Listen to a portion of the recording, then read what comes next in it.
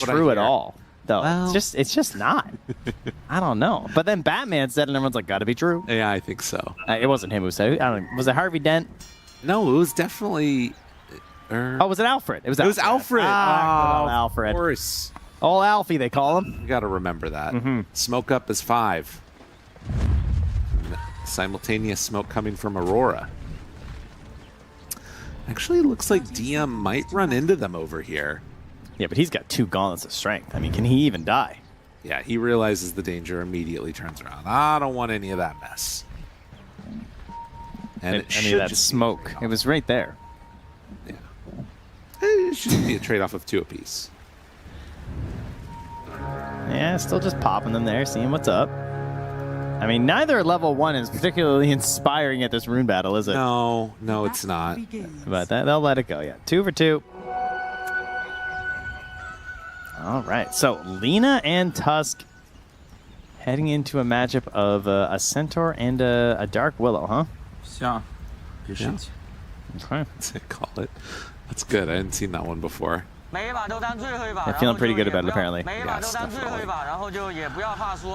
So yeah, things to watch for. Of course, you know, very annoying to play against Lina in any lane. As Cheer Jr. going to try and put some early pressure here onto Makoto. Flame Guard starts to hit. And we'll see how he ends up dealing with this lane. Yeah, but you see that Sunstrike on the creep, though? He hits that every time. Hey, you're not wrong. Easy peasy. Oh, right in his face. Another one. Nah, he's backing away. All right, decent start here. Soxa already trading some blows here with the Wyvern and losing out on them, obviously, with that Arctic Burn. It's a bit of a pain. Oh, yeah. More damage here on the Soxa. Yikes. I mean, he's got 4 Tangos and a Fairy Fire, but getting so much value early here from Kaori. And just left his courier there to get taken down. DM now chasing him. Getting some more damage on the Kaori.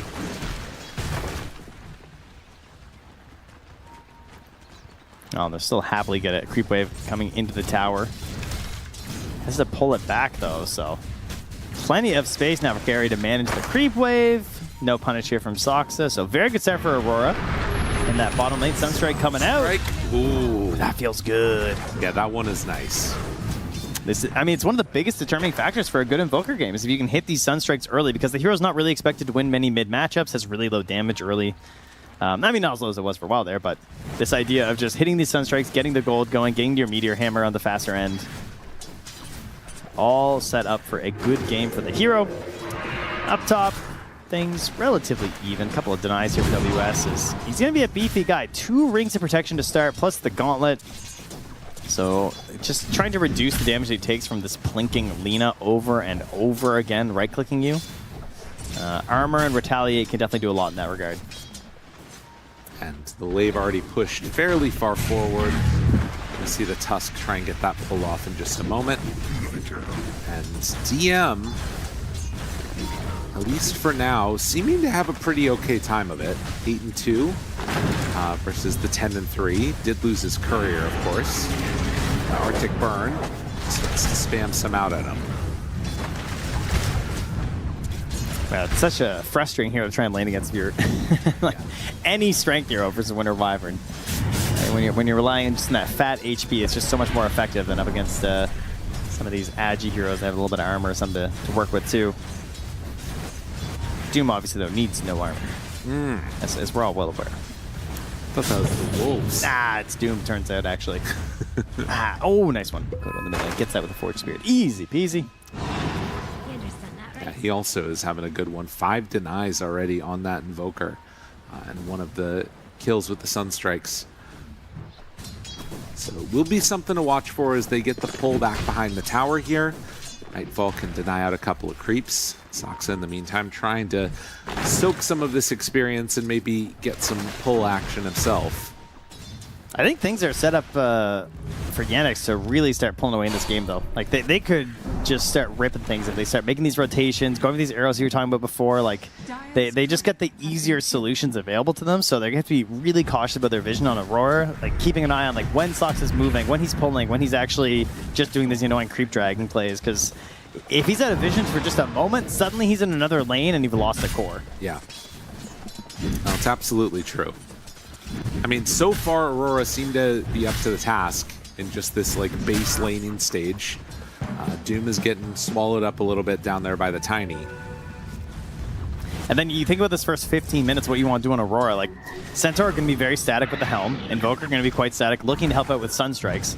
And then Tiny, maybe he can make plays on heroes in his lane, but oftentimes they kind of retreat back to the jungle. They farm through to their Echo Saber, then they go for the Blink Dagger. Like, right. It's a little static and stalled out. Now, that being said, the last hit's looking pretty good for Aurora. So if that is the game plan, at least they're off to a solid start. They just have to watch out for that aggressive potential from Yandex coming out. Right. And that means 6-minute runes could be the first time we see those moves.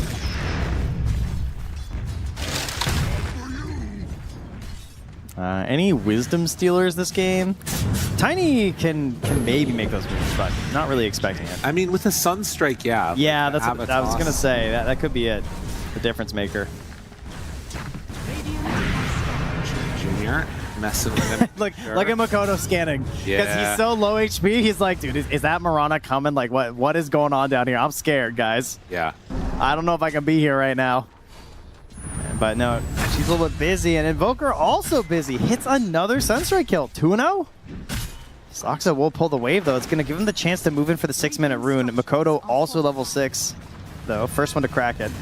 I mean, some of this is just this like strong laning setup that they've got. You can see top of the net worth chart from these cores, and if you're getting Sunstrike kills, it can alleviate some of those sort of concerns about just standing still. Way. And look, another one. Nice play. Goes down, and they're not done yet. Snowball out. The support's pairing together, though, trying to chase him down. The body blocks are going to be there. But then can Shards push himself down to the low ground? I mean, they don't have the heroes to make moves mid like they do on Yandex, so instead they just use the Twin Gate plays. Because their Invoker is just hitting on everyone these Sunstrike plays. You know, he's no slouch on the hero just because Chira Jr. is more known for it. Doesn't mean Makoto can't do it. TP from the lane and coming up top to defend this tower. Nicely done by Soxa to take out that catapult. That probably keeps the tower alive. Now WS decides, yeah, I'll keep fighting. I mean, can they even kill him? I don't think so. He's a big boy. He's got his Helm of the Iron Will already. Like this, the Helm of the Dominator is only 300 gold away. Listen, sometimes you can get away with winning all 3 lanes. Oh, here comes the Sunstrike. Oh, good. Soxa gets boots delivered to him, but now is just going to have to back away. I think this is done almost. Yeah, despite that save, like you mentioned, not going to be enough. Soxa is able to salve up, so he can come back in on this, but they need the Ember to be here if they want to make a play. And you know what Ember's doing, though? Chira Jr. is going for the Wisdom. Oh. A little sneaky play in behind here. Okay, that is really nice. All right, now here's the problem, though, is that they're getting the same situation that DM had last game of the Centaur. This is a 7-minute tower takedown into the gold for the Helm, and now Centaur owns this zone of the game. Yes. Like the whole part of the map is his, and Lina is level 4 in the jungle. Yeah, that's brutal. That's not good. That is not where she wants to be right now, and she's lost 2 of her camps now to a Centaur, pretty much. Yeah, this is... I mean, they need to make this move work. They actually got to kill Makoto here, I think. Arrow goes out. Makoto does get hit by it. Does he end up falling with the snowball in? Definitely. So, Yandex pulling something back a little bit for themselves. You can also think about maybe going for like a Doom play eventually when he gets 6 online, and that could be a way that you maybe punish this Centaur. Yeah, I guess you have to doom him, right? Obviously, you doom another target, they're just going to stampede away, so it could be a play as Soxa rotates up here. Nice D-ward. Gets a sentry. He's going to steal the creep. Yeah, why not? And he's going to block that camp with his sentry with that D-ward. So he's trying to reduce the overall gold being gained by WS. Chira Jr. also thinking the same thing. So they see what's happening, right? Chira Jr. is leaving his safe farm from the mid for his Lina. The Lina has been kicked out of top. She's absorbing the usual farm spots for the Ember. Chira Jr. uses the ability of the Ember to be slippery to take some of the farm away from Aurora. Now, this would be a really nice kill for them. They could take down DM. As he tries to make his way through the brambles, it's not going to be out of there in time. And now, maybe thinking about going on to WS as well. I mean, it has to be perfect here. There's no Laguna blade. Like, they need more heroes, so this guy's going to die. But I like what you said there, because it is worth noting, like, they make a couple of these solid plays. Chira Jr. stealing away the wisdom. Like, if you're going to lose 3 lanes like this, there needs to be some craziness that starts to happen to reset the game. And if the Yandex are able to come out with the victory here, they would definitely deserve it. And you can see KRA wants to keep this pressure up, though. Puts the ward in between the towers. They want to kill this Doom again. Yeah. Like, they know DM's coming back down here. They want to hold this tower with the Tiny, threaten with Avalanche. And Mira just refusing to go anywhere else. Not a lot of opportunities elsewhere on the map, so they're kind of desperate for DM to return to this tower, and he is not taking the bait right now. I mean, it's pretty appropriate with Tiny, but Aurora's draft is like a ball rolling down a hill right now, and Yandex are just desperately trying to stop it before it builds up too much momentum, and then they take over.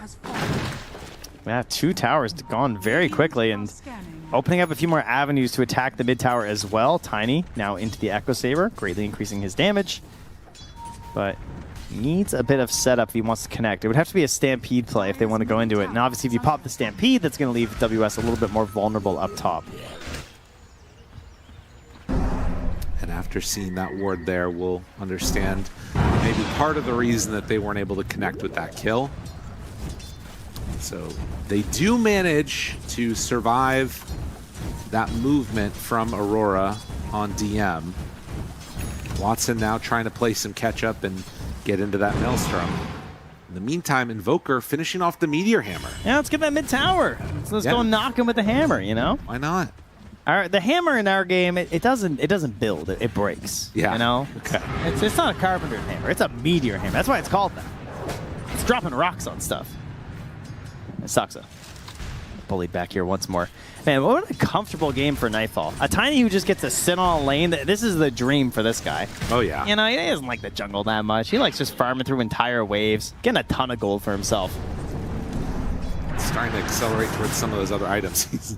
That's a good slight dodge there, able to get away from the tornado. Oh, I like the early Shadow Blade over the Blink Dagger. That could be a nice play here for Nightfall. We'll see if that ends up being the choice for him. I think Blink is a little tempting with the fact that the Lina is poor and the fact that you have Sunstrike, so I wouldn't be surprised if he switched. But Blink is more of a, like, oh, we have to do something now item, whereas Shadow Blade just feels really good to have on Tiny. Yeah. He can keep farming with that one if he needs to. Yeah. Saksa abusing the fact that Mirana, a very slippery support, so you can play in some slightly more dangerous spots. Obviously, DM cannot be here. He would just die. But Saksa's not really worth committing on. You'd have to, like, use a Stampede, force a leap, still chase him down, get the kill. It's not worth it. So if DM's there, he dies. If Saksa's there, he doesn't. He still gets farm. Feels good. They're going to hunt down Makoto. They're trying to get this combo of the Ember Mirana, but they're not going to get him in time. He's out. They saw this too, right? Like, they saw the Moonlight Shadow come out, and now they know, they are well aware of this. Mira goes into the Shadow Realm, arrow off the mark. Are they going to keep going for any more here? Doesn't look like it. Instead, it might be Watson that they go on. WS shows up. Well, Sunstrike, yes. So the Lina will fall again. That was his recovery move. Yeah. I'm going to get involved in a kill. And well, he did. Just not the way he was hoping. So this is really bad for the Lina. Like, he's trying to farm into his Maelstrom. He goes down. This is going to set up way further back. They don't connect on a play with their Ember. Chira Jr.'s wasting time trying to set up these arrows for his Mirana. This hero is cursed. Yeah. He's dragging these teams down. Honestly, it's looking really rough. And trying to make it connected and get the value out of these arrows and these early Starfalls, but it's just not there. Yeah. Well, Saksa going to get some stacks going. Speaking of curse, I mean, look at this. Yeah, DM's life is so sad down here. He's the lowest net worth core. He can't even go to these 2 camps. I mean, I'd like to see, like, what Falcons were doing, where you're just, like, dropping sentries in here. Yeah, just to mess with them even further. Yeah. Well, but then Willow can't farm it, right? You make a good point. You make a very good point. Boots of Travel finished up here for Makoto. So they go hunting. He can join. They, of course, another game where you're getting early Boots of Travel plus a Helm of the Dominator. So you can just jump on the Centaur's creep. Always feels really good. And there was a Maelstrom now finished up for Watson. So he died trying to complete it. He has it. Now the farm can accelerate quite a bit. And boy, does he need it. Yeah. No, I agree with that.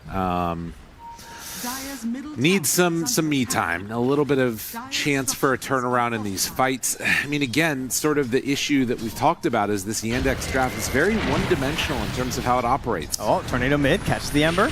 Oh, man. Yeah, got him caught. Gone. Boy. My guy had a remnant. Does it matter? No. Not apparently. Nope, not even a little bit. 468 from the hunting. Sunstrike. They're still going, man. He is not letting up for a moment here. All right, this Sunstrike is like a third of all of their HP right now. Yeah. It chunks these heroes at this point in the game. I mean, it's a problem. Like, because again, like, how do you find kills? We haven't seen Doom this game, really. Who? There needs to be some type of an arrow. I mean, is he really Doom if he hasn't skilled his ultimate? No, I don't think so. So what? Nameless hero. Oh, there we go. Goes. Okay, now he's got Doom. All right, he can be Doom again. Is he really Doom if he hasn't cast his ultimate? I mean, that is a very Doom thing, to be fair. They just want to keep farming. I mean, he's going to have to because he wants to get a Radiance this game to try and bounce back into this one. This is not a blinkable game. I definitely agree with that take on this one. Of course, I also don't feel like a Radiance is going to instantly make things much better for them either. No. It is a long road to recovery here for Yandex as we get some faces interacting up top. You know, to be fair, though, I do think that since these games have been, like, averaging around 50 minutes or something else, like, again, a Radiance now, why not? Like, I mean, if the game's average 50 minutes, yeah, and if there was, like, this item that you could buy that, I know. every so often it gave you gold. That's a pretty cool idea. Wow, maybe that's what we need. Nightfall wanting to get involved now. Will not be able to find DM over in the jungle. All right, well, a bright spot for Yandex then. They're wasting a little bit of time with these hunting plays. Not making any connections with their heroes. And of course, you also have a Spirit Vessel Ember who's not able to make anything happen, though, on the side of Yandex. That doesn't feel too great. Right. Makoto coming in with a Ghost Walk. Ember pops his head down bottom to check for a room, but it's an illusion taken by Kaori. Saksa shows for a moment. That's all it takes. Makoto gets him. And Meteor hammering the tier 2 tower. What are they going to do about it? I'm not really sure. Honestly, I think they just have to keep dodging. Like, I don't think you can fight them right now. But, God, how much are you going to have to, like, lose across the map? There's no limit. Oh, the Grassy Seeds of Serenity by WS. He just wants to keep the push going, keep the party on. All right, they get the chains. Uh-oh. The Serenity is gone. And now the punch, but the Terrorize hits onto both and in trouble further. They have any way to get out of there. Cheer Jr. trying to escape, but Mira right on top of him. Now they, the Passover! WS living, Mira saving the day. Doom tried to go for the ulti onto him. Does not happen. Watson wanting to get away, but the more damage coming in. And they finally will drop the Doom onto the half HP Willow. All right, where's she goes down. Where's the Sunstrike? Oh. You guessed wrong. Imagine, though. I mean, he had a decent chance. He had Yeah. a couple of heroes running home. Honestly. Oh, what a Lotus Passover from Mira. He ends up dying for it, but well done. Gets his Centaur War Runner out of there. I mean, that's crazy. WS under the tower with like 30% HP, and then you're just looking at his DM with the Lotus already active. Like, what am I to do here? I can't do myself right now. I can't afford that. Well, the other thing, too, that was still the tier 2 tower also taken. They managed to finish it off. Yeah, true. This is 17 minutes. Like, what's going on? I mean, they're getting close to the Radiance on DM. That's the bright spot. I'm trying to find the bright spots. I'm with you. So are Yandex right now. I mean, they had a really good game 1. That's a bright spot. That is true. Root lands, but no follow-up. Nightfall finds the Tusk. Toss decides not to go for anything else. Tornado lifts Sunstrike. Is just waiting for it in the tree. Oh no, there's an eye roll there. Malady was done. Oh jeez, I saw it. Oh. I mean, he's very yeah, he's having a rough time. Another smoke. They are not letting this pressure ease up at all. They're gonna find Saksa. Shadowblade leading out of the smoke. Goodbye. saving the kill from Makoto. Continues to be involved. Terrorize again. Hits the Ember. And he held the toss because he trusted in the Invoker spell casting. That was going to get the kill. Then he hit the toss for the Ember. Now they're on top of DM. What? What is happening? Oh, man. I believe Makoto was dominating with a double kill there. Makoto is owning. So this is how it works, huh? This is what the game one was supposed to look like, is what they're feeling right now. Invoker plays 13-2, and, well, there might just be another one. This is the most early game Sunstrikes I've seen in a while. Yeah. Well, the shards did not save him there, that is for sure. I don't think anything would have. As the kills just keep on racking up. I mean, I wanted to say something like, well, at least they're not taking objectives. They're doing that too. Yeah, they're really doing it all right now. I mean, this the Shard Invoker just running around the map and having the BKB coming in soon. Yeah. He's a menace.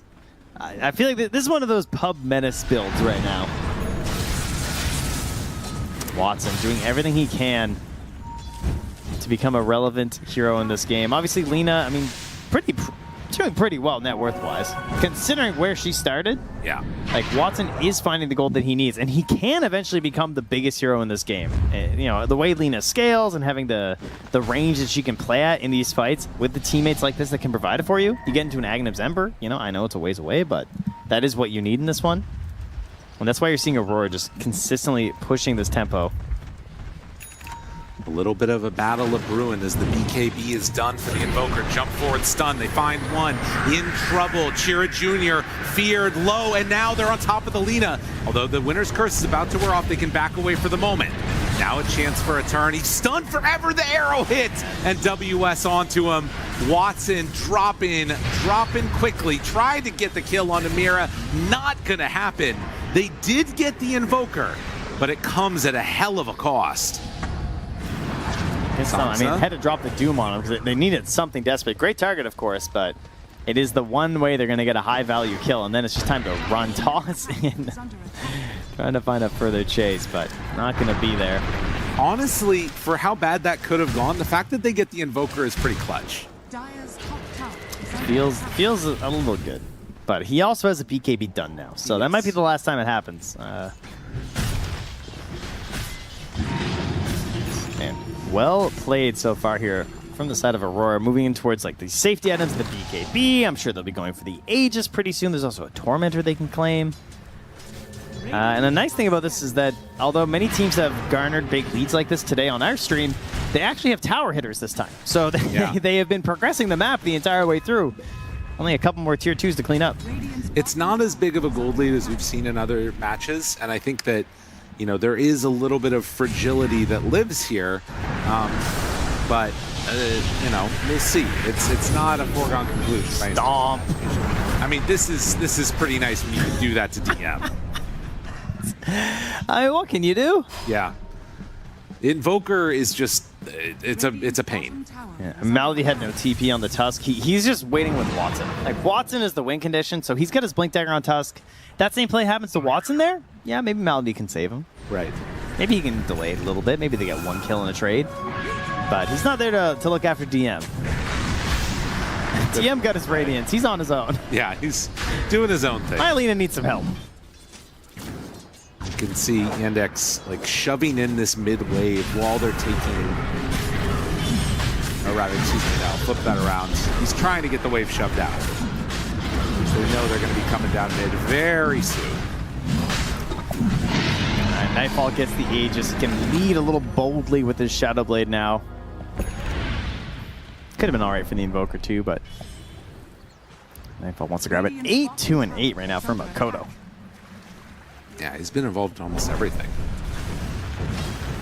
Well, no shortage of comebacks this TI, but this like literal ghost push. Yeah. As we've discussed before, this idea of being able to push these creep waves as much as you can, hiding while doing it when you're in a losing position.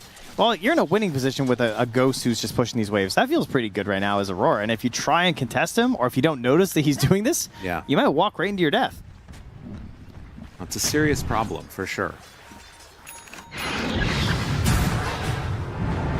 Saksa, he'll get some bounty runes. He gotta take the wins. The value. Look, he's so fast in the river.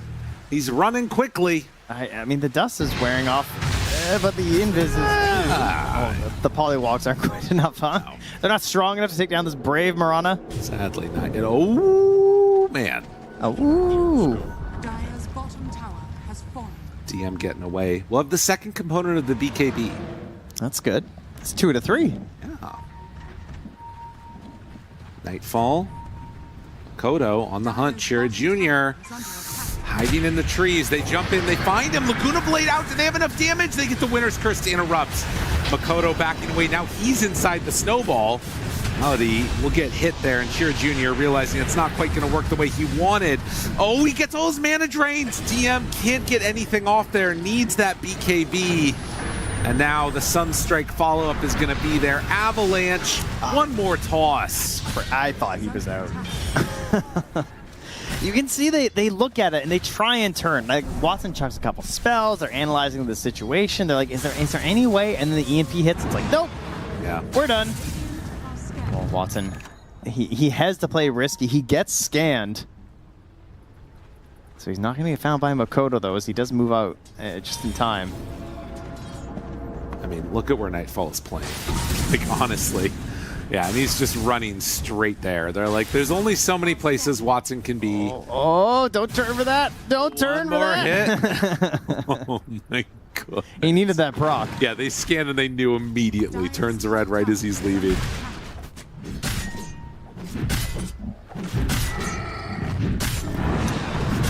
And there's still a Tormentor they can do if they'd like. But they're a little more bloodthirsty right now by the looks of it, as they're going to bring the Willow and the Invoker through the Twin Gate. Moonlight Shadow. WS, he is the bait right now. They have a sentry down. They see Makoto. Essence Distiller stun lands through him. Arrow going out, not going to land.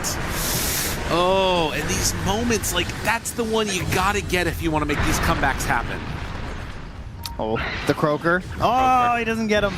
Good juke. And the Force Staff has one more leap in 7. Not sure if he's going to be able to make it out all the way. Is he really living?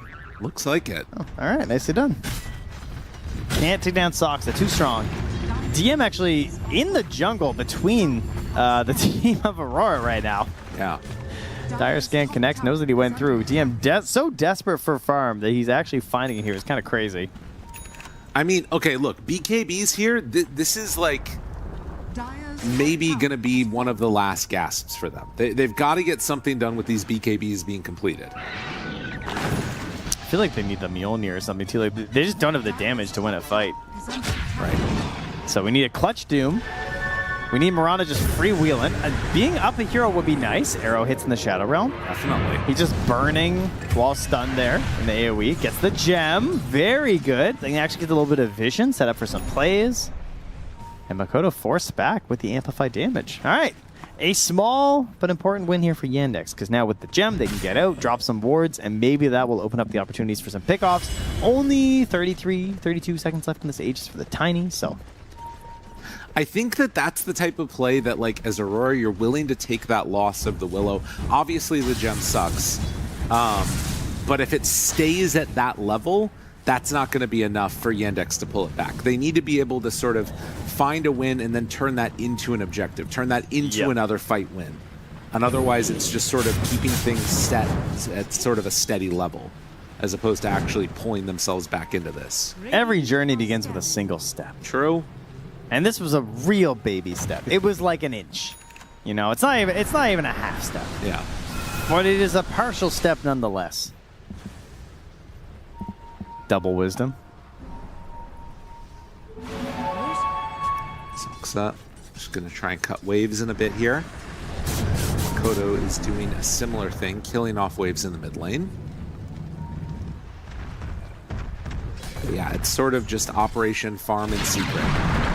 Silver Edge break into the Bro. Oh my goodness. So crazy.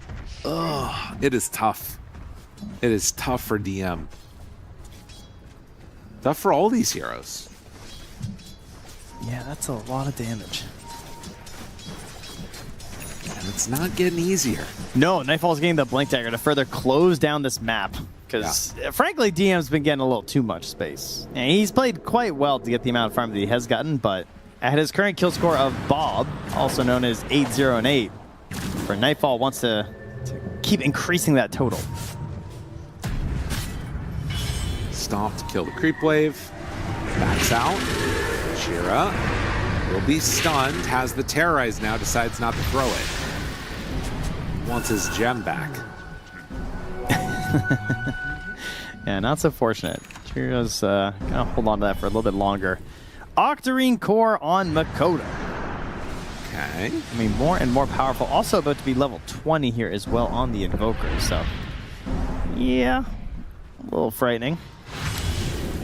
All right, well, the risks of going high ground. How good is the defense from Yandex? Not crazy, to be honest. No. The plinking of the lean is a little annoying, but without an Aghanims on Tusk, you're not necessarily that worried about going high ground. The flip side to that is that the only hero that can like go and hit towers, and it's not even comfortably, is the Tiny. Like, you can Meteor Hammer, I guess, but it's a little sketch. I mean, Invokers right clicks are good. They can Alacrity as well on the Tiny too, so it's not as bad as usual. Right. They're going to go in for the Tormentor now. Should be pretty quick. I mainly mean that, like, if they're going to do that, they're presenting themselves as a target. Oh, did Doom just sneak down there? Yes. Definitely did. I got to give credit to DM. He is finding the farm. Yeah. Like, this is really impressive stuff. He's stealing it right out from wait a WS. second. There's somebody here. Somebody's down here. Oh, God. Yeah, he's just got to keep running. I mean, he's just going to BKB TP, you know how it is. And he'll just TP out nice and early. All right, that's the Blink Dagger. So, Okay. Step one to a good fight from Yandex. Dooming a strong target. Invoker, great Doom target. Yeah. That guy gets Doom, what's he do? Now, he just stands and watches. Mira. The Essence Distiller trying to run this down, finding him. Terrorize off the mark. Soxa is going to be stunned. Sunstrike is there for the follow-up. Oh, he finds the nice little path out of there. And the TP away, not going to happen. That's hate right there. That is unfortunate. All right, big value item picked up here. Getting themselves a Vlad's on the Tusk. So Malady just recognizing when you're in these situations where the game is going poorly and you don't have a lot of gold, Vlad's is one of the best items you can get just to increase your team's damage. And that is something they're definitely struggling with. Right. Vlad's, drums, very cheap items that can give you a chance in a fight that you have no right winning. But it does mean that the dreams of the Aghanims are quite dead at the moment, unless he gets some crazy fight wins. Of course, it was never happening anyway. He's not getting any creeps in on a Tusk this game. It's definitely been all going into the coffers of DM, Ember, Lena. But if they win a fight, then suddenly a huge injection of gold. Yeah. Do we have a Shiva's Guard being worked on? No, WS is going for the BKB first. I mean, Shiva's Guard has just been so clutch going high ground. Uh-oh, jump in. Chira Jr. gets the BKB off and able to separate himself out. So that's BKB used by Nightfall. Malady goes forward for more. Now the Doom used, chasing down, no Wyvern ulti. So they have already taken down the Willow. Can they fall more? Nightfall trying to get out of there. Laguna Blade, TM still on the chase. They've also caught the Centaur. Okay. Yandex waited so long, and it ended up working for them. Malady, he might burn out here. Yeah, he's going to end up dying to that one. Dude, the camp was about to respawn. He didn't have Snowball anyway. Okay. All right, big win. That's a 4,300 gold swing. That's big. 10K experience as well. Buyback from the Willow also used. 5,100 XP for Doom. Yeah, that's nuts. That's a lot of experience. He's level 20. Yeah. He's got plus 66 damage. He's a beast. He's got the number of the beast. So I think this has been like one of the sort of things that we've noticed throughout the day today, right? Like teams kind of waiting for their moment to take that one big shot, and then when they finally hit it and they win a fight, it doesn't necessarily like completely change the dynamics.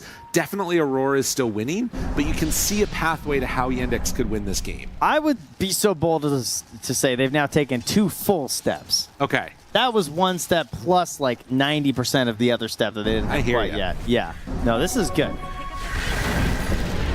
Very much pulling it back into something resembling a chance. Aghanim Scepter done for Mirana. I mean, they can't resist this item. No Mirana player can say no to it.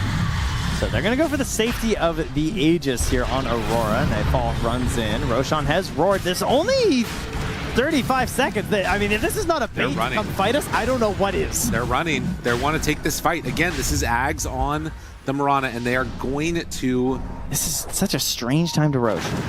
Smoking back out. They want to get it on their side again. Like, it screams they want to fight them. Thinking about it. Nightfall. He spots him, Saksa. But they don't have that gem. It's still on Chiro Jr. Oh, man. So they're running into Moonlight Shadow gemless. Yeah. Are they really trying to take this? Malady down low, but now the stun. Trying to back away from this one. The snowball, I don't think he's getting out of that. Do you really need a Sunstrike there? Apparently. He really wanted that kill. He just get it either way. Roche is heading down. Very interesting stuff here. Can someone get chucked by Roche so you can speed up? That would be nice. I like when that happens. Ember. He needs the Aghanims so desperately. It completely changes this hero. It opens up so many more opportunities for the Doom, for the Lina. And that's what it takes being down, 10k gold, is that he's just a little ways away when like this pivotal fight is happening and Nightfall walks right in. They find immediately onto the Lina, toss back Watson. BKB now trying to run out of there. Doom getting lifted up by the tornado. He pops BKB as well. Turning their sights on the Nightfall. It's going to be a retreat for DM. Still holding Who's the going to get stunned? The Winter's Curse, the turnaround, it's there! The follow-up kill. Now it's a 1-for-1, but Doom being gone for 75 seconds, they do get the Aghanim Scepter on the Ember. He's got it delivered. Jump forward, great dodge of the stomp, but then ends up just dying for nothing. Yeah, they don't have the capability to fight this. Like, they need the Doom right now. They can't just jump in with Ember and try and lay into them with the Lina or something. And they know that too. I mean, he could try and be crazy and go for a steal with the Remnants, but... Sox is arrowing the waves now at this point, so... Looking very much like they're... Wait a minute. Hold on a second now. He has an open slot. Tries to go in for a moment. Did he get anything? No. The banner was down, but... Saksa gonna be found. Tries to leap away for Staff, but in the end, it's not gonna happen. Mega kill streak.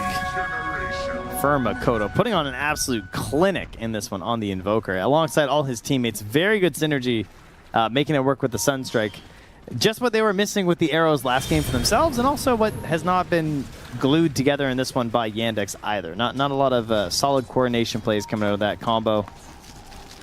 And right back to controlling 80% of the map here from Aurora with that take of the Aegis and death of some dire heroes. It's feeling like it's a good spot for them. Yeah. I mean, it is still just a 12k gold lead, but it's sort of that momentum, and obviously, like you talked about, having the Aegis ready.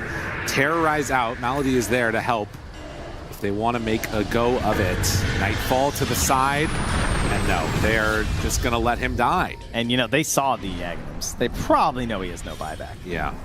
Like, that's rough. That's a no buyback item for sure. And Ember at 37 minutes is not saving buyback for an Aghanims. He wants to play out on the Zags and be the hero and win the game. He gets caught. He gets bursted down. It's such a bursty lineup here. So much chain stun from Aurora. So just a simple flaw in your movement is going to result in the death.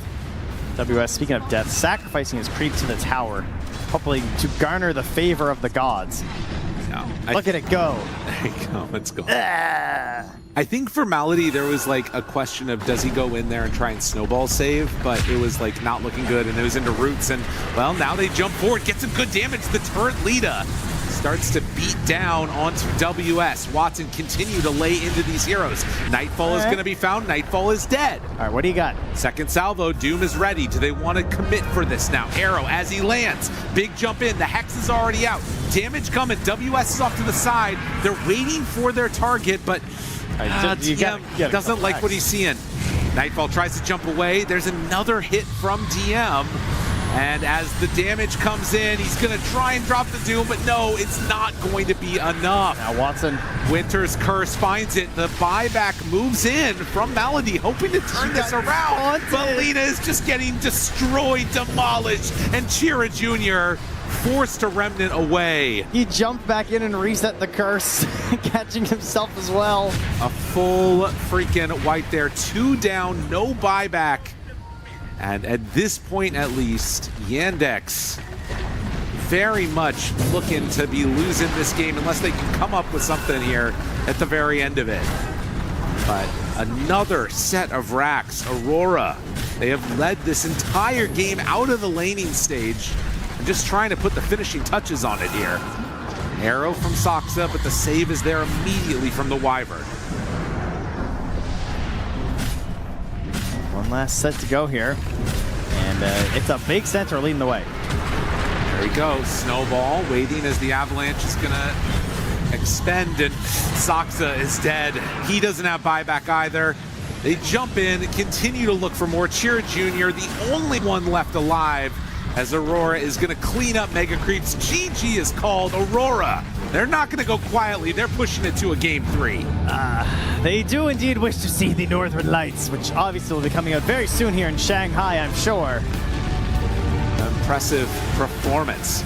37-9. I mean, again, it's one of these games where, like, the laning stage just starts to, like, look a little bit sketchy, and then they're able to just keep that snowball going. And what were your thoughts from that one? Sunstrike. Yes. Sunstrike. All over the place. It's the dream. Like, he made it look really easy, but so many invokers do not connect on so many Sunstrikes early. That's what catapults it into a good invoker game. It was awesome to watch. Well done. All right, let's head on back to the panel to break down that action.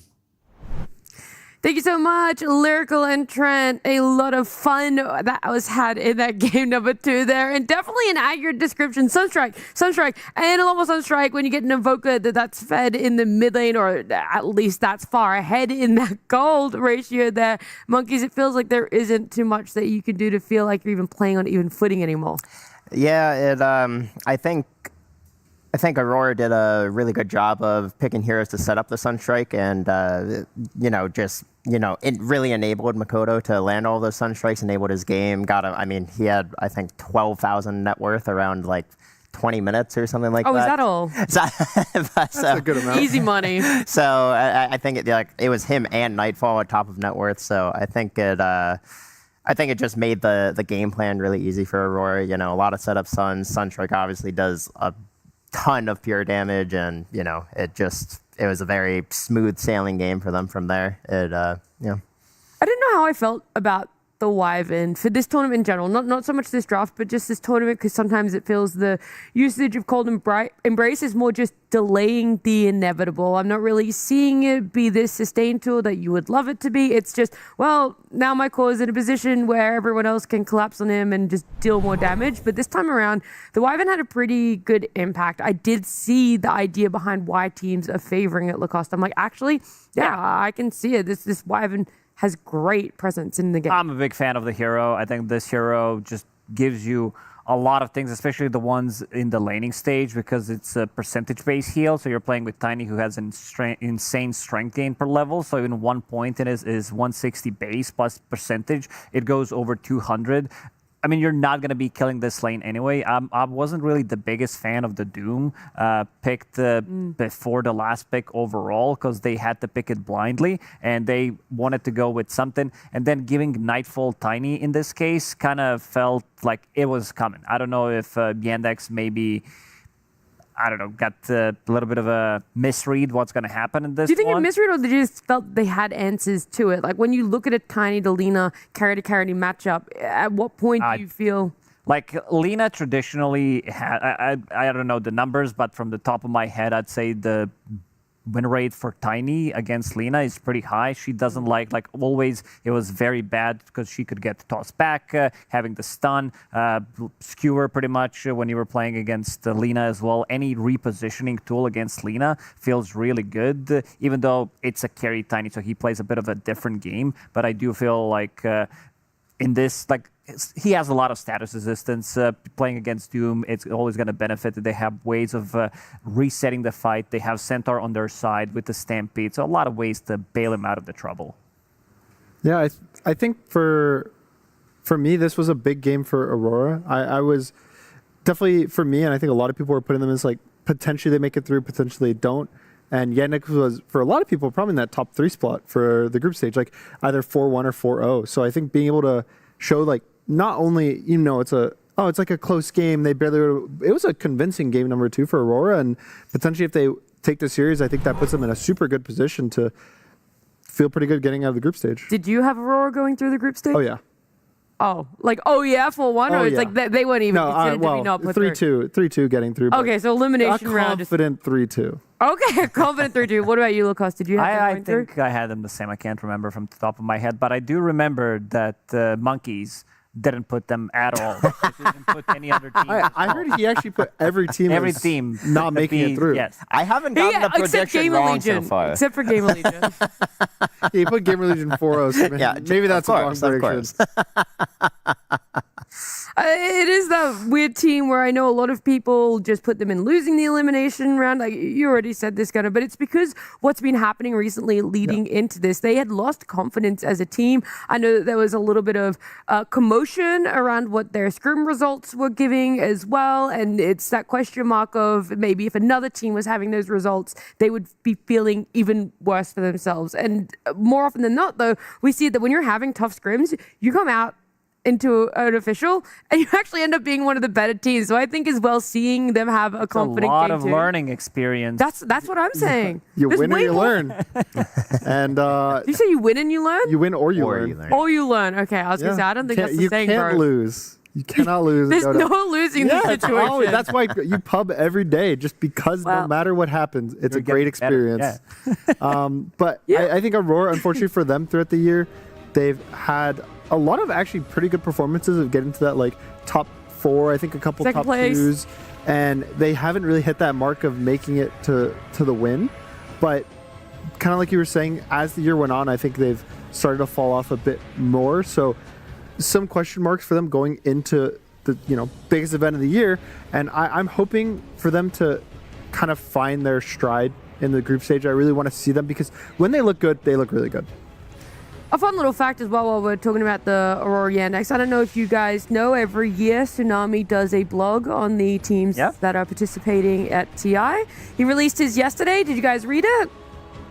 You could say no, that's fine, because I'm about to give you I usually do read it. I always read it. That's my bedtime morning. I really read that thing. Is that your like prep for TI? You're like, I gotta wait for him to prep for me. No, I love the way that Tsunami writes. I think he is just genuinely so eloquent. But that's not the point of what I'm saying. The reason is because some of the fun things that he was pointing out with the teams, especially for Aurora, is like this joke that we all have about him coming second place. He's made fun of it before as well. He calls it Munacy, who also had a great success for himself in his career recently. So for him to have this many second places, he's like one of the highest earning Dota players without having won a tier 1 event. Like that's a testament to how good his results are, like how far he can go. And all of Aurora has had that. They've gone so far so many times, so that when you see them being a team that bows out in a group stage, you really do wonder, where is the bounce back for them? Where is the mentality?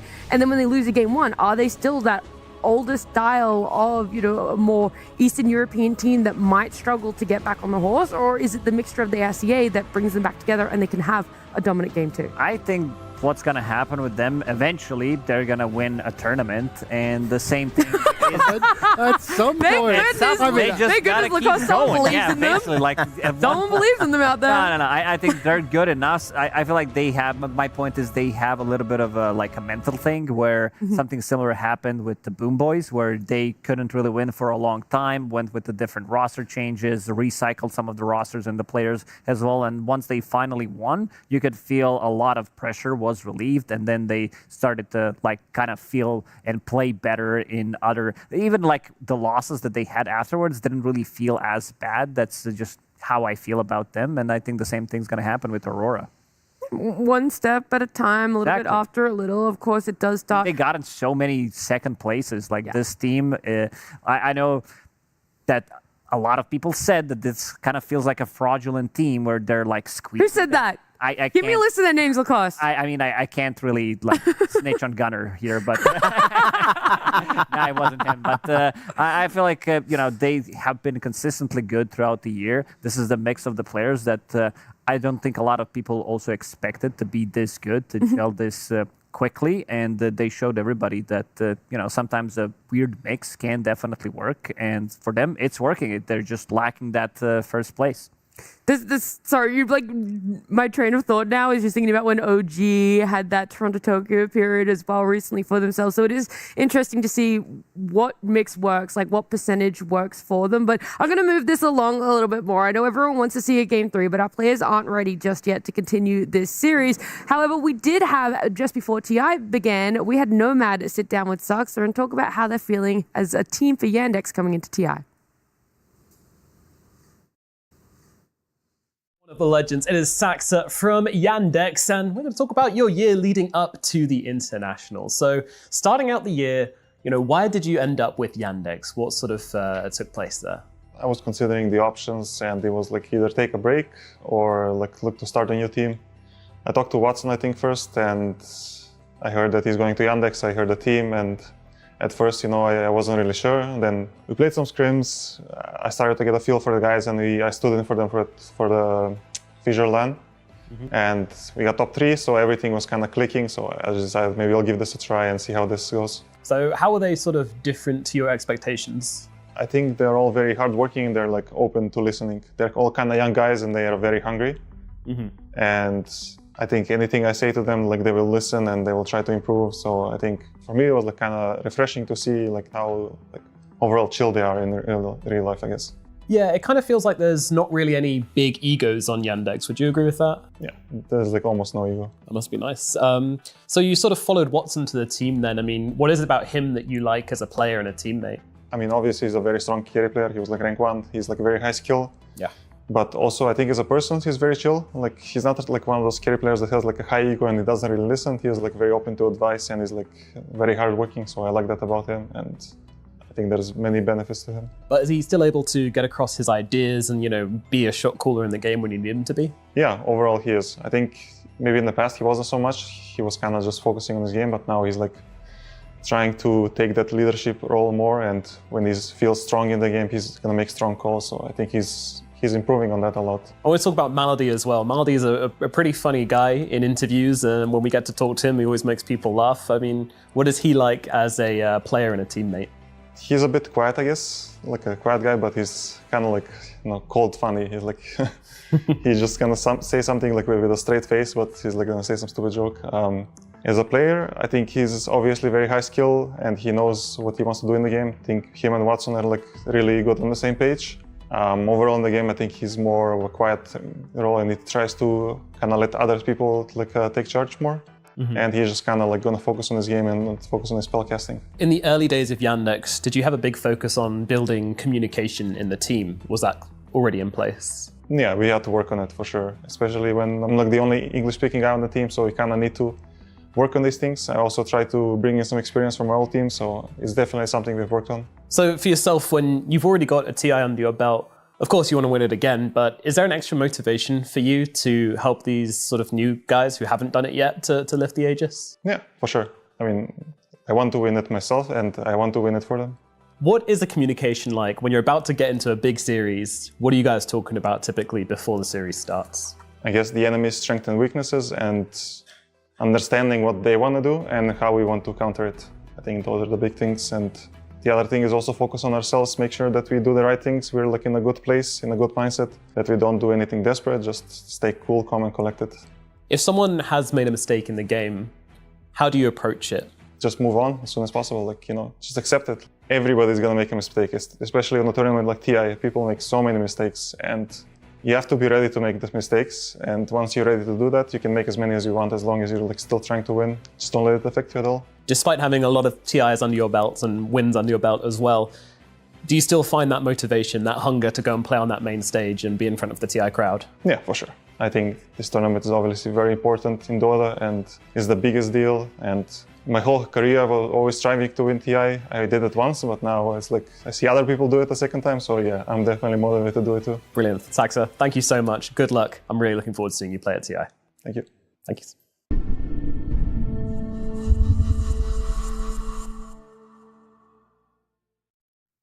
Well, the dream is still very alive for Saxa to be able to have that victory again. Although they're not looking in the best position right now for our modified Swiss bracket in the group stage. And even in this series, right, they lose game number 2 there after what was a pretty great game number 1 for themselves. And the question marks come back around.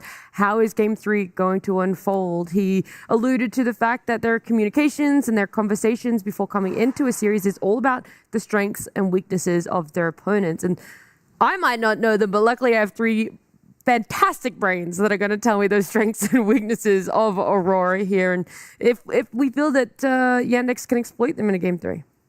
I think the biggest one for me is Makoto has done a lot of work ever since he joined the team, specifically on Spirit Heroes, but the last game we saw was Invoker. Earlier today, it was Ember Spirit. He was popping off and kind of keeping them in the games earlier today and trying his best to win them. And I think for teams versus when you're playing against Aurora, I think maybe counterpicking him or having good stuns to not let him have these, like just run around the map, do whatever he wants to. I think heroes like maybe like a Lion or Dark Willow, just something to just control him, I think is the best. And we've seen Saxa Lion a lot. I think that's some hero like just before the draft even starts, I'd be looking towards. Yeah, I kind of agree. I also would like to point out WS as a player. I think he has been probably the most improved player of the season. When before he played for some other lesser known teams, and when they picked him up, he just got into the groove almost immediately. And with each game, with each tournament, this guy's just playing better and better, has insanely high hero pool. He's very versatile, and also certain heroes that he does play well. If it's a Timbersaw meta, he's gonna squeeze it in. If it's a good game for Lycan, you know that he's gonna be playing it. So definitely a player that also enables his other cores because he takes over the map so quickly with the certain heroes. Yeah, and also with WS, I feel like he kind of fits into that that offlane role of just offlane players that don't die very much. Yeah. He's very good at playing the map, honestly getting kind of aggressive, but also knowing when to reel it in and when to back and when to kind of reset and not overextend too much, you know. I also think the part that Saxa said where he's like, we also have to focus on ourselves and just play our game. Mm-hmm. I think is always the best thing you can do after a loss. You don't want to. The worst thing you can do in a best of 3 is you have one guy and he's like, oh, we did this wrong in the draft. We have to do this, change this. We have to do so much of these things better. A lot of the time, your prep work and preparation is all done before the thing. You can maybe you change one hero pick. You just say we have to focus on maybe Roche a little more or a map control, but you don't want to have to feel like you need to change everything. It's better to say, okay, we've done so much work over the months, over the year, over the last week, over the last day. My coach has done all this prep work for draft. He's taught us all these things. Let's just trust in what we have here and just fix the small things, but we have what it takes to win. That's what I would say about this panel as well. I was trusting you guys to be able to come up with all the ideas and the solutions and the broken heroes. And you guys lied to me. You said Lena, broken. There is no way you could ever possibly kill her, especially in the late game. But now we've seen her lose 2 games on the Xtreme. Nisha lost on her mid to Spirit. And of course, then we just saw Watson lose with Lena carry up against Aurora. So what's going on? What's the deal? She's not as broken. She's already figured out. Oh, it took 24 I think hours. it hurts even more because it's Watson. He's kind of the OG Lena carry player. He played it when other people didn't want to play it. He was one of the very first people to play it as well. Pretty much. And then everybody started to copy it. And I think at this one, they were a little bit more on the greedier side, especially with the Doom pick compared to this bit of a global presence with the Stampede, earlier Sunstrikes. And it felt like all of these things for Aurora, it did click early on. And then again, just snowballed out of control. Well, we'll see if the Lena makes a return in game 3, if it's maybe potentially more successful, as we're going to head on back to our B stream and our casters, Lyrical and Trent. A very impressive game, too. Yeah, I mean, it was dominant. Like, we've talked about sort of impressive games from the comeback point of view where teams are able to sort of hold out and extend the match. But we haven't seen, at least you and me, a ton of games where you just, like, win from the outset and just continue to stomp. It looked really nice. It's been quite rare for us. Aurora, I love it when teams do this. That when you win with a hero and then ban it. I like that. Like, you don't give them the chance to answer back with it. Yes. And I think it puts a little anger in someone like Cheer Jr. He's like, how was that fair? How do I not get to play my Invoker after you guys just had it? All right, we're back to this. Yeah, back to the game one strat. They opened, and it was it was Tree they gave up last time. That is banned this time. I wonder what the answer will be instead. I mean, Darkseer was something that was coming into this tournament. That was the go-to. When people were opening first overall Shadow Fiend, you'd have an instant response of a Darkseer. I don't know if that's a Yandex idea at the moment, though. Well, I also think that it's proven to like have some answers. And there are ways to mess with the Darkseer. We saw in our previous series, Snaking on an Enchantress went back and blocked 33's camps and just made him have a really sad game the entire rest of it. So, you know, it's a tough one. I mean, I think the Centaur might just be the answer at this point, just to have him in the game, you know? you at the very least need to take it away from Aurora, because SF Centaur is nasty. Yeah, okay, we're taking it. I like this. He's been too good. He's won game one. He won game two, right? It's a Centaur series. Yeah. And not a Mirana one.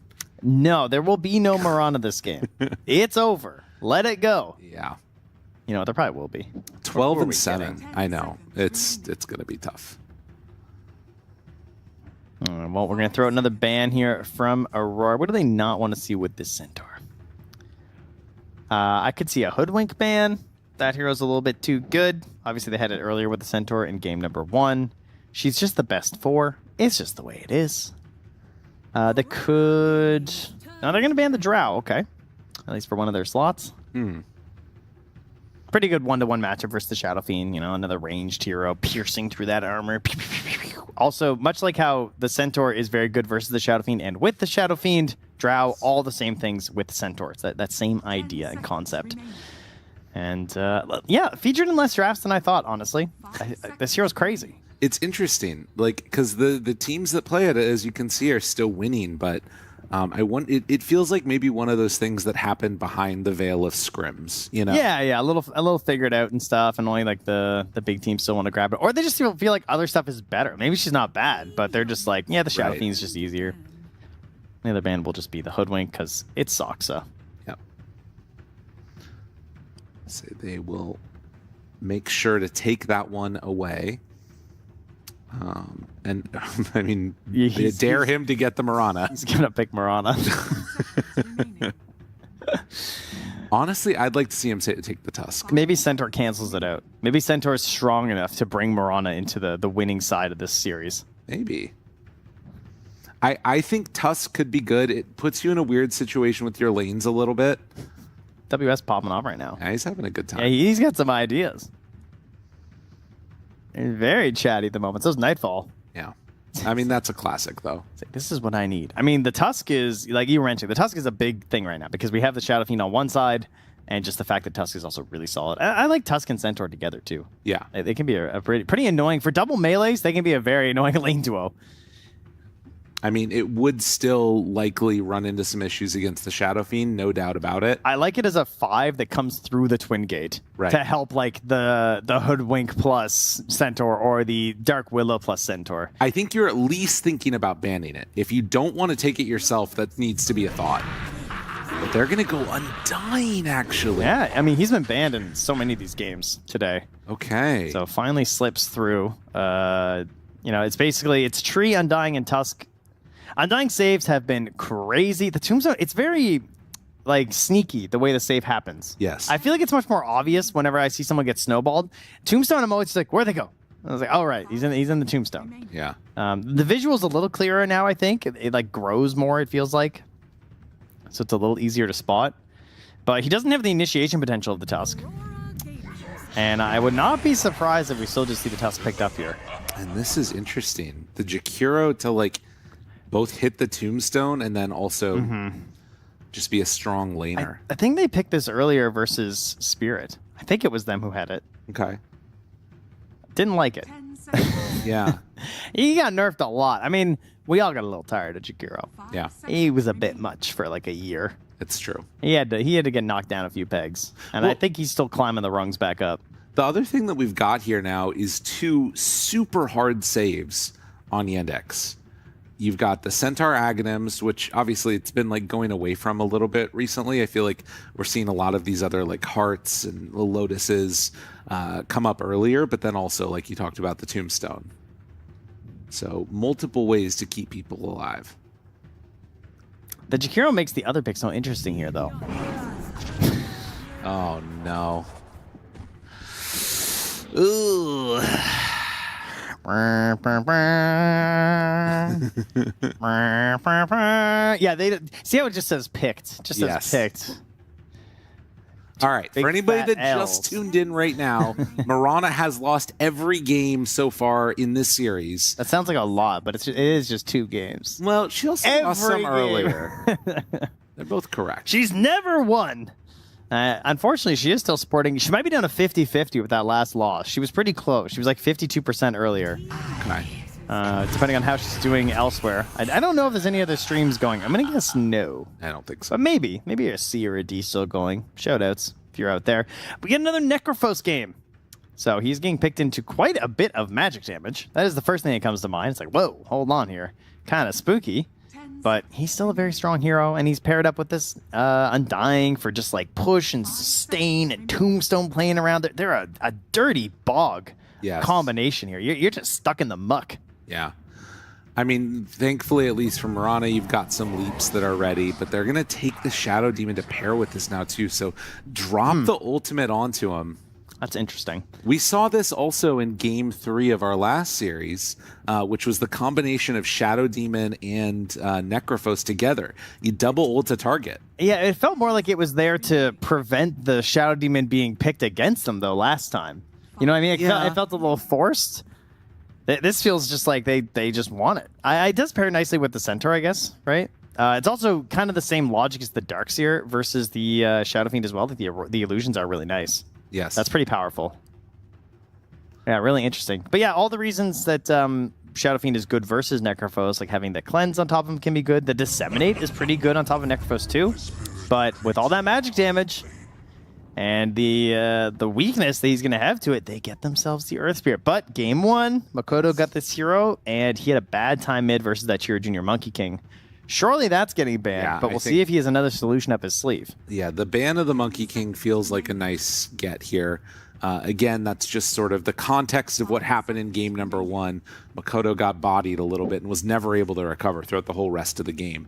But we've seen how strong this Earth Spirit can be in terms of the damage amplification that you get up. You get an early Kaya, and then particularly once he gets into Bloodstone, it's just like nuts. It's so interesting how much Makoto and Mira and Nightfall are all talking right now. Yeah. While they're making WS's hero. Yeah.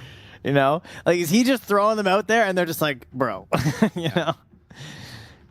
That ain't it. Do you have to check it? Little vibe check with the hero? I have been super interested in Aurora's Gaming's communications. It's such a interesting team. And the other interesting thing about Yandex is they've gone this far in all of these tournaments without a coach during the draft. As far as I'm aware, I don't think they have any coaching during any of their drafts. They're always set up like this, which is quite rare for Tier 1 teams. Yeah.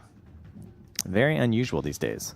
And if it But ain't broke, don't it was fix kind of a crew that got thrown together, and they've just stayed that way. You know what I mean? Like, they got their sponsorship, and they're just happy with what they have. They don't want to mess with the success. Team Yandex's turn to Maybe they could use like a hype man though, like someone who's just you trying to comes get in there? Yeah. I'm just saying, you know, or someone with just like the papers in behind, see, yeah. distracting, I like accidentally that. dropping papers with picks they're Yes. never going to use, stuff like that. I like this. You know, these are the kind of tactics that I or another unnamed individual could bring to your There you team. go. Play a little defense in the draft. That's what we're missing. Exactly. Just start waving across the booths up on the TI stage. That's really what is necessary. All right, Night Stalker band out here, and as predicted, they do not want to see the Cheer Junior Monkey King, but Oh, they could Primal Beast, though. Give me the Primal. They don't have anything that good versus it yet. Dude, is it time? It's time for the WS Mars. Is he finally going to bust it out? It's versus Centaur. It's versus Necrophos, though. I just want to see WS play Mars. Is that so much to ask? I feel like it's not a great game for it. What about his Brewmaster? That hero's mega dead. Yeah, but he's got a Dispel. It's true. That would be nice. That part's cool. But even that doesn't feel worth it, does it? Yeah, I'm not sure what else we could run with here. He hasn't collected the gauntlet of spirits yet. He needs a Storm Spirit game, but it got banned earlier. I think a good laner, somebody that can provide some extra team fight oomph so it's not on the Earth Spirit. Maybe a Tide? Yeah, it's kind of rough. Tied into Tombstone and Necrophos and Centaur can feel kind of like you have to connect everything perfectly. Yeah. I think Axe. Axe is good. Like smaller pickoffs, jumping in. Like it. Okay, so not control, but the idea of just continuing the aggression that you get. Also, the ability to delay the game. Yeah. That is definitely something that you get out of the Lycan that you don't really get out of the Axe. I mean, it's kind of nice just to run those wolves at the SD in the midst of a fight. Or Yeah. like if you can force the Undying to Tombstone himself. Yeah, even just tracking these two supports can be very strong. Yes. So should have the vision advantage in this game most likely. I mean, a slippery hero could still be pretty nice, though, right? Because the lockdown's rather weak for Yes. Aurora. Like, if you want... Like, some players would force a Storm Spirit here, I feel like. It'll be the Kez. Ooh, is this the coveted Kez mid here from Chira Jr.? No, it's the Chira Jr. Necrophos. That is an option, right? You can just run it mid versus the Earth Spirit. Okay. It means that their timing and tempo is a little strange, though. Right? Yeah. Like, their supports don't offer a lot of damage at level 6 or anything. There's no snap. There's no hoodwink. They're just kind of there. They're very much good enabling supports. They're ready to enable heroes who want to play in the early game. What does Chira Jr. want to do in this Necrophos? What kind of a build can he find to be aggressive? Or does he just, like, go Radiance out of mid? If he goes Radiance out of mid... What's happening with your Kez and your... This looks so passive from Yandex. Yes. Potentially. They could itemize to be a bit more aggressive, and there definitely are ways to do that on Necrophos, but we haven't been seeing that much here. How good are the lanes? Because that's the other question is, like, if they come out ahead in each of the lanes, then maybe it's not as big of an issue if they're a little bit more passive. Yeah. No, I think... I'd say it looks fine. Yeah. Maybe slightly behind. Maybe slightly behind. Okay. Ever so slightly. But, like, we got Mirana on the other side, right? Who else we Okay. got? There's another screen over here I can look at. I'm going even lanes across the board. All right. I My like expert it. opinion after looking. Honestly, I can't even tell who half the heroes are with the cosmetics It's right now, true. too, because they're from so far away right now. And also, Jakiro's wings are like this, covering the entire draft screen. So it's kind of hard to tell what's happening. I mean, I think it feels to me like it's set up for one of those, like, game threes. We're not going to be fighting too much. We're going to sort of sit back a little bit. And this one could be going a little bit late. There's Get definitely cozy. a chance. That's what's happening. Yes, I'm sorry. I made a comment. I was like, well, we finished at 11:17 last night by the time we got back to the hotel. And I said, it'll be faster tonight. And the second I said it, I was like, why, dude? Why would you say that? But you know what? Secretly, that's what I want. It is. I want a long game because it's been very fun. We have been blessed with amazing games here today. Honestly. I'm not going to lie. Our last game was, still a great game to watch, but it was definitely the most one-sided of the games we've had. It was actually kind of surprising to see a team actually keep the lead for once. Right. It's been like, I think I saw Knoxville post that there was like 4 different comebacks today that were over 10,000 net worth. So if you're just Good waking sign. up wherever you are in the world and wanting to see some good high quality Dota, go check it out. There was a ton of action all throughout today. And we're getting ready to go into our final game of the evening. Team Yandex facing off against Aurora. Both of these teams sitting at 1 win apiece, 1 loss apiece. And it's very much a situation where if you're dropping down to 2 losses, there's some scary teams you might run into. Falcons, LGD. You don't want to drop down there. Ready? What's that? F9. I tried to call it. There's been a pause at the start of every game. Yeah. Can you imagine, though? That would have been pretty That'd good. been very good. No, we are ready to go this time. No pauses. They've sorted their configs. It's fine. It just took them a couple of games. Look at this move that they're doing. Where are Yandex going? Up and around. So typically they loop down in behind this bounty rune on the Dire side, and they come at like the strangest angle, and you find the one person that lurks behind for that rune in the get river. him. The SF. He wasn't ready. Oh, God. I think having Shadow Demon and not hitting that combo with the Centaur is actually kind of a draft L. Yeah. You know, like you're forcing an opposition 4, and you don't make that play feels kind of bad. Can Kaori stick around and get the rune? He's thinking about it, but will not go for it. No, I mean, they're getting the other 2. It's fine. All right. No opportunities for a wolf play either here from WS. Doesn't like deny it. We saw some denied runes earlier, I think, from Ace. He denied 2 bounty runes at the start with his Lycan Wolves. This is the other play that people have been doing. The movement in and getting the range creep. Mira will take that one. Why did they do that, Lyrical? For our new viewers? To make sure that you are able to secure it. It's more experience out of the range creep, Trent. Oh, wow. Well, Watson's done the same thing. Yes. So we just got a 3v3 in the creeps in that bottom lane. Meanwhile, Jakiro, despite all the nerfs he's received because of his terroring of the pro scene in the past year, still pretty good, especially in the earlier parts there with his liquid fire. I like the last fix where it was like, oh, there it is. I was just a little early. When Jakiro, there was a patch note that said, stop Jakiro from casting liquid fire with no mana if it was on auto cast. Oh. Apparently it would just work. That's awesome. Yeah. I love that. Niche situation, but yeah, I guess you're laning against anti-mage, right? Genius. But won't work anymore. So go try. The mic is back. Go time. Looks like there was a little bit of a kick back there. Chira Jr. taking a hit from Makoto and keeping that pressure on, which is what you love to see. But yeah, something to watch for here for sure is going to be how does Makoto deal with this lane? Is he able to get off to a decent start and then start rotating around the map, finding these kills? Because, like we talked about, on the side of Yandex, it's a much more passive type of mid-game based upon the heroes that they've got. Unless we see Watson get super aggro and involved early. Yeah, potential for Nightfall to do the same on the Shadow Fiend. Sometimes you'll see these earlier TPs on the hero, and with a Lycan on their team, maybe they'll be inclined to do so. A lot of creep pulling already happening up top here. Soxa grabbed a wave, brought it in behind for DM. He's still holding that wave now at the tower. Soxa's lurking nearby. It's creep shenanigans abound in the top lane. Bottom a little more honest. Only slightly, though. Yeah. Alright, well, Mira doing some Mirana plays there, hitting the arrows.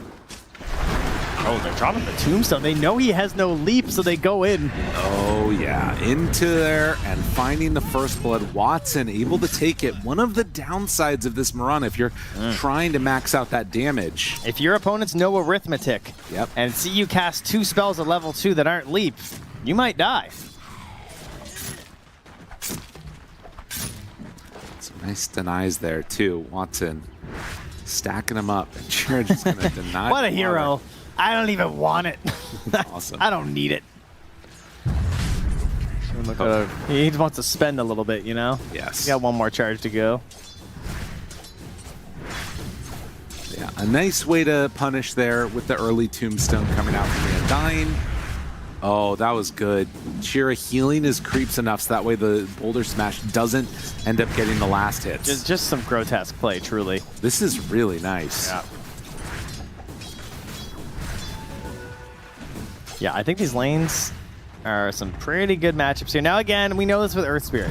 You can pick these matchups that are greedier or these matchups that maybe are a little worse for him to play into, but he'll still find his farm. He'll find his levels. And when the points get up in these spells, you're not going to see these cheeky Death Pulse plays be as easy as it's already occurring. Right. But that first blood helping out Watson a lot here. And again, you know, he's still level 2. They want to try and make a play, but you can't kill the king, says Mira. And he'll get his level 3 shortly. It was nice. A dangerous time right now to be a Mirana, but as you said, getting into that. And now has access to leap if he wants it. DM being brought down somewhat low, but will be able to escape before Nightfall can finish that one off.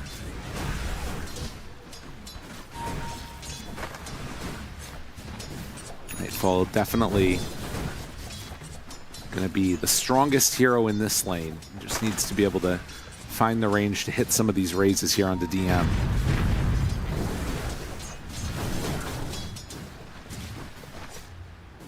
Yeah, Makoto being bullied over here by Chira Jr. Still gets over to his water rune.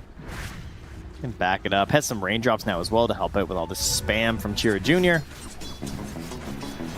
And again, Mira does have to take the lead to get away there from Watson. Another Wolf going to fall there as he jumps through with the Echo Slash. So, oh, a Tombstone too with the Blood Grenade. They're going all the way in. Arrow, they're going to sidestep back away from it. Watson taking some more damage. WS there. Mira low, jump forward with the leap. Maladich going to end up falling, but still finds the double kill. Absolutely clutch. Yep, dies to the tower as well before they get back. No XP to be given to his opponents. Watson, though, I mean, he needs some regen, so I'm sure it'll get brought out on the Undying dying. You have to die there. It's the Undying. Yeah. It's so good for the team to just die. Yeah. Like, you need to bring some regen back to your Kez so you can stay in this lane. Kodo brought very low by Chira Jr. He's level 5 now on this Necrophos, getting close to that level 6. And Makoto, He could have got it.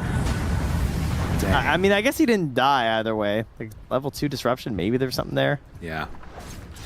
So at the very least, he survives. Yeah, But yeah. This secures that Chira Jr. is going to get level 6 before him. So. Oh, yeah. Yeah, now he can't come back either. I mean, I guess if he has some assistance, maybe he can. Soxa, DM, maybe going to try and go on to Nightfall. Lets the illusions do some work. All right, nice. I mean, meanwhile, Mira did make a nice play, rotated mid and just chucked a max range arrow to kill the catapult while Makoto was respawning. So that stops Chira Jr. from being able to just like nuke out this wave and get any free tower pressure.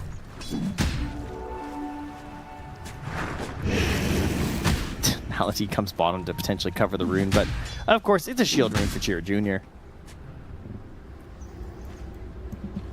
Going to be getting very strong in there. WS, as we've seen, is now needing to retreat back to the jungle to try and get the farm. So this is not as bad as we saw from last game out of Yandex, as they were really struggling. Definitely having a much better time right here. And as we're getting close to the 7-minute mark, he does have Tombstone. Going to throw it down. Yeah, he's trying to hold this. I mean, Tombstone obviously lasts a while, but WS just going to commit for it with the Jakiro coming through. That thing is dead, and so is Undying. A little bit of a bold play. Thought maybe there'd be more help, but is definitely not the case. No. Give him the kill. The Ceaseless Sturge will respawn now, but he's going to lose out on that chance to steal a Wisdom. They give it to Kaori. I am concerned about the ease of execution for Aurora, as we have this nice little combo with the illusions.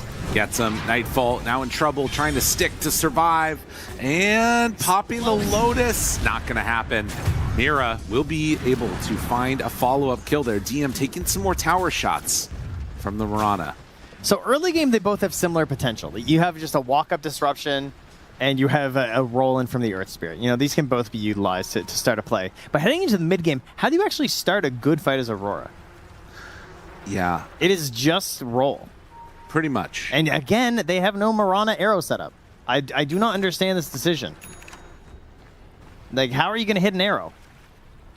Yeah. Am I crazy? No, I mean, I think that it is the problem. It's hard. I mean, maybe they're just not going to hit arrows. I agree with that. There's a chance. I thought they wanted to, though. Easy Ice Path arrow. There it is. That's the way you do it. That's how you do it. Is he? That's another Tombstone. No, they don't have vision, though. It's up on the hill. I mean, you can't deny early game. Early game, sure. Magnetize. Your arrows. Makoto finds that kill. Now they do have Reapers, but not enough mana to cast it. All right, a couple support pickoffs. Not too bad. Mage Slayer for Watson being worked on here once again. How good of a Mage Slayer game is it? Pretty good. I mean, the one flip side to this is that I do think it's going to not be easy to hit arrows, but ice paths are going to be more reliable because, like, these heroes are sort of a little bit more static. I mean, these are some crazy ice paths. Kaori's kind of crushing on this hero right now. He's having a really good time. That's nice. that was well done.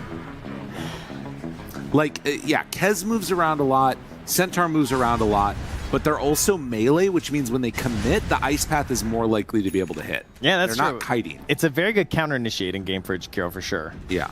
Radiant's top tower is under attack. And you know, if you can just kill the buildings, you don't need to start fights. That's true too. So maybe they continue this kill streak that they're getting going here. Pressure down with the Lycan, take over the space. Dire are scanning. Right now I see a deep diving Mirana there. We are going to TP out after taking the bounty rune. Radiant are scanning. The Radiant scan briefly hit there onto Nightfall and Kaori, and I think it's going to hit them again. So they know that they're down here. So the question is, are Yandex going to show up with numbers, or are they going to let this tower Radiant's go? bottom tower I mean, they have level 2 tombstones, so he's definitely ready to rock here. But that's a lot. The Skellies, the Wolves. You're not getting in on this one. The Skellies are so insane. They really do just do a ton of damage, amping it up. So the tower will fall. No response from Yandex. It's such a good goal to achieve as Aurora. It's just like last game, right? Yeah. They knocked in that tower. It slowed down the game so much there for Watson on his Lina, this time on the Kez. Better hero and better start for the Kez, to be clear. He's actually quite farmed at this point. So it's not quite as bad, but it's still going to impact his overall net worth. And much like the Centaur last game, Lycan now going to control this space. That being said, DM hoping to do the same thing up top. Maybe we'll see some similar rotations with pressure to try and take that tower. For now, they're not finding it. They do consistently keep arrowing this mid catapult, though. Yeah. Want to make sure that they don't lose anything there. Level 6 on Kaori as he moves in. Again, this has very much been the flavor of these games that we've seen. Like game 3s, it tends to sort of be a little bit more static in this first little bit, and then after a little while, Team Mira gets found here. Advantage of it. Leaps away twice. Roll in from Makoto. He's confident. Saksa getting hit. Stampede is there. They eventually get the kill onto the Shadow Demon. But are they going to be able to find any more? The Tombstone is going to drop. WS takes that one down. And when all is said and done, it's just a Shadow Demon. A lot of ultis expended, though. Yeah, but if Lycan rotates in mid with his look at the Skellies. Yeah. This is the best creep for a Lycan. It is just so absurd. Because they all get the Feral Impulse. So they get a 20% bonus damage too, plus the rally bonus. So you can actually take tier 2s with this. I think it's like the only way to play Lycan. You just take this Troll Summoner. Radiant's top tower is But they do swiftly move in. Necropho's a pretty good hero against it, to be fair. Obviously, late game, Lycan players do like to get Nullifier, so it could be an option for them. And for now, like the Radiance, you know, a buff to Lycan, really, with the nerf to Radiance. Yeah. It'd be a much stronger item versus the hero, since the burn would make a mischance happen on all your units. Now it's just when you're attacking the Radiance carrier themselves. So if you ignore the Radiance, you're still just playing your hero. Aurora moves back in there, trying to take down the skeleton. Yeah, it's an important point, and you know, Chira is going to be working toward that. That also talks a little bit more about like what we said their game plan was going to be, which is just kind of AFK farming for a while. Yeah. Where'd I go? Makoto walks into Malady, who is a phase boots Undying, by the way. Very good versus the Lycan and the Shadow Fiend, getting that bonus armor, so you can try and cast more of your spells as an Undying. You need that additional armor to survive longer these fights, as he again runs into Mira, scouts out his jungle. Mira tips. What is happening, man? Well, they're having fun at the very least. dire are scanning. It's just a big zombie man getting chased down by these wolves. They're about to lose his ulti, though, so has to retreat back a bit. Watson's still up there on the farm, but he is 1,000 gold-ish behind Nightfall right now, who has had total freedom up here. Makoto, a swing and a whiff, but the ice path, that is going to land. Good disruption. Holding the Centaur ult. WS sets his sights on this tombstone as they do manage to take down that tier 1 tower. Now, Zombie runs away pretty quick in the river as they're going to try and slow him down a bit. Do manage to connect with that one, and in spite of the decays, they'll eventually find the kill. Just a blob running at their opponents right now. SF does leave the top lane for a little bit, so some pressure comes in from DM. But Kaori's here to pick it up. Kaya, the next Item to be finished here from Nightfall. We need to tear it up a little bit here. And DM just going for the helm into the Lotus. Obviously, needing a Dispel versus Earth Spirit for the whole game. Yeah, makes a lot of sense. A smoke up now from the Earth Spirit and the Mirana. And it's Spirit Vessel completed. So this feels to them like a moment they want to go. And if they head this way continuously... This would be a crazy pick off of this timing. He has his Radiance, but obviously the Spirit Vessel and the middle of his Ancient stack. Hunting, rolls forward, misses on the roll, but the silence is there. And the Spirit Vessel doing good work, trying to get out. The roll did not hit, and that is enough to get him away alive. What else missed, Lyrical? The arrow did see the arrow sail through You are there? not wrong. A point-and-click stun would be very nice right now. It would be helpful. There would be a dead, very, very important core hero. Honestly, if Kaori was with them. But you know what? They're still going to get this top tower. It's still pretty successful. Yeah. And the Mirana has had other aspects that have been useful this game, as much as I'm throwing out some shade. She's been pretty solid at helping to lock down the kill on the Tombstone. She's obviously been poking and prodding a lot across the map, just 2 deaths, while also just being constantly in the opponent's face. Very much like an Ench style you can play on this Mirana, so... Mira with the Essence Distiller, moving in towards the Yules to try and set up some of his own arrows. And having a Dispel versus Cheer Jr. too, when it's necessary. Very difficult game to execute, but Aurora are building up a little bit of a lead here. Or trying to, at the very least. WS has the dragon down bottom, man. Yeah. Oh, the Helm of the Overlord. What a creep. It's very strong. He's just going after him with the wolves. You better run. Melody just stole all those creeps away. And now, pops another Tombstone. Kez is like, I'm not helping you. You stole my creeps, sir. Lord. Yeah, you can't run from the dragon, can you? He just goes down quick. Makoto helps out with the assist. That gives him 2 charges on the Spirit Vessel and an amplified damage rune. This Lycan is really putting together some good results. Yeah, they're using the vision really nicely from both the creep and the wolves to find these kills, because like they don't have the lockdown, right? Yeah. They have to catch you out of position and being greedy, and he's succeeding in that.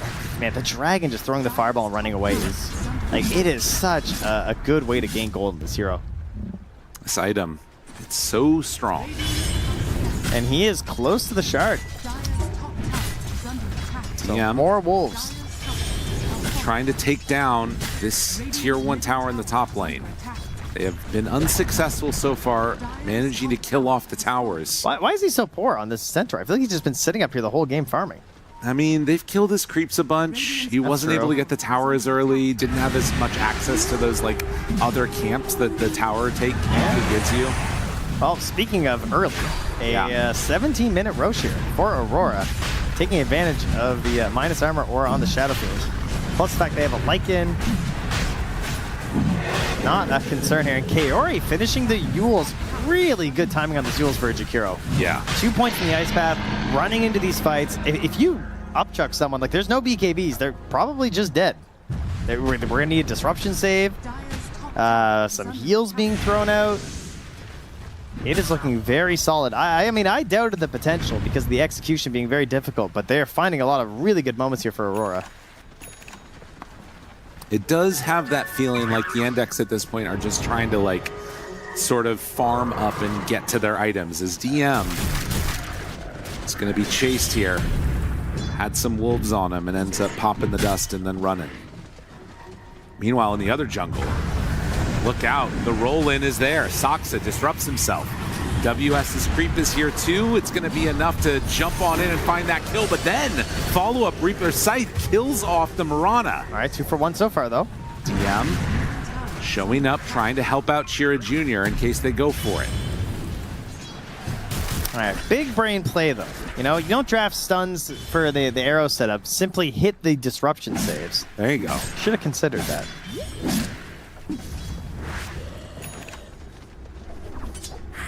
Watson done with the Deso, moving in towards the BKB will help a lot in these engagements. Oh man, I feel like I haven't seen almost any of these ones. The Undying going straight into the Pavis and eventually going to be trying to get towards the Solar Crest. Yeah, it's much like the phase boots, you know. He's just Yeah. he is tunnel visioned on the type of damage that is coming out from Aurora. Roll in, finds Chira Jr. again. Silence, stun, disruption though.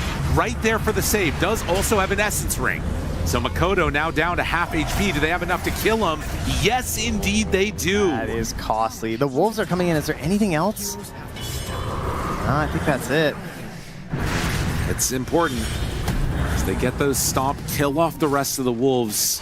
This is showing the value of this Shadow Demon. Yeah, I mean, he had a haste rune too. Like, he was kind of trying to play a bit aggressive there to maybe bait something out and retreat, and just gets got there. Chira Jr. did just walk underneath the ward as well, as Maldi is getting chased down by WS. They're bringing in the Necrophos, hoping to get a little bit of heals from his buddy as they turn and try and take down the big creep, and they do eventually get it. Help! All right, good save. All right, mid lane. I mean, there is an Aegis here on the Shadow Demon. They made a move without him up top there, and he just hits level 15. So he is a very big guy, XP and gold-wise. Takes the +2 armor reduction. So the physical damage shredding for the side of Aurora right now is they're going to Uh-oh. Okay. I mean, Happens to the best of it's us. not like, I don't think he would have died. No. So Maybe could have like baited out some type of a stampede or something like that, but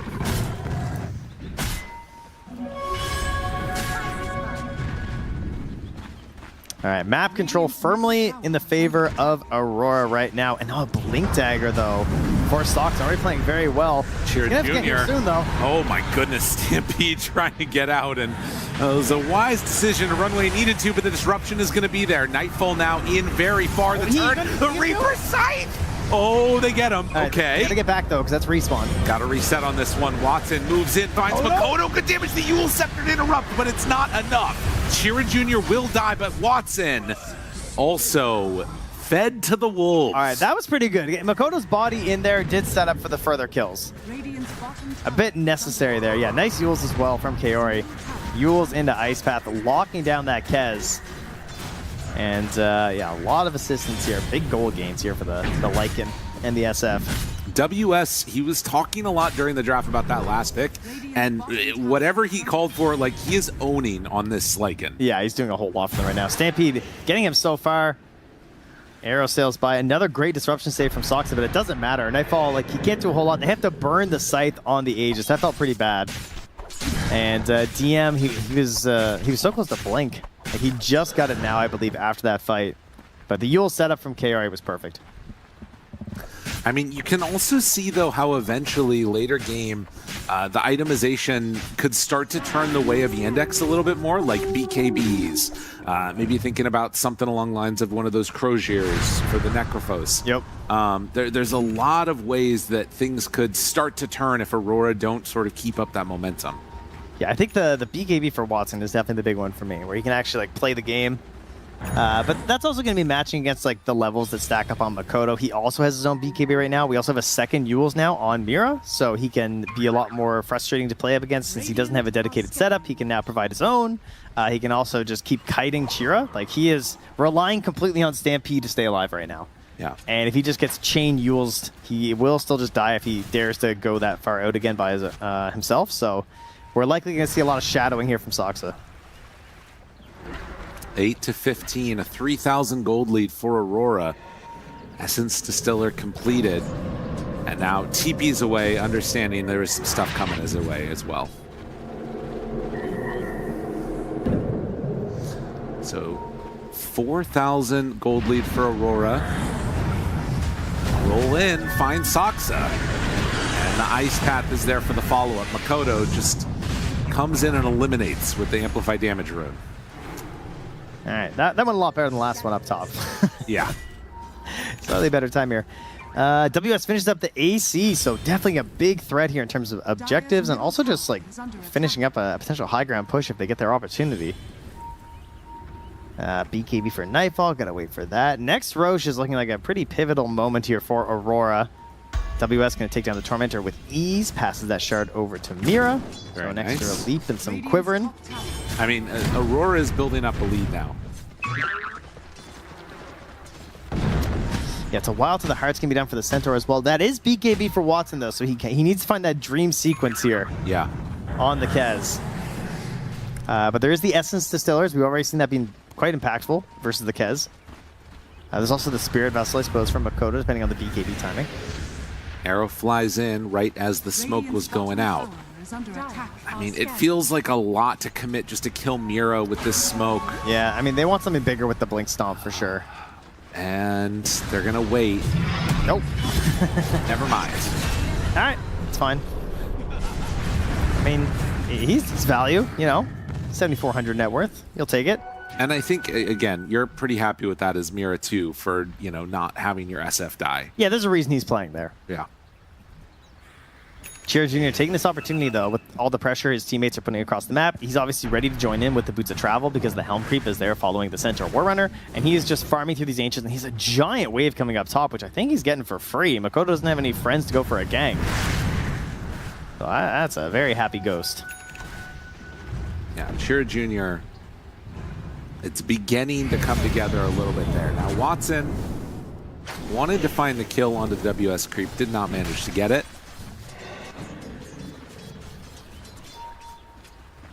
Still very comfortable just farming and waiting for that Roche fight.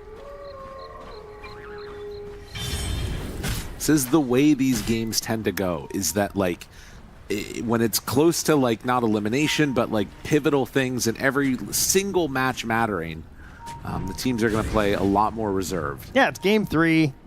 It's late. You know the mistakes happen a little more at the end of the night. You're tired.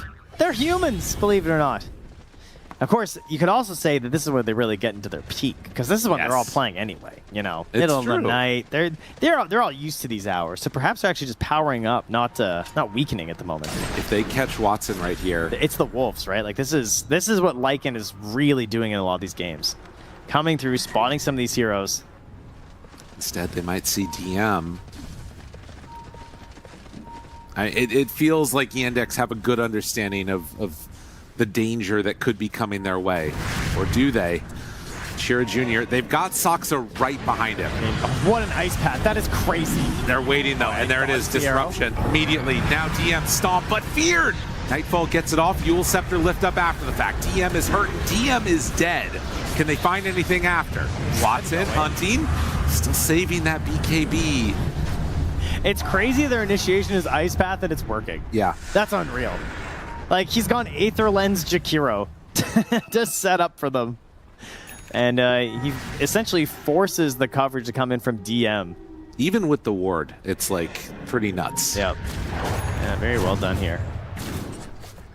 Carey believing in his two-headed Jakiro. And I'd just like to point out, if I may, the Phoenix. Oh, yeah. The Firebird. The hero we haven't Wyvern. seen today.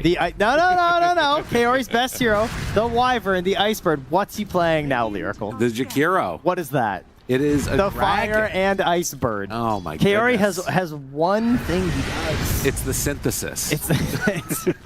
It brings them together. He is all-powerful. He has found his heroes. How Hegelian. All right, 6,000 gold lead. Well, the Nullifier is indeed coming out for the Lycan as well. Oh. A very common item on the hero, Nightfall. but really good. Do you see Nightfall, by the way? I do. He's right there. Why? This is a Yashikaya and into a blink. Yeah, I mean, it's a Necrophos. He's ready to let it rip. I haven't seen He's got this in a a while. Lycan, you know? That's fair, yeah. Yeah, he Lycan's Lycan's the real shredding, so it's fine. Although it won't be as fun when he gets an Agnes, because obviously we're going 70 minutes. That's true. Well, Lycan, in the meantime, is going to be picking up that completed Nullifier, and Chira Jr. will be that much more in a sad way. Yeah, that is a tough one, especially because he's trying to go for the heart first over the Shivas. Right. I feel like Shivas might be the play, because he doesn't have a Shiva Spire in his team. And the item is incredible. It's also extremely good versus SF, obviously. SF and Lycan, obviously. Well, he also does have the backup, obviously, of the Shadow Demon. He is underneath a ward right now. The same ward, in fact. Get there in time. Saksa nearby, ready for a save. And disruption is there. Nicely played. Backs away, trying to survive through this one. They throw out the Requiem, a dead Necrophos. Malady also in some more trouble, goes inside of his tombstone, and he tried to do a little sneaky play there. Gets the bounty run before he gets brought down. On the other side, Makoto was pressuring near the base. He gets out, had an arcane rune, didn't even have to use his BKB as they pick off this core Necrophos. Despite an incredible disruption save, they don't have the firepower to jump into the engagement. Right. And actually do anything after. And look at the spread of the damage here too. This Mirana, she's got the damage. She did the most to him. Yeah. Believe it or not, with that arrow and Starstorm damage. That's kind of crazy. Big stomp here from DM. He wants to fight even without the Necrophos. It's risky. Watson making his move in. The Raven's Veil goes for it, finds Mira, but again, so much spent on this Mirana. But now can he take down Nightfall? Gets up to the high ground. Oh my goodness. Aurora. It's not looking good. Yeah, Watson needs to get the heck out of here. They got him caught. Kicks back down to the low ground. Trying to get his ulti off. Will not happen. They are playing insanely well in Aurora. I really do think this draft is so hard to play. And they're finding the fights. They're hitting these crazy stuns. They're positioning in some of these engagements. And the punishes they find on the positioning from Yandex, like, this is a team who's been doing extremely well at the top level of Dota, while Aurora is a team who's kind of been slowly drifting downward over time. Like, they were a team who was absolutely dominating, had a win streak in the middle of this year of like 20 games or something, or 22 games in series straight or something. I put them getting eliminated in the bottom 8. They're hoping to prove you wrong right now. Absolutely. Keep climbing upwards in our group stage. Nightfall has the Aegis in hand and going for the Satanic now. So decides to swap off the Blink and go back towards some more right-click build. I mean, they're hitting their marks in terms of the control, so maybe feeling like they don't need it as much as he thought. Yeah. The Kez is not firing up here. We've struggled to get the Kez's involved here today. We had one that was getting locked down consistently earlier today, and somewhat of a similar problem here for Watson, but more so that even when he gets in, it just doesn't look that threatening.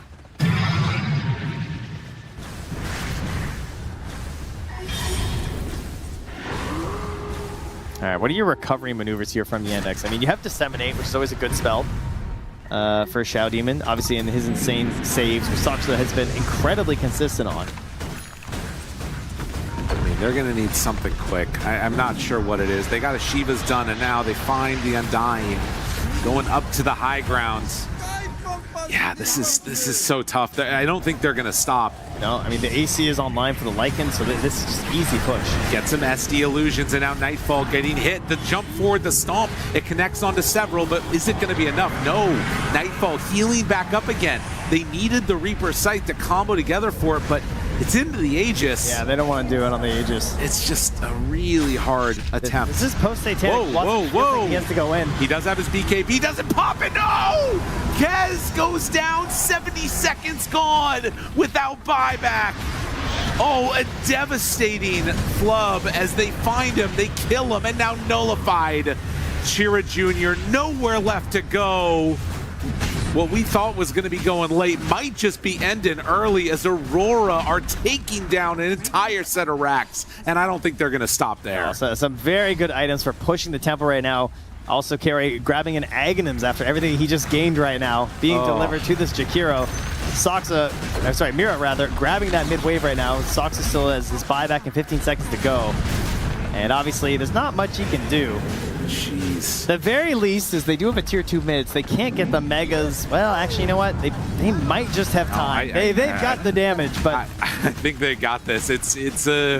If they're gonna hold, if Yandex are gonna be able to make a comeback happen, it's gonna be against mega creeps. As Nightfall is stepping forward. Well, they actually have one more glyph. Okay, I mean, are they even worried? I mean, I guess they know how the guess has BKB. That's a good point. Stun now to start. Looking for the Yule Scepter lift up. Arrow follow up is there. Tombstone save. It's something, but is it going to be enough? They're going to take down the creep, and they hold their last set of racks. So, well, stomp now onto 2. Not bad. Where's the follow up? They don't have it. There's nothing there. the Satanic comes out. Suddenly, Nightfall is back up to full HP. They get the great hit. Look at these Shakiro spells. Watson will pop the ulti, try and do what he can, but there's just not enough left in the tank. Yeah, there's no scythe target that's viable. Chira Jr. going down. That's another dead. No buyback at all for him. They're going to take down Saksa in just a moment. GG is called. Aurora. They will not be denied. I'm so impressed. They didn't hit an arrow for the first 20 minutes of this game, and they didn't even need to. Yeah. Unnecessary. Murano wins game 3. She is all powerful. Centaur loses a game in this series. I know, it's after crazy. dominating so much of it. Very, very impressed here from the side of Aurora. I really think, again, hard lineup to go with. I mean, he is given a talking to right now. Hopefully it's a very happy one, because that was solid. WS, go ahead, relax. Take a lean back on the chair. You earned it. Oh, man. I think his Lycan was the highlight for me. So many close moments right there, and you can see again this disruption. Like, we've talked about SD being such a great hero for saves, but in this game, if there's not a way to turn after the save happens, they just stand there and kill you. And they had the layers. They had the Marana arrow on top a couple times. They had the ice path every time, and all of the Yules as well. So the save is just not going to be a successful one here. This was brutal. Oh, yeah. Like, what can you do? Watson just knew. He's like, oh, I have died, team. And WS ran this game in the bottom. Yes. Like, the wolves were everywhere. The tower push from the Dark Troll Summoner was extremely powerful with the rally creeps plus the Feral Impulse.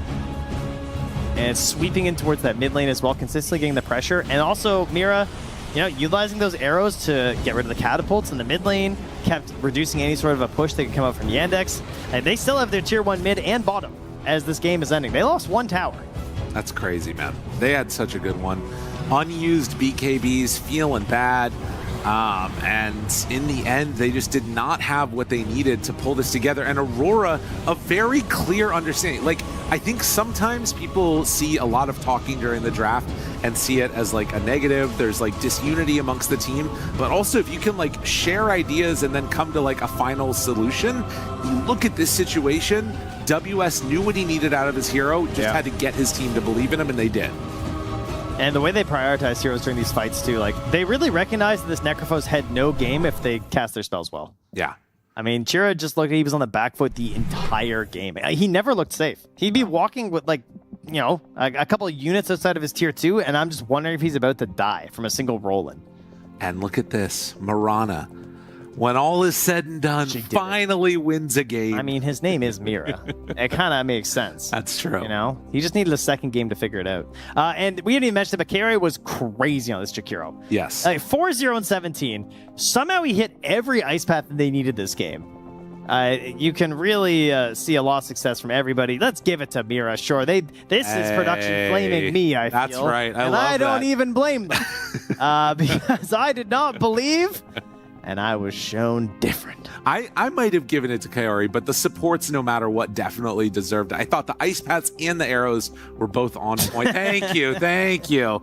Oh, look at that 4-0-17. What a player. Yeah, absolutely incredible. That is one. Sometimes I'm like, go emulate that in your pubs. Go pick Shakiro. Don't try that. You're not going to hit that many ice paths. No. I mean, you know what? I'm sorry. Go ahead and try, because you'll get better, and maybe you will eventually. That's true. But it ain't easy.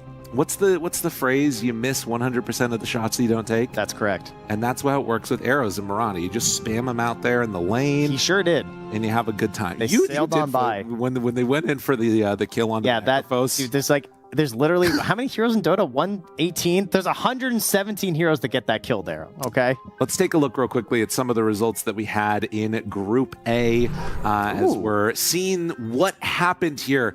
And of course, this is the schedule for Stream A tomorrow. Results are coming up in just a moment there. Aha! This is what it was. Okay. Interesting. So Team Spirit. We saw that game. Well. Yes. That was a great series. And I heard a lot about this vision over the Boom Boys, taking them down. And then Team Spirit again, 2-1 over Liquid. Okay, that's what we were here. So Spirit, they're in a 3-0. I believe Vision as well a 3-0 then. This was us right here. As you can see, going the full 3 games each and every time. That Wouldn't have it lovely any to other see. way. And that's why we're doing the outro panel right now. Right? They are all back talking about what fun things they want to do. And you got Team Yandex coming away with the victory there in the end. Aurora, excuse me. And then Vici. They did the 2-0. The 2-1. Sorry, 2-1, over excuse me, over Gamer Legion at the end of the day there. Enigma Galaxy take a 2-0 over LGD, and Thompson standing in there, of course, and Gamer Legion get the 2-0 win over XG. Big upset there. Anything else here that really stands out? Ooh, OG, don't look away. XG did manage to get the 2-0 over Huligani. The D stands for China, apparently. This was their stream today. VG, Team Resilience, and XG taking wins on Stream D. So staying alive here, keeping themselves out of the lowest part of the group stage. Yeah, I like that. Very, very nice. I think OG is definitely on the back foot right now and need to kind of pull something together. But this is what we're going to be seeing tomorrow. We are moving to 4 games per day on these streams. So LGD versus XG to start you off, and then Vision versus Team Spirit. Now, that one in particular is going to be the match that is set up for 4-0, right? That is the prediction breaker right there. The winner of that is that first team you chose in your client. So you'll see who that's going to be tomorrow. We got OG versus Huligani.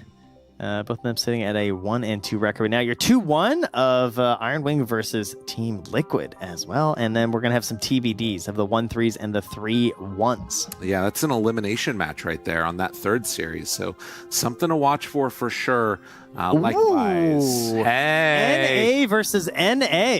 Obviously, Falcons, the team with the 2nd most NA players, up against Gamer Legion. So North Americans. That is your one to go to. Listen, everybody out there, Gamer Legion has been on the rise. Falcons has been on the decline. This is the end? I don't know. Can you imagine? And then we have Aurora versus the Boom Boys. A nice little inter-regional matchup happening there. Intra-regional. Yeah, that's the right one. My bad. Resilience versus Yandex. Unexpected. Yandex 1-2. Yeah. Up against Resilience. So we'll see if Stream D will continue to go China's way, as the first 2 matchups will be Resilience versus Yandex, and then VG versus Enigma Galaxy. 2-1 record for Enigma Galaxy. The Believers. That's crazy. Looking for a 3-1 Enigma. It could happen. Well, that is pretty awesome right there. I will say that it feels to me like anything could happen as we're getting towards the end here. And you got to keep an eye on all of those streams where all the action's going to be continuing. Yep. Trent, I think that tomorrow is going to be where like a lot of the nutso stuff happens, where brackets, predictions, they're going to be broken. Not sure how that one's going to work out. Are there any games that you saw that you're particularly excited about? I mean, I think the 3-0 has got to be the first one on the list, right? Because, I mean, I got Vision. I don't know you guys. I know some of you probably got Spirit. So, you know, hearts will be broken. Dreams will be made. That's the big one to watch for sure. That's right. Everybody out there. It's TI time. We love to be here. It's been so freaking good. All of the games have been nuts. We've been staying up super late watching Dota. Thank you so much for joining us for all of it as well. And we cannot wait to see you again tomorrow with more great action here. Dota 2 TI. It's beautiful, baby. See you tomorrow.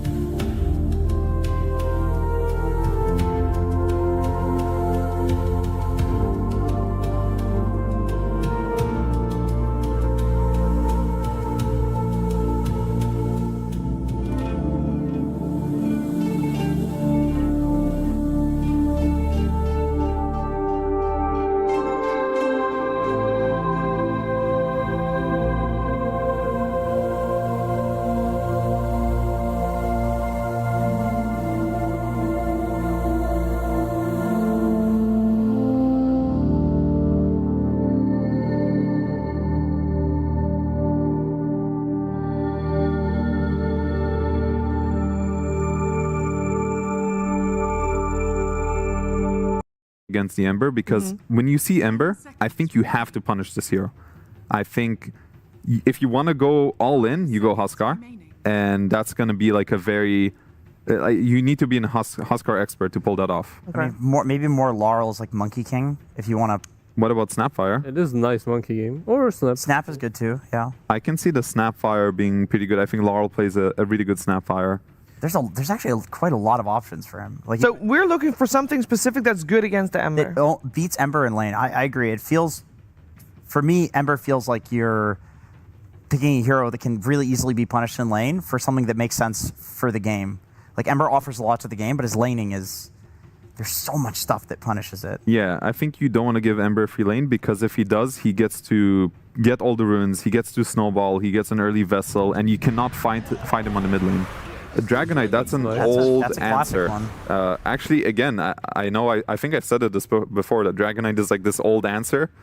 Because he is. I think Dragonite's been out of the meta for a while, so I'm kind of surprised to see him actually. We saw Thompson bring it back yesterday. Don't be so surprised, Fly. Whenever Thompson does, everybody does it after that. Exactly. True. This is a Thompson effect right here. Is there a team we're leaning heavily towards with this draft done, with the 10 heroes on the board? It's hard to say, to be fair. I feel like both drafts are very solid. They have like everything they need. They have a way to make plays. They have very good scaling. Maybe I'm leaning slightly towards Spirit personally, because I really like that they have 2 saves, and eventually Centaur will also be a save. However, I think anyone can super easily take this game. I'm going to go with Aurora on this one. I think both teams have a strategy in mind, like, hey, we're going to do this, and we're going to do this, which I think is really cool to see. It's like a battle of these ideas. But I do like what Aurora is going to do in this game with the Ember Spirit. I think he's going to have a fantastic game. So I'm actually looking for Makoto to carry this one along with WS. I think they're going to have great games, and Nightfall's going to be a little contested. But I'm going to go for Aurora. So Nightfall's going to play the Shadow Fiend, which was the overall first pick. Feel like it got countered by Spirit, because obviously they've got the whole draft to find a way to deal with the Shadow Fiend. I don't actually think it's like crazy countered in any way. I mean, they have a lot of heroes to rotate on him, but Aurora clearly also knew that in the heroes that they were picking, and this is going to be a bloodbath. That's what I really like about this game. Is I want to see how the early to mid game pans out. And how early are you thinking for that? Literally like 5+ minutes into the game, like they're gonna start rotating on SF, right? Yeah, I think once the sieges spawn, that's like the first big timing that you can make rotations. Yeah, try to take his tower down. Yeah, and they have a DK as well, so they can rotate the DK to the tower. And Aurora's not going to want to let that go, so they're going to rotate everybody. 5-man Dota. We love it. We love a good brawl, and I know our commentary team loves a good brawl as well. Let's head over to them. It's Cap and SVG. That's right. Thank you, Shiver. As much of a brawl as you can give us, that's what we would like between Spirit and Aurora. 2 teams that are coming into this a bit worse for wear. They have. It has been over a year since Team Spirit has won a Tier 1 tournament. And Aurora, well, they started off this season very, very good. But Avery, the last couple of months have not been kind to them. Yeah, the loss against Rune Eaters probably set their morale back a little bit. So they're hoping to bounce back here. I think both these teams are looking to make a mark early in this group stage, just for their own sake. It's not about like them proving themselves against anybody else. It's proving it to themselves. We still have form. We're still finding some momentum. We're figuring out this meta. And this is going to be an interesting game 1. A lot of potential to pop off. I agree with the panel. There could be a lot of brawling in this game, a lot of skirmishing, a lot of early tower pressure coming out from Spirit. And then they have the saves to back up their classic team fighting prowess. But they're going to have to execute that, because I really like what Aurora brought to the table here. A lot of heavy damage, some aggressive cores, a lot of play action that can come out from the support setting kills up. So Spirit are going to have to be in top form for this game 1. Let's take a step back away from the draft, though, for a minute. Can you tell me, what would you say the style is of these 2 teams heading into TI? In their peak form? Sure. I think Aurora is very suited around Nightfall, because he's your big shot caller. He's going to tell you how to play this game, what's going to happen in this game. He's always yapping. We already see him yapping here. Man doesn't stop. Yeah, he doesn't stop. When I was talking to the squad at EWC, I was asking him, like, how many of you have Nightfall muted in the pubs? Let's be honest here. There were a couple that were like, I've had him muted at certain points. There's only so much yapping I can take. Yep. But that's a great thing to have on your team, because it always gives you direction. It's always someone who's going to push your team forward. And it gives you a win condition in the game. And he's been delivering this season. I think this has been the biggest leap he's taken as a player in terms of gameplay. And so he's going to first pick his hero. He's going to be confident in it. It's going to give you a win condition. You just got to play around it. Would you describe it as a 4 protect 1? Like, if it is so centered around Nightfall and he is the carry, does that make it a 4 protect 1 kind of team? I don't think so. I don't think that's how Makoto will ever function. Like, Makoto is not protecting anybody. Makoto is getting his own game. He's also close to a 1 position from that mid lane. So you have to find that balance. But I think this is a team you have to respect how much farm this 1 and 2 are going to take off the map. WS has to play that more like flex offlane role, and you just have to believe in your scale. Like, I think that's what they're always looking for. Scaling comfortably in their game with the Tricore. These guys are a really scary Tricore in the late game. And if they're comfortable in their heroes in terms of what that scale looks like, they're going to feel great. And then traditionally, I mean, everybody knows it about Team Spirit. They are also a scaling team. They've always been that way with a heavy emphasis on team fight. I mean, their team fight is just amazing to be able to watch at their peak form. Oh, it's the best in the world. When they're firing on all cylinders, nobody executes a team fight in terms of all the little things going well. I think Not Me has fit into that really well. Like, this is a guy where we've seen some insane teamfight execution, particularly on the playmaking fours that have, 3 or 4 impactful spells. You need to get out multiple rounds. Ringmaster fits that. The Rubik fits that. Some of these, like, melee heroes that he'll play too are great, and they can flex them between him and Rue. So, again, this is a game where you need to hit tombstone saves. You need to hit the box saves. You need to hit some good wheels. Get in there with some undying punches without sacrificing your positioning. A lot of these little maneuverings in the fight are going to determine a lot for Spirit, because you need to be able to turn the axe calls around. You need to be able to turn some of the ember jumps around and use Aurora's aggression against them. That's what's really going to decide a lot of this game. Keep Yatoro alive, keep the Dragon Knight alive, and use your other 3 heroes to make that happen. It feels like Team Spirit always has a pretty heavy execution style, no matter what they're doing. And, well, Yatoro is going to get caught off here as a late smoke from Aurora wrapped around and caught Yatoro as he was just trying to push out with the Transcendent Hero, and they will easily run him down for first blood for Nightfall. Now, there is still a trade-off. They do manage to kill Mira. In fact, it's Yatoro who killed Mira, apparently with the Treants. But all in all, good for Aurora getting that first blood, particularly in the hands of Nightfall.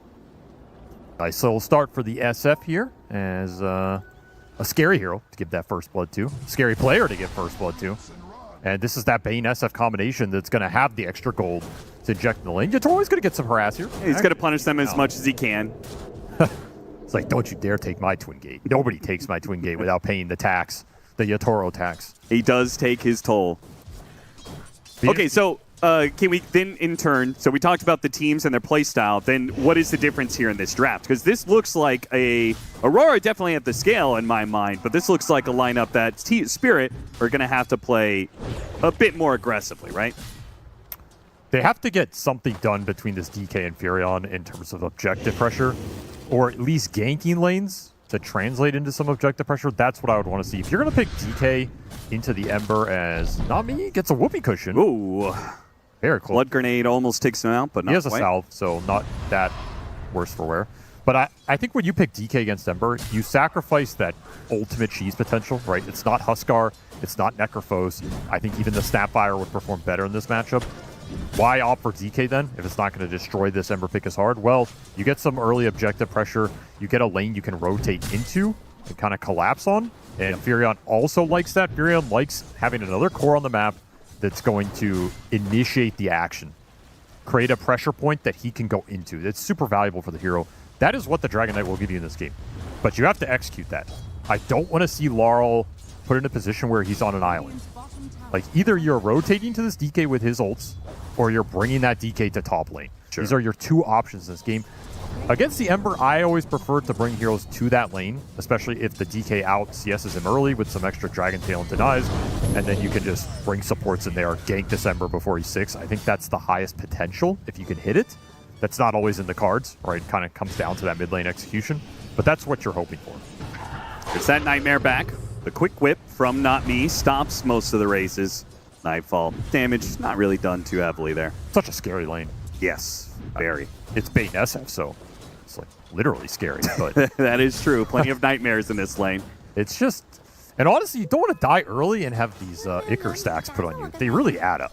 I think we've all felt, getting to 6 stacks on this hero is pretty miserable on these cores in the late game. You're just slept forever.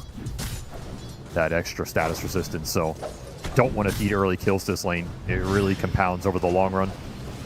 A lot of little skirmishing here, fighting over the Lotus, but with a Blood Grenade slowdown, it's Nightfall in some trouble. They're going to get in front of him. He has to turn and fight and do what he can, and it's Nightfall to go down first. Oh, what a big find. Getting aggressive there.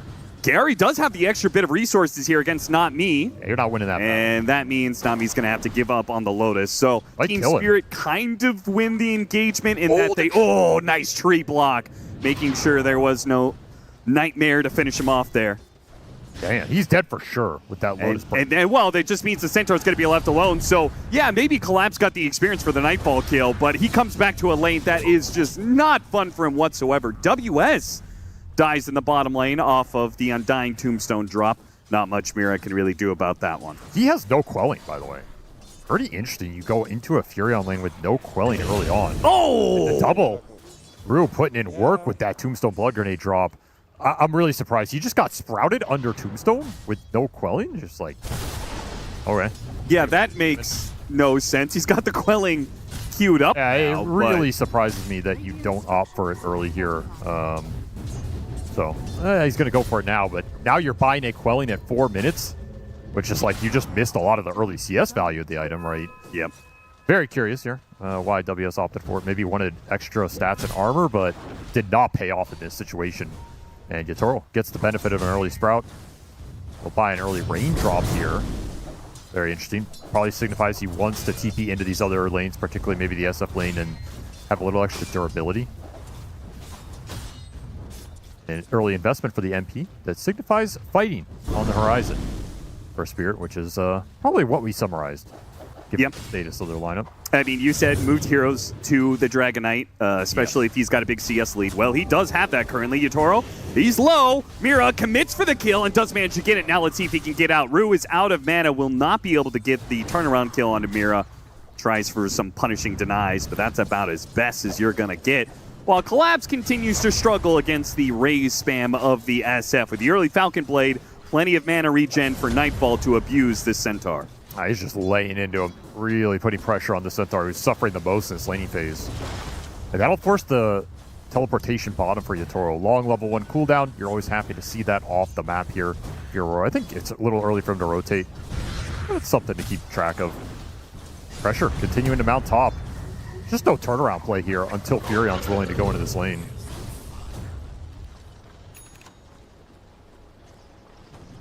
But at this rate, it means that even if you do try and make that rotation, you could be met by the Ember Spirit. Such a mobile hero, kind of dangerous to go deep into a safe lane like that.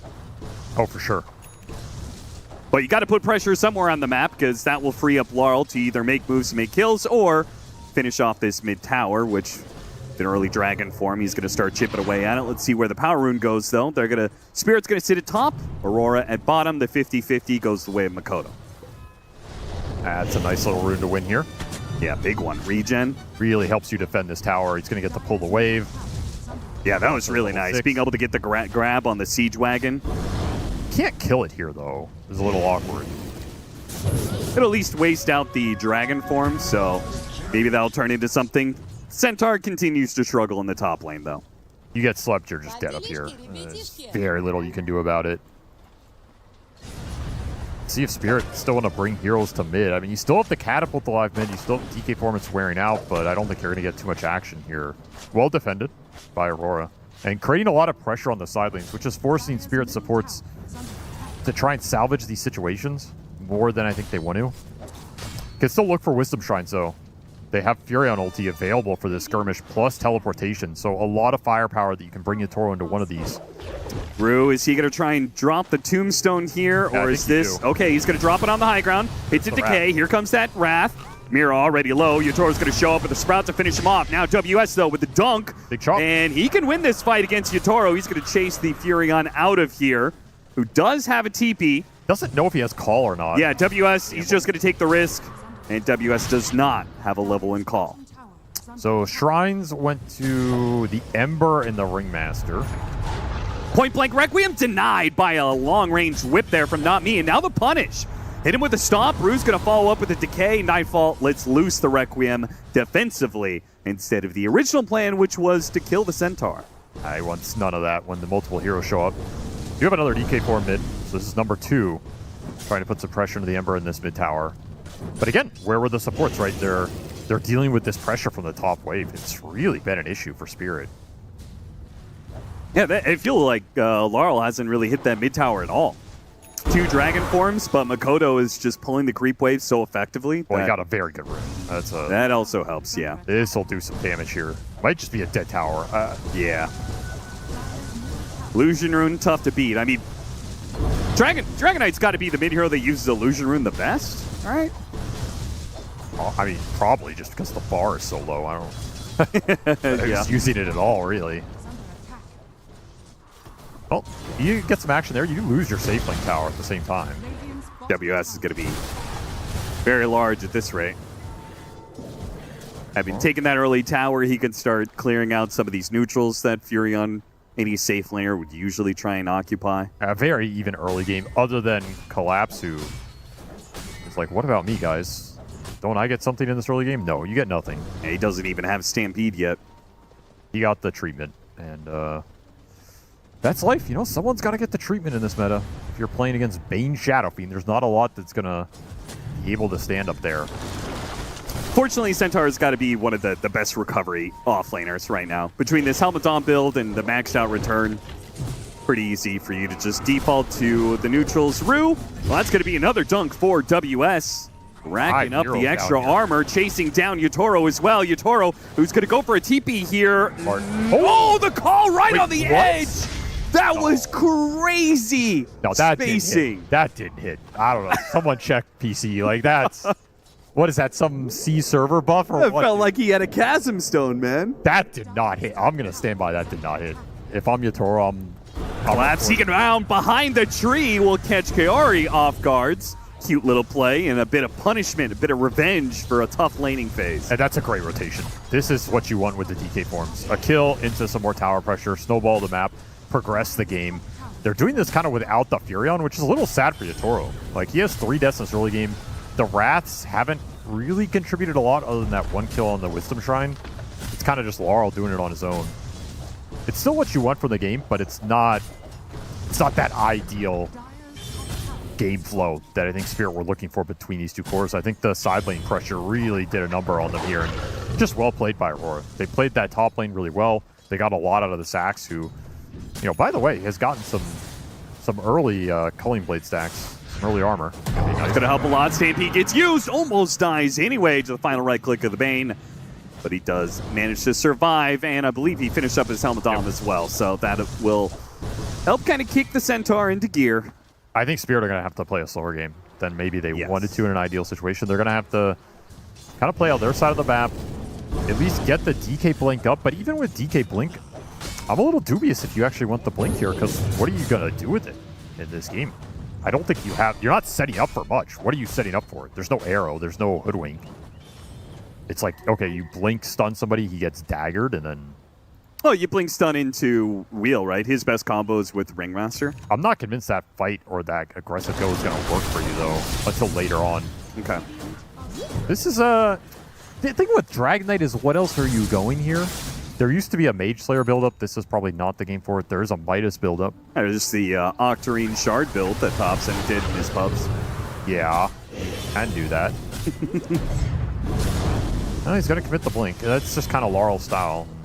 You don't have another initiator in this game? No, yeah, he has to do that. Otherwise, his supports are left with nothing to do, right? We'll see if this move lands. To me, this is not an easy move to work. You do have the Furion backup, but he just used the Wrath. So to optimize your chances of this hitting successfully, where do you go? Kind of have to go enemy triangle, which is, you know, you're looking for the SF potentially. He's not there yet. You're going to give up an amp damage rune to Ember right now. He's looking for the last tier 1 bottom. That's also an okay place to smoke to. It just takes a while, but there's nobody down here. I do like the way Team Spirit is setting this up, even if it doesn't work. They have the Centaur pushing in the Helmet Dom creep in the top lane, and then himself showing in the mid lane. So they're still keeping the lanes out while the Dragon Knight is gone. Unfortunately, though, Aurora just moved to the exact opposite side of the map. In fact, they made a play of their own into the triangle. Interesting move for them. No blink on the Axe. They're just looking to contest some of those ancient stacks late to the party. Both teams just a little late on those plays. And this is where I think that DK Blink, we'll see if it pays off in the long run. Because I think that move was very hard to land. And it does hurt your farming speed a little bit. It hurts your scale a little bit.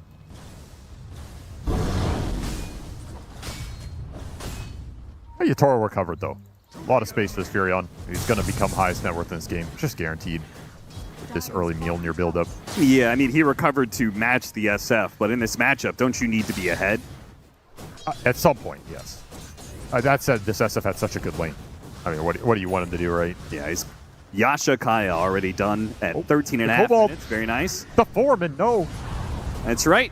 The Bane, pretty good at setting up kills for these Helmadam creep split pushes. Wanted to have a drink in the top lane, man. No fun allowed.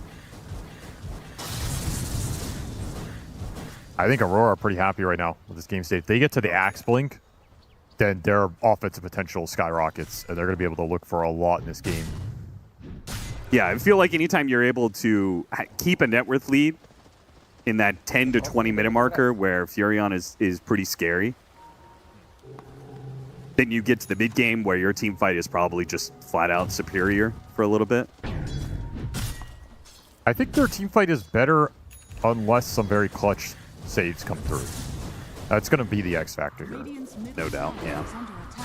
So positioning counts for a lot. Spirit are eyeing bottom, but this is a bait. There's just a bail, yeah. Very wise decision. Fox used no trinkets to help him out, not me. All he can do is damage and delay, but he will die all the same. Got to get the other lanes in. Anytime Aurora group up, you really need to push the map as fast as possible here. Yeah, the Undying was pushing out mid lane. Got to get it done. Treants, Helm Creep. There's a decent amount of lane shove in this lineup. So Spirit can reset the map every time Aurora go for a play. And Aurora's supports are not going to like that too much. They rather just get the lanes in and look for kill opportunities or setup. Particularly on this Fury. If you can find Yatoro a couple more times this game, you're going to feel really comfortable. I mean, it's both the enemy carry and it's the biggest problem with the lane shove, right? If you decrease that pressure, it allows you to keep staying on the enemy side of the map. Collapse, well, with his Pinecone here, he's going to spot out Kaori. Very nice. Nice pickup for Team Spirit. Rue, who had to use the Flesh Golem to defend himself against Makoto. See if they can find anything else off this. Maybe even get a deep obs plant to set up for something later would be pretty nice. They try and get the stun on Makoto, and it does land. Got him on the fire. Oh, can they get the wheel? They got him! What? What a long-range hit. Not me. Okay. Got the wheel in front of him, hit him with the whip just to chain the Dragon Tail stun beautifully. That was 0.1 second that Ember doesn't get out of there. Now, Aurora is still very dangerous, even without the Ember Spear, because they do have this Axe. The Axe is teleporting in now, but he's the last one to TP, and it's a long TP, so he does not arrive in time with his Blink Dagger. Surprised Aurora reacted that much to that play.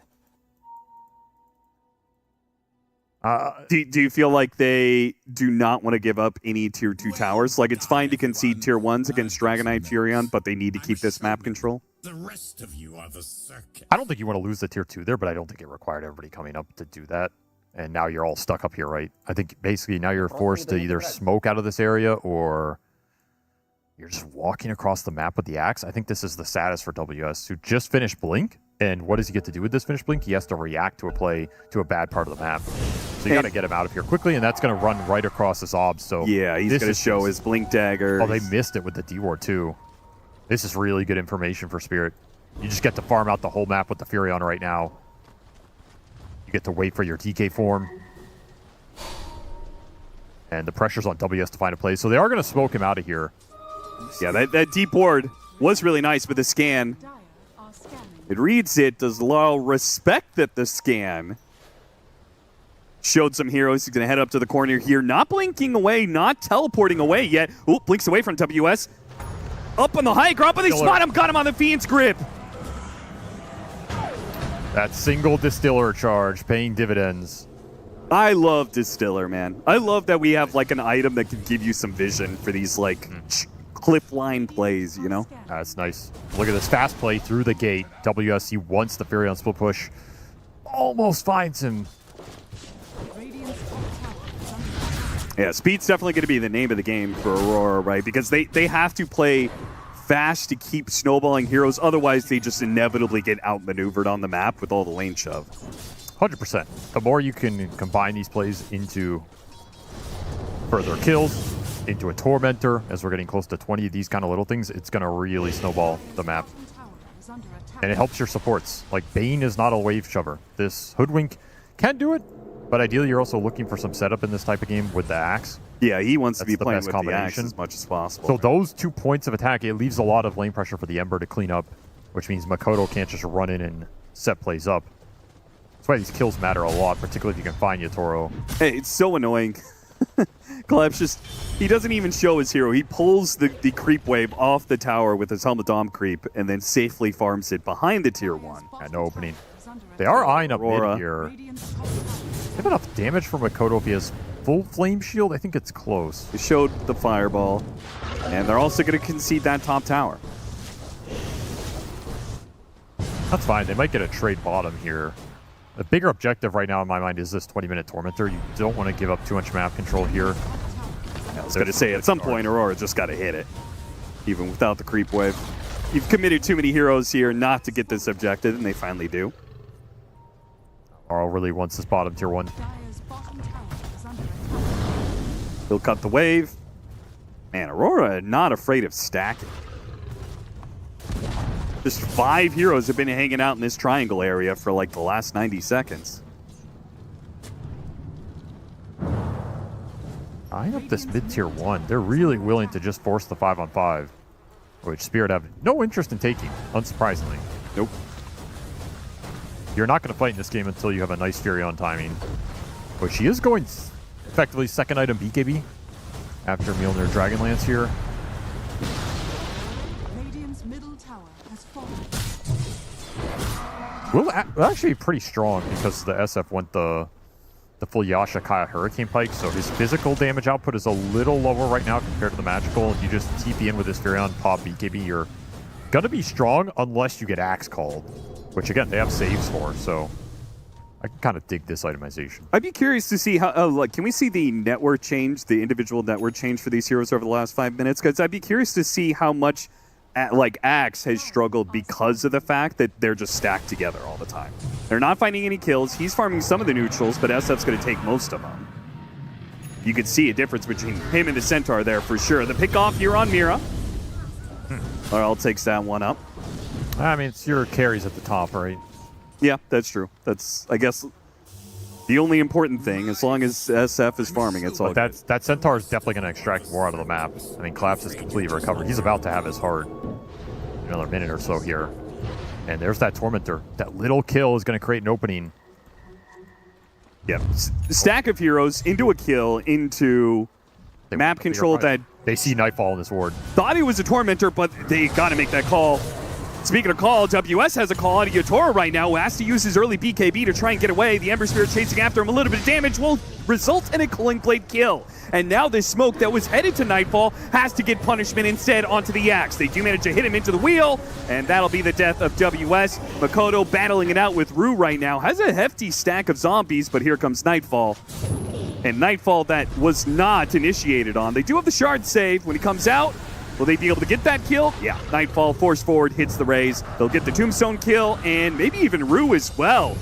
Yatoro's pickoff made this terrible for Team Spirit. That was supposed to be a smoke that kills Nightfall. Instead, Nightfall walks away with a double. That was going to be a rough sequence for Aurora, and instead it's an amazing one. They dodged the Nightfall gang. They get Yatoro, and now they're going to end up getting Tormentor that Spirit probably could have just taken.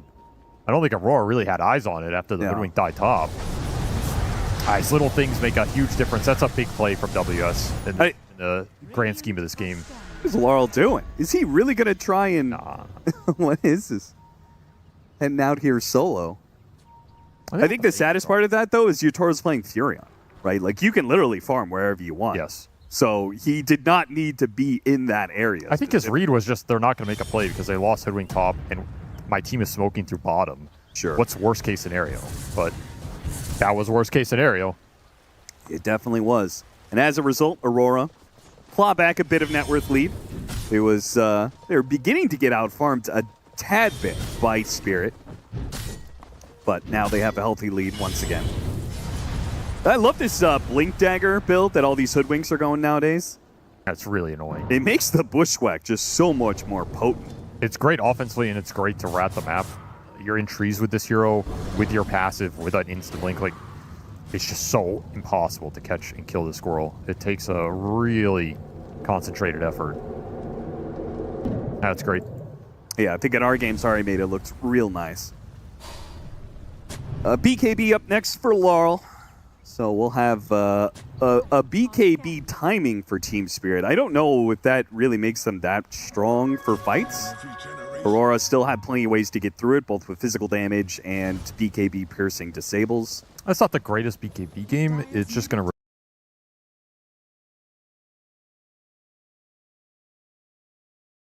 reduce a lot of their damage output, I think. Reducing some of the axe damage, a lot of the ember damage, a decent chunk of the SF damage. It gives you a nice timing to just kind of barrel into the fight and win it through sheer force of net worth. Your Tricore is going to scale here too. DK Furion can output a lot of overwhelming damage that the SF might have trouble dealing with because you don't have a hard save for Nightfall. You have sleep, kind of it.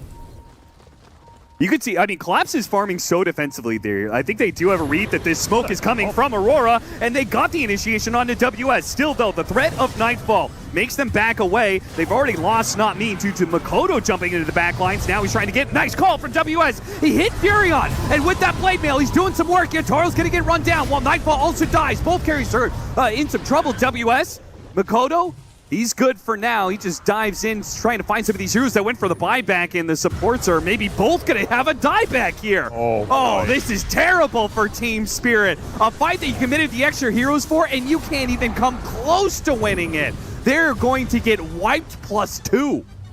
Manly calls from WS there. Just wins the fight straight up. You get the Furion. He takes so much damage from this axe. 1,800 going straight into Yatoro, and that's your team fight. The Bane got a full grip on the Centaur up top, so the SF's just killing him. If you're Spirit, you basically lost that fight with 4 heroes playing against the 2 cores here, because the SF Bane are just dealing with your Centaur. Laurel has to retreat for a lot of his BKB. The wheel lands on nothing, and then this call coming through on 2, you get a chop, you do a lot of damage to Yatoro, and just nobody can back him up. Great fight from Aurora. In a rough spot to kind of find those angles, but they get the job done. Yeah, I can't believe they hit the initiation, but there's just no power behind it, right? Like the Furion has to teleport into it. The Centaur wasn't there. We saw him farming very defensively. Those are your 2 biggest damage dealers. The control did not latch around the Furion DPS. There was nothing really for Yatoro to hit because the Centaur's getting forced off, the wheel doesn't land, and then the DK... It was a clutch blink by Laurel. I can't really argue with him getting that first blink stun off, debilitating the Ember, but there's no damage coming out after that play. He just has to retreat. Yeah. So basically every control spell that Spirit had didn't lead to any damage being done. And that's Aurora just running through the fight. And that's suddenly a 7k net worth lead into the Roshan. Every team fight in this game is basically going to yield a large chunk of game control just because you're taking one of these carries off the map, and that just gives you so much freedom. So Nightfall in a commanding position now. I don't really know how you deal with this SF. He's got almost 3,000 HP. He's got an Aegis. He's got BKB. Who's fighting this guy? And this is where that Furion counter pick is not great. Like, you need to be ahead. You need to snowball the game. You need to abuse map pressure. You're 3 levels behind. You're 700 gold behind. Nice blink forward. Means the Nightmare doesn't actually kick him out of that Wisdom Shrine area. Either way, they get the kill on Kyori. So something small for Team Spirit to work with here, but there's still long ways to go. It feels like I don't really see Team Spirit winning a fight until they get like to a point where the Centaur has Ags, you know? Where they can play with their saves and in and out so much. Attempted call, miss from WS, and he's going to be pushed into the wheel. The Requiem goes down trying to help him, but Yatoro commits his BKB to finish off WS. Still, though, it took a long time to get that kill, and Nightfall has just been freely swinging on heroes. Pop in and out of the Tombstone. He's playing games with Nightfall right now. Rue will not be able to make it out alive. Collapse gonna try and get something here, but yeah, he'll get something. He'll get Mira, but at the cost of Laurel's life, and I'm not sure if he can keep this going. Again, Nightfall showing up. Nightfall's a little bit low. He does have that Aegis. They finish him off. Is he going to be okay on the second life? Makoto is almost dead. He can't really help out Nightfall too much, but Team Spirit feel like they do not have the power to deal with a 100% HP SF. I'll be honest, I think that went better for Spirit than I thought it was going to go. Yeah, me too. They didn't even really win the fight, but you did get the Aegis. You kind of traded evenly. You get a little turnaround at the end with the Furion who doesn't die for once, which is a big win for them. But a lot of that is just WS just did not want to pop his BKB. Very surprised, because the second you get wheeled there, you're just dead. That fight could have been a lot better for Aurora. So dying's been annoying. It's a tough matchup for the Axe. The saves with the Tombstone are very obnoxious for the way their heroes are outputting damage right now. Nightfall will watch on with his fresh Shadow Blade, knowing that he can't really go for this Dragon Knight. He doesn't want to reveal the Shadow Blade for nothing. They catch Nightfall here. He's playing very aggressively, man. Rue saves himself with a Tombstone. Nightfall gonna stick around, has to commit the BKB to try and finish off this Undying. A wheel right in the middle, doesn't catch the Ember Spirit. The Ember Spirit stunned up. Makoto, lots of damage there, but again, covered by the Requiem. Nightfall's making sure these heroes are okay for now. BKB from Laurel's not gonna save him here. It's just too much physical damage, but maybe the box. The box might get him out of here. Nice run down. Nightfall and WS too much to handle. They got the stun onto Yatoro. Yatoro just comes in and almost immediately gets stunned. The BKB comes in late. Now it's just a TP way. WS almost caught him there. Nightfall, meanwhile, collapses big and bad, and he's got this buildup of strength that is overwhelming. He just keeps on hitting him double edge after double edge, and he is massive. 6,000 HP, more than Nightfall could handle. That is a big horse. And another hit, another stomp. Yatoro comes back into play to help him out. A Fiend Script goes out, trying to finish off Mira with the Glimmer Cape, keeping him alive for now. WS with the call. Mira blinks forward, tries to help him with a bit more damage. Yatoro's almost dead. He gets a little bit onto WS, a stomp to finish him off. And now back to Kiori, cornered in the high ground area. Collapse will hit a triple with 7,000 HP to finish off the team fight. He's level 21. That's right. I gotta see the damage numbers for the Centaur in the fight. He got up to 5 double-edged shard stacks so quickly. 10,000? What the hell is that? It was all collapse. That is disgusting. This is why I have a hard time voting against this guy as like the best offlaner in the world, even when he's not playing at his absolute peak, right? It's just like he'll have fights like that, and you just go, okay, yeah, sure, he still got it. Absolutely. They forgot about Collapse, and they paid a massive price in this game. That is going to even it out considerably, as all of a sudden, this Centaur's a problem. This is why these Centaurs are going this heart route, right? It makes it so they're ignored in a team fight, and with the Shard, they hit double edge after double edge. It just ramps up too much. Quick kill on a Kiari. Just very aggressive. Nightfall, do you want to complete this TP? He does. They want to take this fight. Laurel's trying to dance around, activates the BKB. Stun onto Nightfall, he pops the Requiem. Laurel in some trouble. Spirit are going to leave him behind. No, Eudora actually comes into this fight. He hit the Sprout on Nightfall. Collapse, can he get here to help him out? They have the whip, and Eudora's able to finish him off. Collapse holding his ground here for a bit. Now gets the blink. He got it onto Mira. Meanwhile, the Undying Tombstone is bailed at Eutoro. Can he get away with the Hurricane Pike? Pushed it away. WS. Oh, what a sprout. The two of them holding him back. Makoto jumps forward with the Remnant to finish him off. Now they get another. Rue's in some trouble. Here comes Collapse, though. Cooling Blade activated. Gives him the extra movement speed to now kite around Collapse. A call first. Hit him with some damage. Kite him around. Hit him with while he's stunned. Don't let him hit you with that double edge. Have they used all their stuns? They have. So Collapse makes a smart read and TP's out. That's a 1,000 gold gain fight for Aurora. It feels like it should be more, but you do lose the SF. The saves were on point from Spirit. It's just this axe is incredibly annoying for the Furion. The second that Blade Mail call lands, and he has been finding some decent damage on Yatoro. The Furion has finally gotten ahead of the SF and is posing to be a problem for him in these fights. Yeah, he took him down really quickly there. Nightfall, he felt the pain. Those Furion right clicks. That was an extremely aggressive move from Spirit. You got to remember, they make that move with the Furion dead for like the first 10 seconds of that fight. Yeah. How different is that if they wait a little bit, but they're trying to take advantage of Aurora, catch them off guard. Maybe feeling the momentum from the previous engagement. Yeah, I mean, what a like The fact that Laurel is willing to make that play, I mean, such a sacrificial mid laner for Team Spirit. Look at his net worth, man. He's in the gutter. He is not going to scale at all in this game. He is trying to give, he's just entirely initiation. He is trying to be the collapse of the team. He's trying to start the fights for his team to fall through and win it. He's pretty much died every engagement. Yeah. Every big one. And yeah, you got to feel for him. He was having himself a really good game, and now he's just sacrificed to try and bring these other 2 cores back. You have to go in first here every time as the DK, and you're not going to be the save priority. You don't really want to tombstone the Dragon Knight in this game because you have to save it for this Furion. Well, they will have an extra save now with the Aghanim Scepter done with the Centaur. So between the 3 of them, tombstone save, box save, and cards, then maybe they can have one of them used to bail out poor Laurel. I don't know. I'm still not using it on the DK. I'm sorry, Laurel. What are you saving him for? Another gunpowder gauntlet hit? It's just not relevant, I think. Sure. You really have to prioritize the Furion here. Maybe if Yatoro's willing to take a fight with the buyback teleport, you can say, all right, we'll just extend it, and we don't need to throw all the saves on Furion. But I think this is the point of attack for Aurora. You have to respect that if you're Spirit in. He's out of nowhere. Toro's showing, and he might just get point-blank record there. Silver Edge hit, but there's the card save. So they baited him out. Look at that. Oh, Nightfall's just dead right away. Team Spirit beautifully baited. A nice tombstone save that goes out alongside the box. The supports are saving themselves from this fight. One of them still goes down, but they've committed Aurora without Nightfall. It's hard to be able to win out this fight. Maybe they can at least get Yatoro, but Makoto, he has to commit the TP. The BKB was lingering here. He barely made it out alive. Look at the damage on Nightfall. Again, it's the Centaur as the leader. Just doing so much DPS.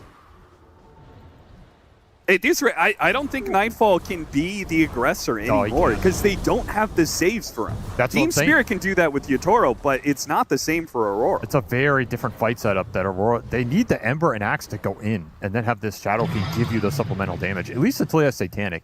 If Nightfall has Satanic, I think he can be a little more aggressive and turn that around. Because you're not going to be able to stun him in BKB. So in theory, he has a free BKB Satanic hit, and SF should almost always be able to heal back up. But until then, you're very susceptible in this game, and he's paying a big price for it. And man, I mean, Collapse has just turned this game around. Let's be honest. That was an instant cart stun on the SF, just exactly what you want. And now Yatoro, off of those saves, has a way to reset. Before, when he would get saved, he would oftentimes have to TP out and then teleport back in. But now he's got a Satanic. So you save him, he gets low, you save him, put him in the cart, he can activate Satanic, heal up the full. It's a classic Team Spirit game. They're down gold and it feels like they're in control. Hitting a very strong power spike right now. We just haven't seen Aurora, like, their team fight is still very scary. It just feels like we haven't seen them execute them starting a fight in a while. That said, they have no vision mechanisms, and they don't have an easy way to start on Yatoro, because basically you're either going to randomly find him on the map, which shouldn't happen, or you have to start on somebody else in the fight, and he's going to TP in, and then when he TPs in, if you save the Axe jump, he gets Tombstone save, he gets Card save. There's not an easy way to go on him anymore. Yeah. And that means you have to basically exist in the fight as a unit. You need more sustain and more survivability on Nightfall in particular. And that probably means waiting until his Satanic. Taking a little breather right now, which is going to be an Aegis for the Furion. Things are just getting harder here. It almost feels like Aurora are going to have to kind of wait until SF hits his next power spike, which is 25. I think so. I think you have to play defensive right now, and we'll see how much Spirit take advantage of that. They still have a lot of scale in the tank. I mean, you can still get an Ags on this Ringmaster. That makes things even more difficult. There's no Dispel in this lineup. Teleport to the bottom lane, clearing out this area. There's no way you want to fight Yatoro right now. There's no way you look at this Furion and go, yeah, that's something I want to jump into. Yeah. BKB on the Centaur kind of guarantees the save now. They only have so many AoE disables to try and catch him when he goes for that card save. It's Bushwhack and Requiem. He's a beast. You need the SF-25 to kind of threaten him a little bit better. A bit of Wisdom Shrine steal. Kaori, always annoying on the back side of the map. What do you make of Octarine? It's a choice for Axe. I was looking at that. I always find axe itemization after the blink, blade mail, BKB to just always kind of be a bit awkward. It definitely can be. You're kind of looking at maybe a refresher, or just some more. Got him inside the Sprout, and he doesn't have a Quelling Blade to get out of here, so he may have popped the BKB, but he's dead all the same. The body blocks. Ooh, that's a bad place to die with no buyback. There's a wave coming. This is gonna be high ground if Spirit won it. The Team Spirit actually gonna go hunt for more heroes here. It's Laurel and Not Me looking around. Spotted Nightfall, force him to TP out. They're gonna get a lot of map pressure right now. They're gonna get some nice objectives. Take these, take some of these remaining tier 2s. Collapse, almost level 25. A Butterfly almost done for Yatoro, and his level 25 is on the way as well. That's a big pickup though. Shiva's on the Ember Spirit. Makoto's damage has been okay in these fights. But we haven't seen this, he's just not able to take over the fights like other Ember Spirits games, probably because these heroes are just too tanky for him. I also think the fights are happening too quickly. It's one stun, one jump, somebody dies, and then it feels like Aurora either have to bail or you have to commit buybacks or something. Right. This Ember needs the fight to go longer. He needs his other 2 cores to survive multiple rounds of spells so he can dance on the back line and really disrupt the saves here. I mean, that's your ideal. Which is yet another reason why Aurora should just chill out for a bit. They got to get to Satanic as well. Yes. On Nightfall, which that will presumably make the fight go longer. I hope so. To 0. For his sake. Yeah. There's nothing else that's going to do it in this game. I guess Wind Waker on Hoodwink. That's your other option. It's not even on the menu. Still have some decent time on this Aegis. 2 minutes here. Laurel leading the charge. A pick off on Mira.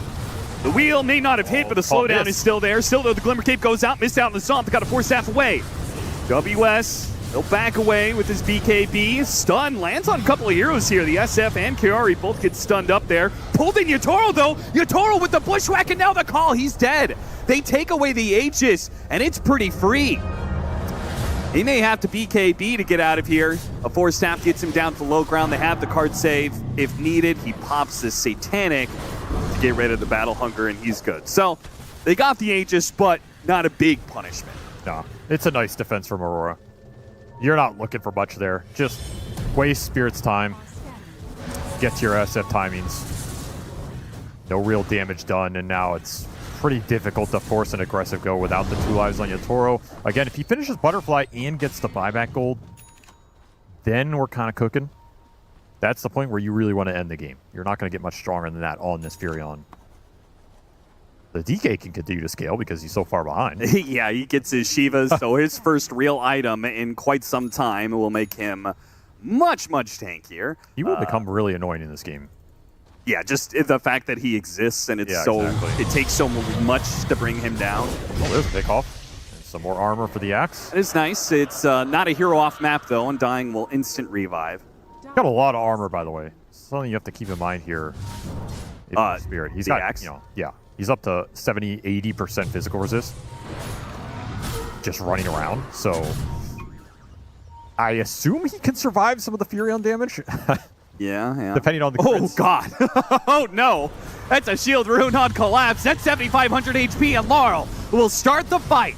Yatoro's going to TP in here on the side. Try and go for the quick go on Amira. Nightfall pops directly in BKBs, but he's just going to run away. The Fiend Script from the low ground is going to hold back these heroes as best they can, but look at Collapse. He's carting Yatoro straight after Nightfall. They chase after him, pops the Satanic. By the call. Meanwhile, the stun out for the Dragonite. That's going to help him reset a little bit, trying to hit him on the wheel. Looks like with the follow-up stun of the Dragon Tail again, Nightfall's just going to die underneath this wheel. There's not much they can do about it. Another box. They did manage to run down Yatoro and threaten him, but can they finish him off with these box saves? Just keep on going up. The life steal is keeping up. The stop is going down. There's just too many saves. They can't get him.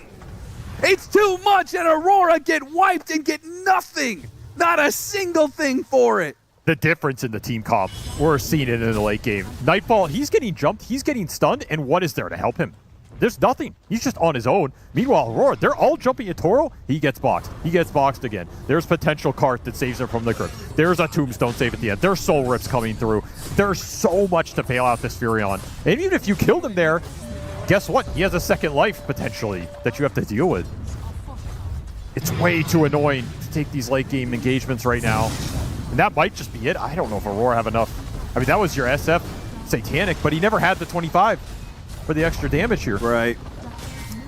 And with no buybacks on these heroes, it's going to be Megas and Team Spirit likely going to be able to go for Throne. They're going to try as best they can to threaten Yatoro, slow him down. Mira just going to die for his efforts.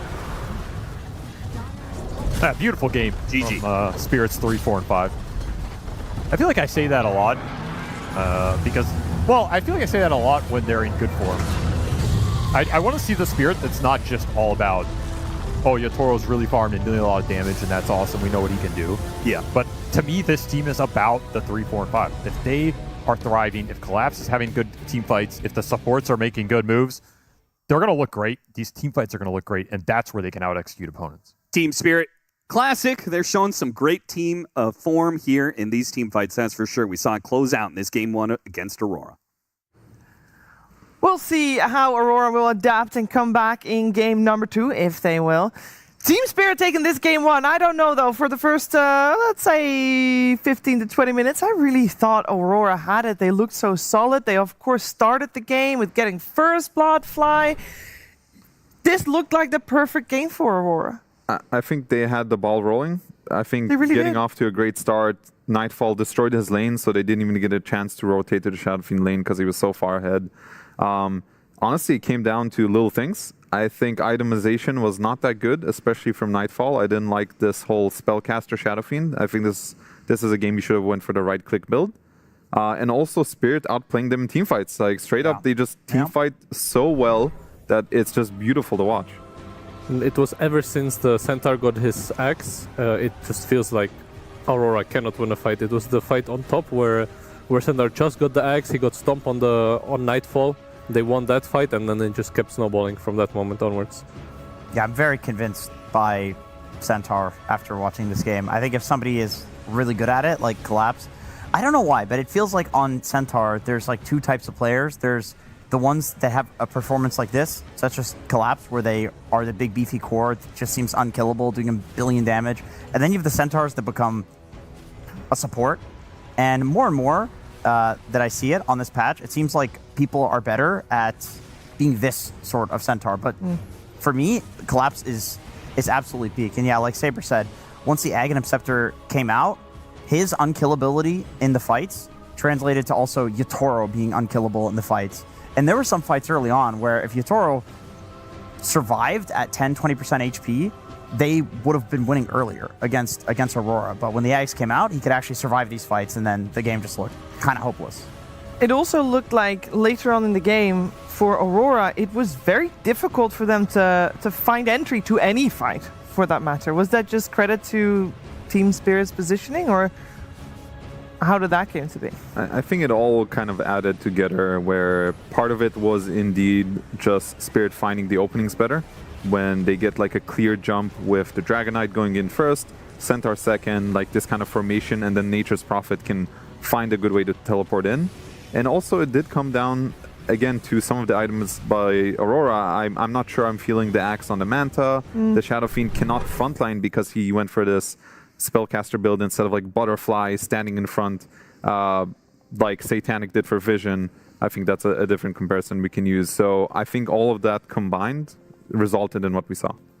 I feel like W's needed a Cruella's Crozier, if you ask me. There's a lot of healing on a Radiant team, and then you have Manta instead of Cruella's Crozier. And honestly, you just you didn't salt your soup, if you ask me, in that scenario. Yeah, and you do need to salt your soup. And someone's soup was properly salted because Collapse, he was cooking up quite the dish as we chose him for the MVP. I think everybody could have seen that one coming. He had a fantastic game once the ball did start rolling for Team Spirit.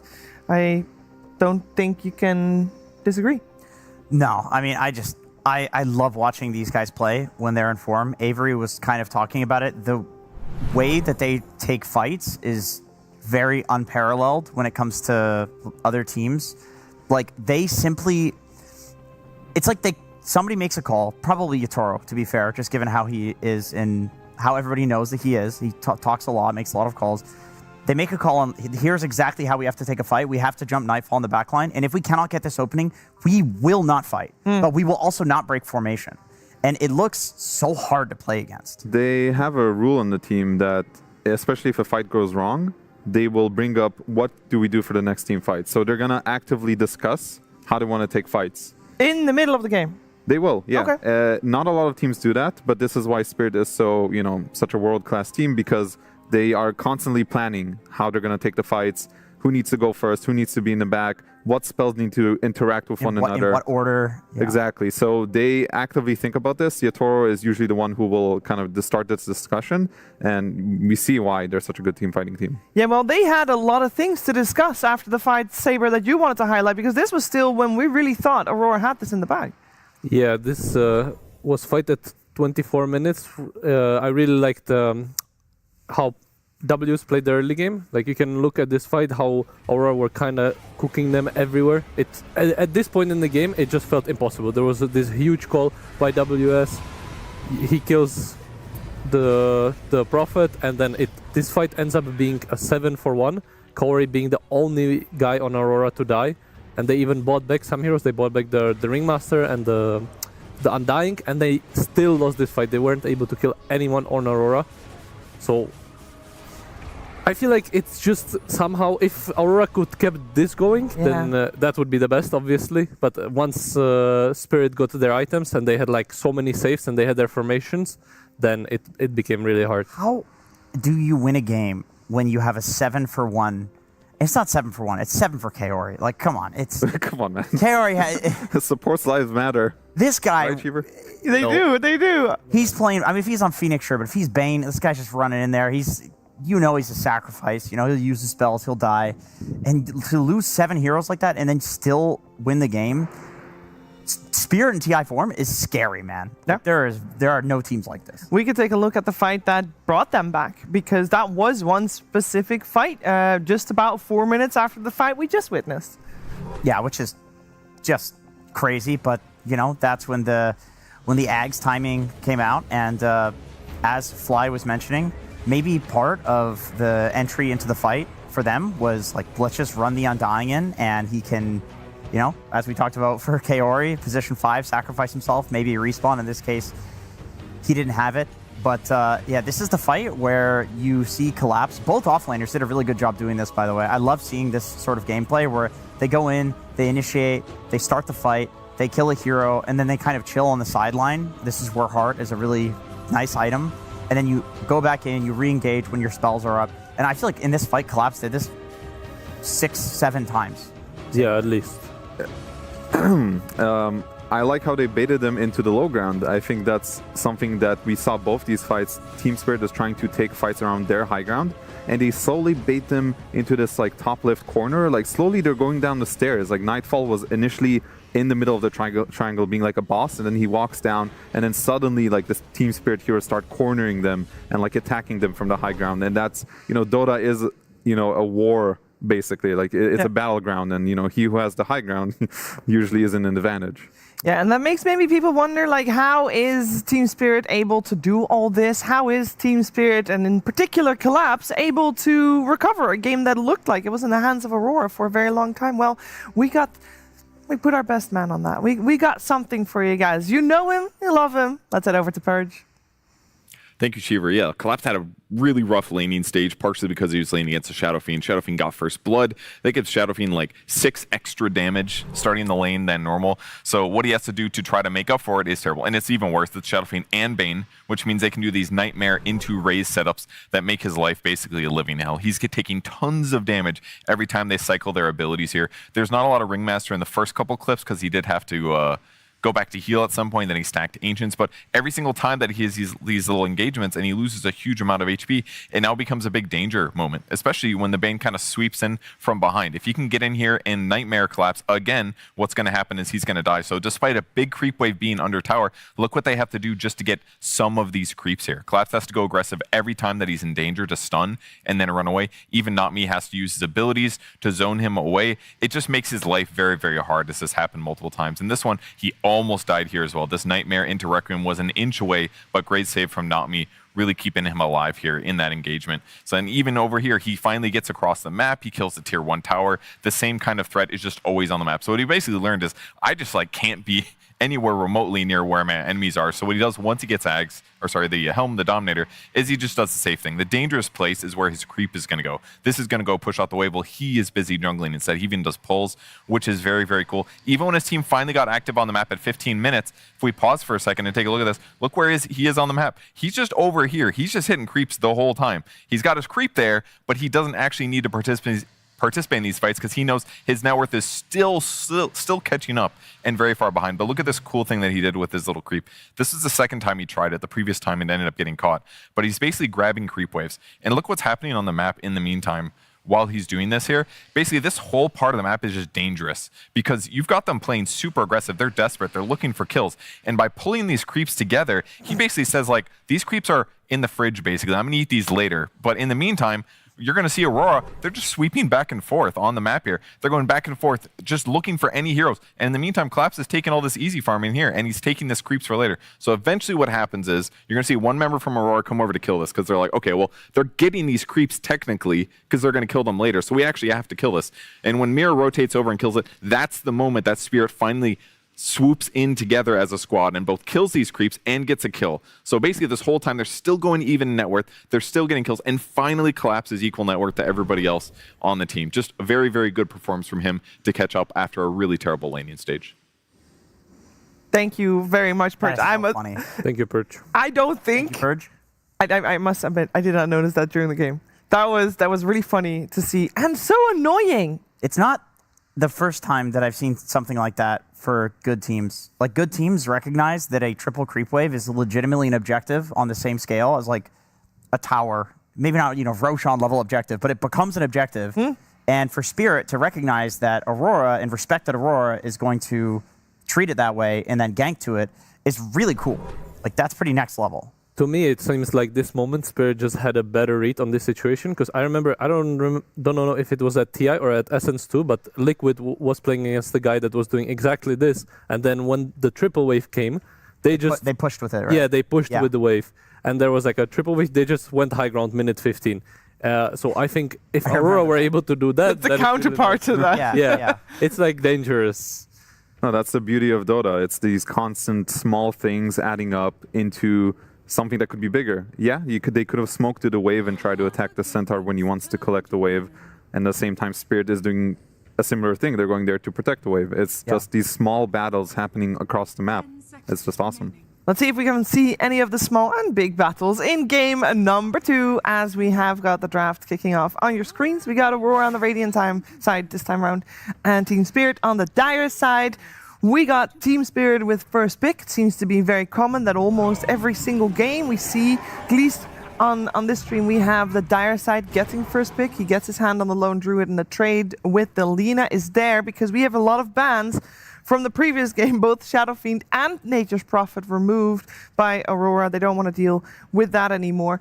We also have Invoker left in the pool. We saw first phase banned in the previous game, so something else to keep on our radars. And the Earth Spirit, same story there. So making sure to keep that on our radar. It's a lot of respect for Yatoro's hero pool from Aurora's side. I'm not sure about this Nature's Prophet ban. Maybe they're thinking ahead, like we're going to give them Lone Druid, pick Lina, and then we're going to save a ban by banning Nature's Prophet early so it doesn't become the same scenario as the first game. Because otherwise I would have called this a bit of like a panicky ban. But maybe they're just thinking that far ahead, like, because they insta-picked the Lina. Like, some guy was mashing that button. Like, as soon as Lone Druid came on the screen, like, Lina instantly came down. So, that's what's happening. And this is interesting because, like you said, there are a lot of heroes in the pool that are normally banned. Like, the Earth Spirit is still in there. And we do get to see this Lone Druid, which we've been talking about a little bit yesterday, and it seems like some teams still rate it very high. I know Vision won some games with it yesterday, and some teams don't really rate it. Now, is Lina good against Lone Druid? I guess. Like, you can kind of kill the bear wherever it goes. You're this so much high magic damage or right-click damage if you want to go. I do want to see maybe more emphasis on this Undying. I think he was doing a lot of work in the last game. Yeah. We saw the win rate this morning, and it is a great pairing with both Lina and the Lone Druid. So maybe it's something Kaori is willing to play. I'm not sure. I think even into Lina, who's like a tombstone hitter, is that thinking too much about like the one-to-one counter? I think it is easy to get trapped in the one-to-one vacuum where, like, I don't want to play Undying because I see Alina. Because even yesterday I was like, this guy should still play Clockwork even though he's playing against Phantom Lancer, because it's the overall bigger picture. Yeah. You don't have to deal with everything on the enemy lineup. You just need to kind of help enable yours and address something. Right. So they do steal the Centaur, so I guess they said the Centaur was too big of a problem last game. It's a nice hero. The lane is not the easiest against Lone Druid, but I would say later on the Stampede and Save for Lina is super powerful. It's always nice to play Centaur with these turret heroes. Yeah, so as long as he's able to get through the lane, it should be good.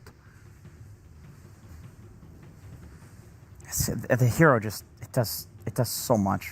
It does so much in a game. If you're, and I don't even feel like I said, there used to be this dichotomy of the really good centaurs that would become the true core, right? Top net worth, and then the support centaurs. And it just seems like these days, with the heart and how people are playing it, with the Dom getting huge amounts of farm, you always become that insane core.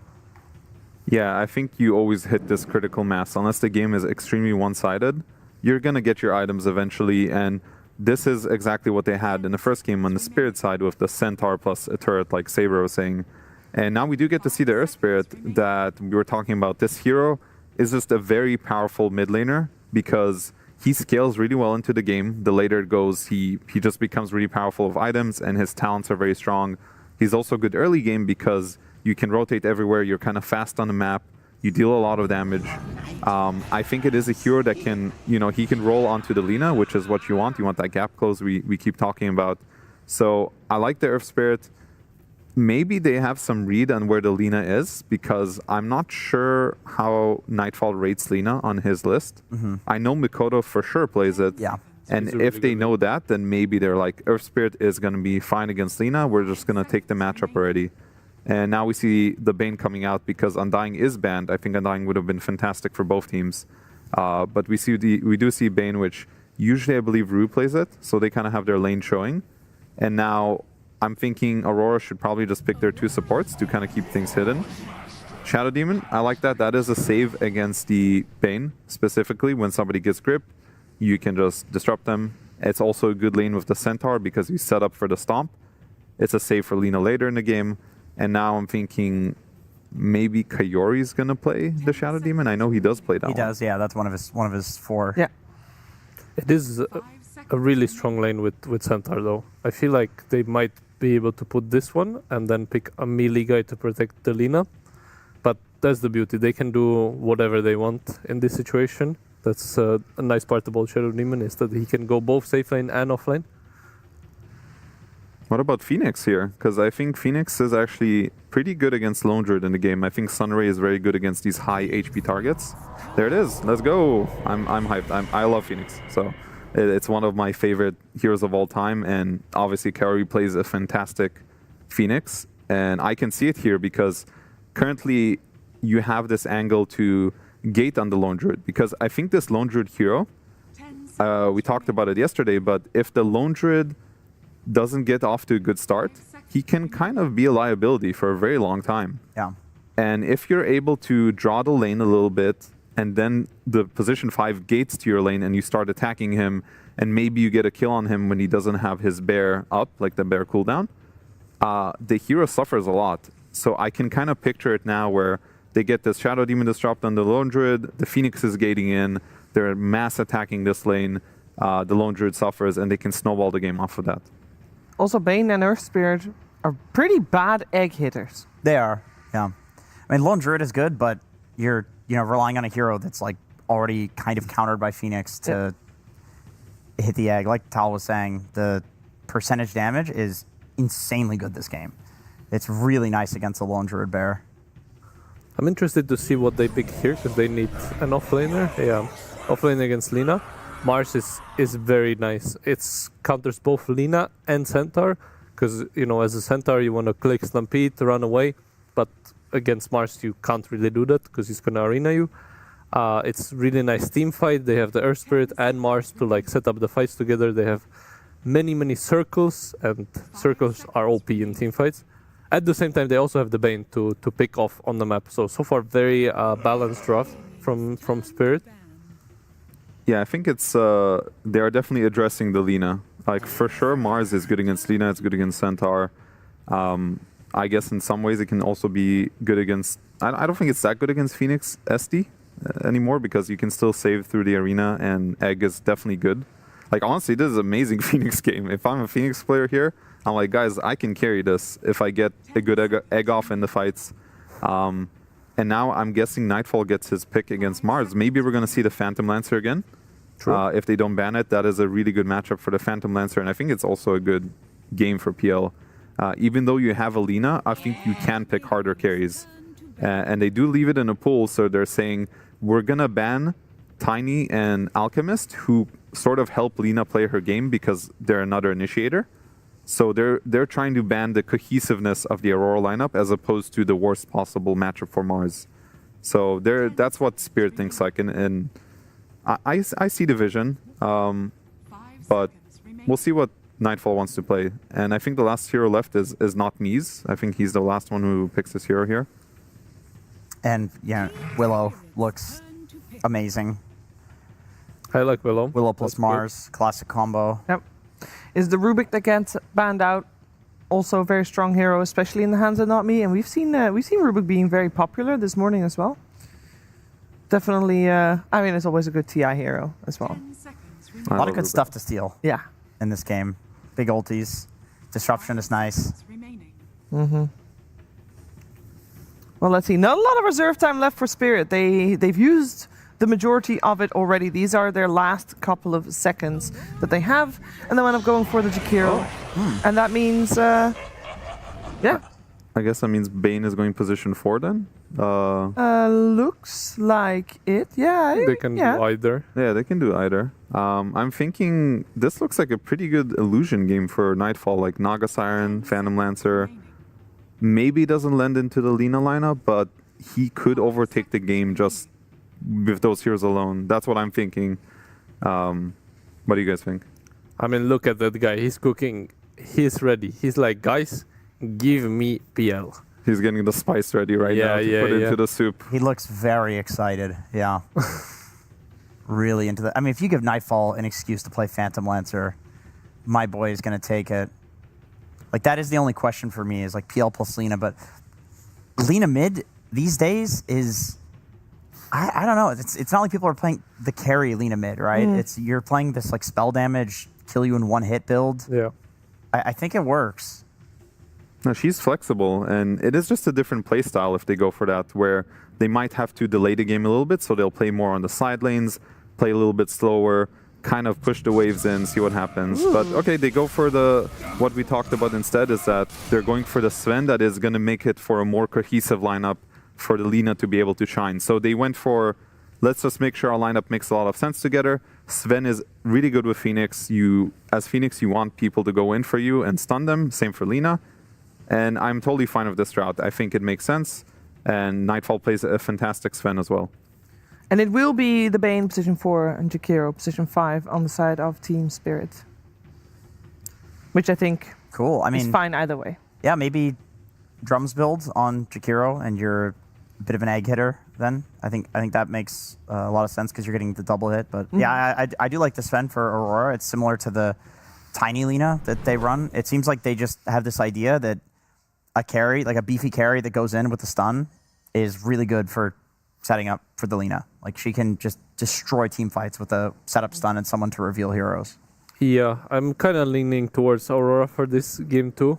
I think their draft is just super cohesive, and it's very easy for them to kill heroes. The Lina can do it solo. The Sven will be able to do it once he has his items. And this time, Spirit does not have their saves. They only have the Bane Sleep, which is a little bit of a save, but not like a real one. They don't have the Tombstone, so it's not easy. Very important question, though, because there's 2 heroes that we see banned, especially against Team Spirit, normally. Lone Druid, Earth Spirit. Surely, Spirit has an edge here because they get those heroes that they're normally so good at.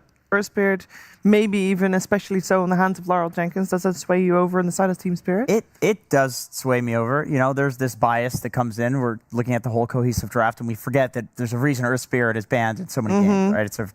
It's a really busted hero. I think the people that are good at it mid can simply take over a game without even considering the enemy draft, right? And Laurel is up there. Like, he's a good Earth Spirit.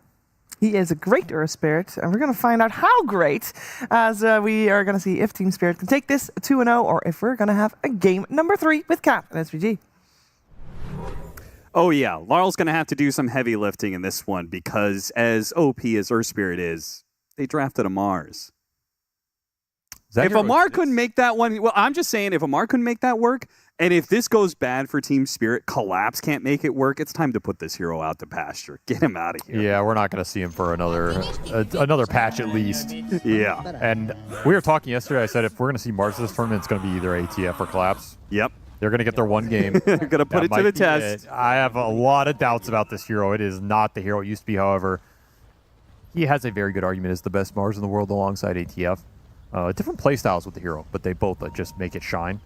He's going to have to really pull out all the stops. He did have a very nice game 1, though. He's kind of in the zone. He is. So maybe he's feeling himself, maybe a little too much. Well, he was in the zone.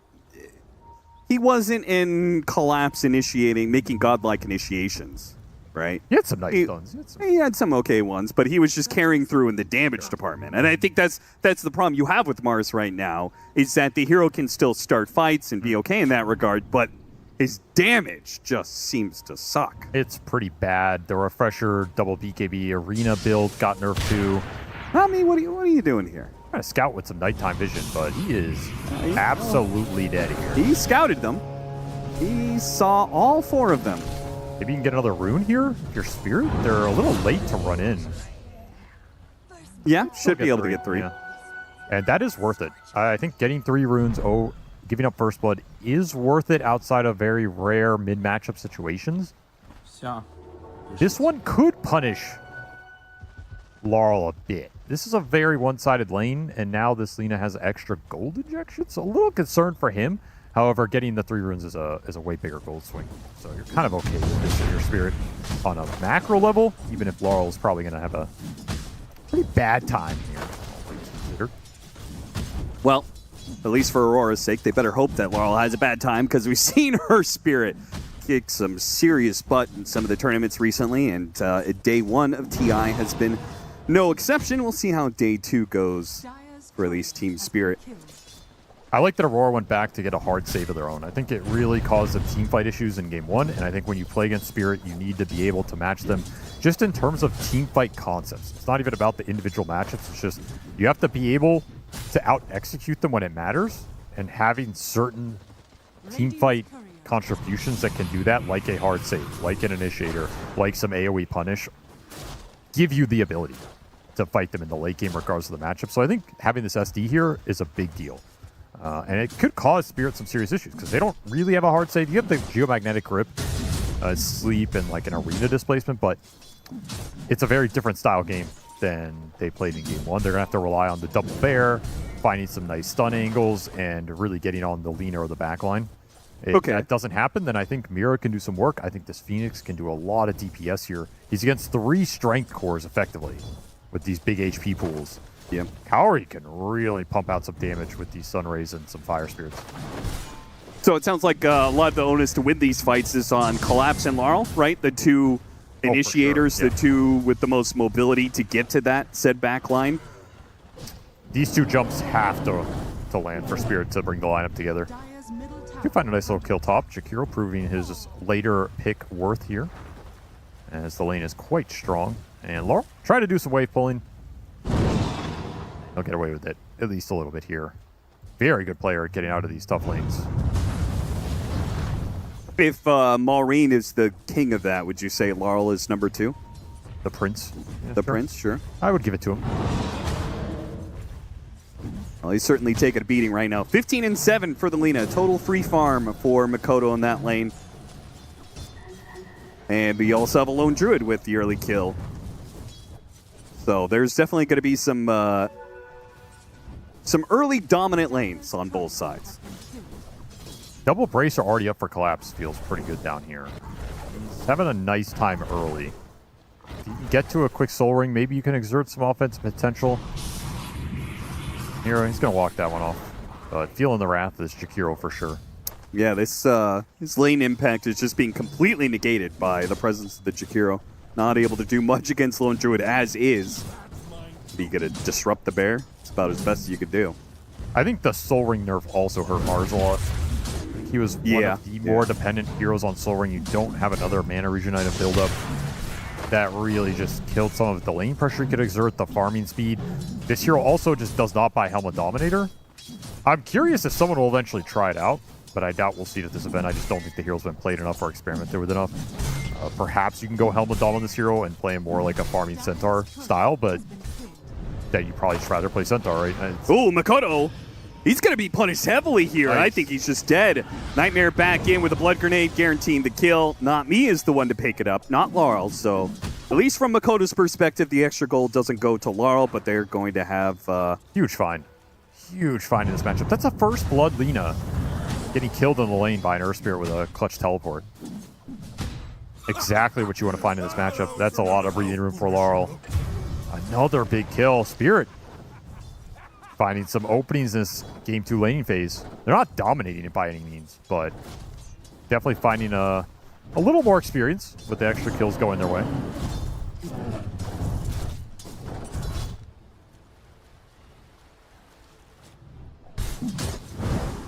Ooh, with Spear there from Collapse, all right. Trying to get the rust off. It's been a while, understand. Mars hasn't been the most meta.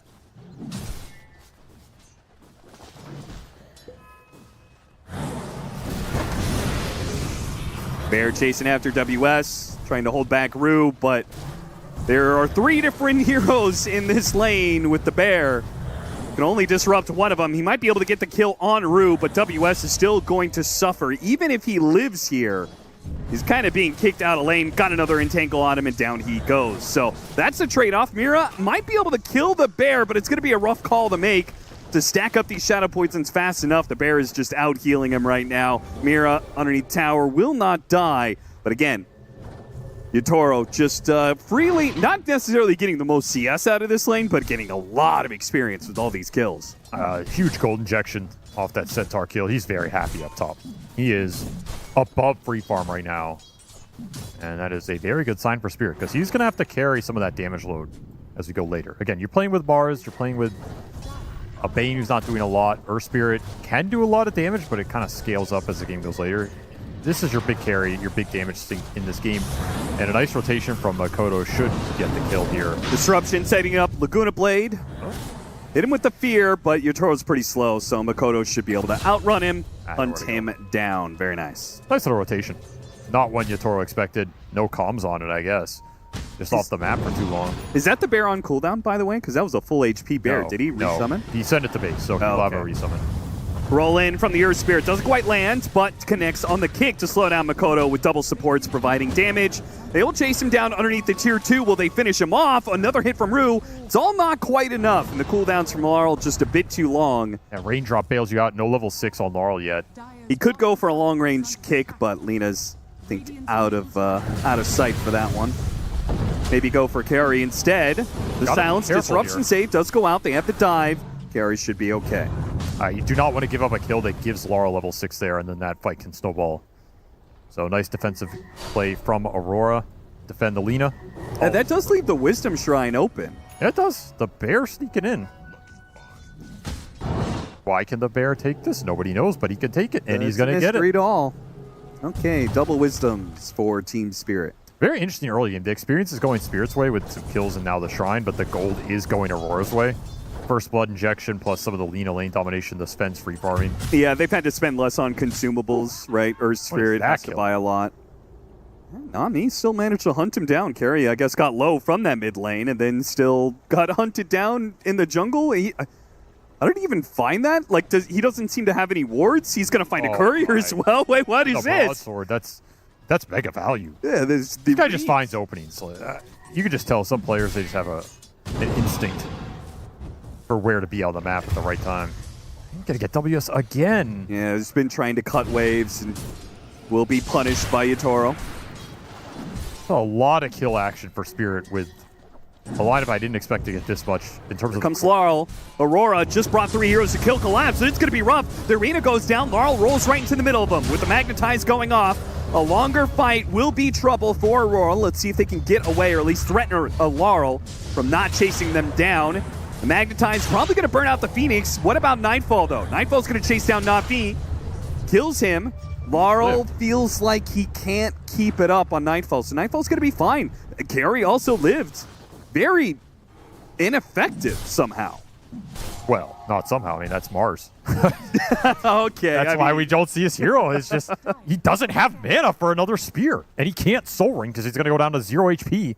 This is part of the issue with the hero. It just doesn't have the same efficiency he used to. The spells are not doing as much damage. It's a little harder to lane. These things add up, especially in pro games. He's still having himself a fine game, but if that's an older version of Mars, you might pick up 2 there. Now they just have to look towards mid. Don't have a Magnetize. Makoto, he's got name damage in the bottle. This is a dangerous point of attack. I don't know if this is what you want to be looking for right now. A lot of wards placed on this mid lane, too, to protect the Lina. He's going to kill the ward under the tower. Oh, my God. Oh, my God. What is happening? Not me with just the most insane D-ward I've seen in a minute. Makoto did kill Laurel with the burnout there, the slow burn. Really nice pickup from Makoto. Didn't even pop the amp damage for it. Just nuked him down. So that is the bigger kill, but not me making it. Yeah, but not me. He's about to set up maybe another kill on Centaur. He's doing work in this game. A lot of little things. Sneaks up behind him, though, with the Helmet Dom creep. If he goes for the Nightmare, he's going to trade it off to the creep.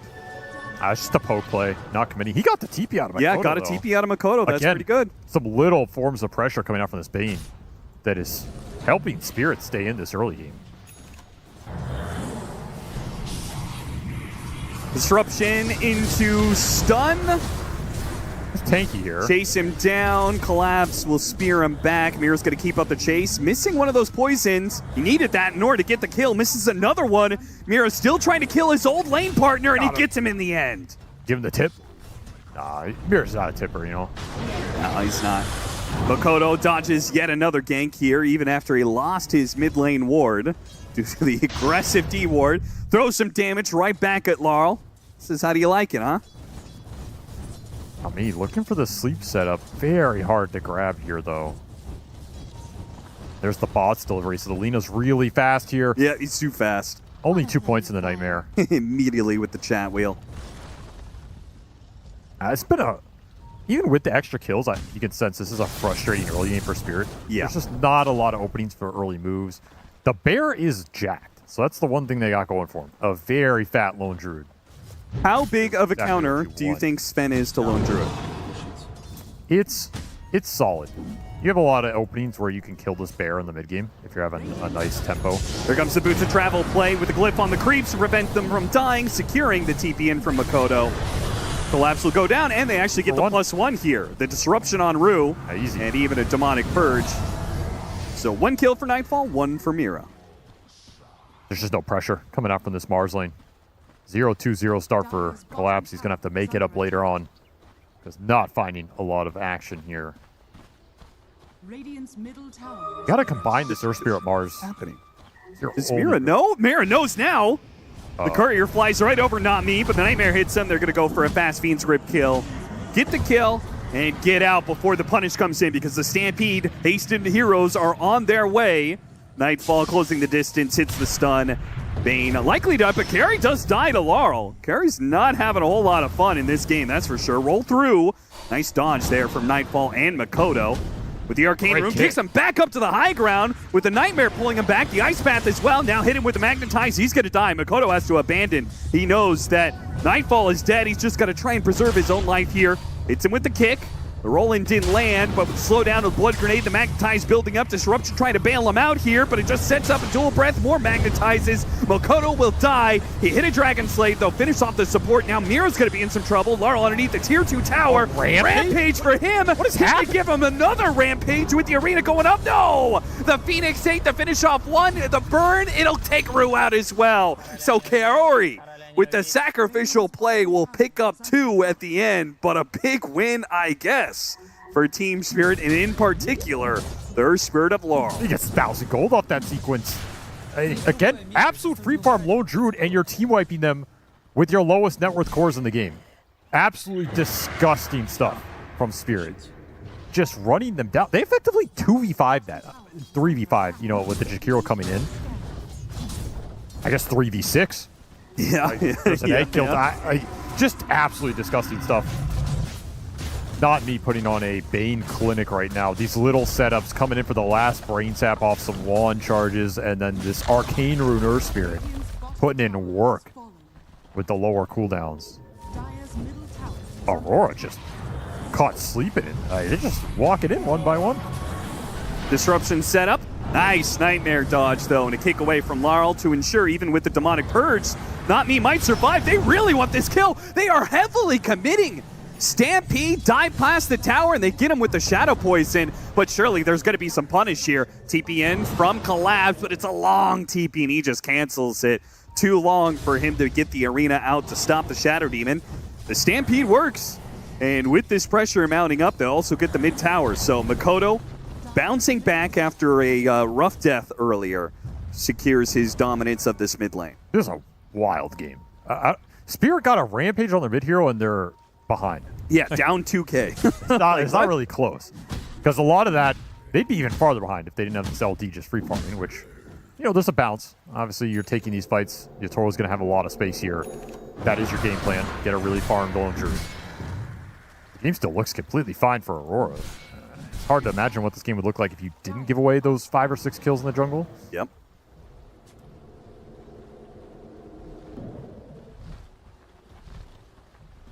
Big plays from the Spirit support duo. They're going to have to keep it up here because the pressure's going to mount. As these next round of items come out for Aurora, the damage is going to be online.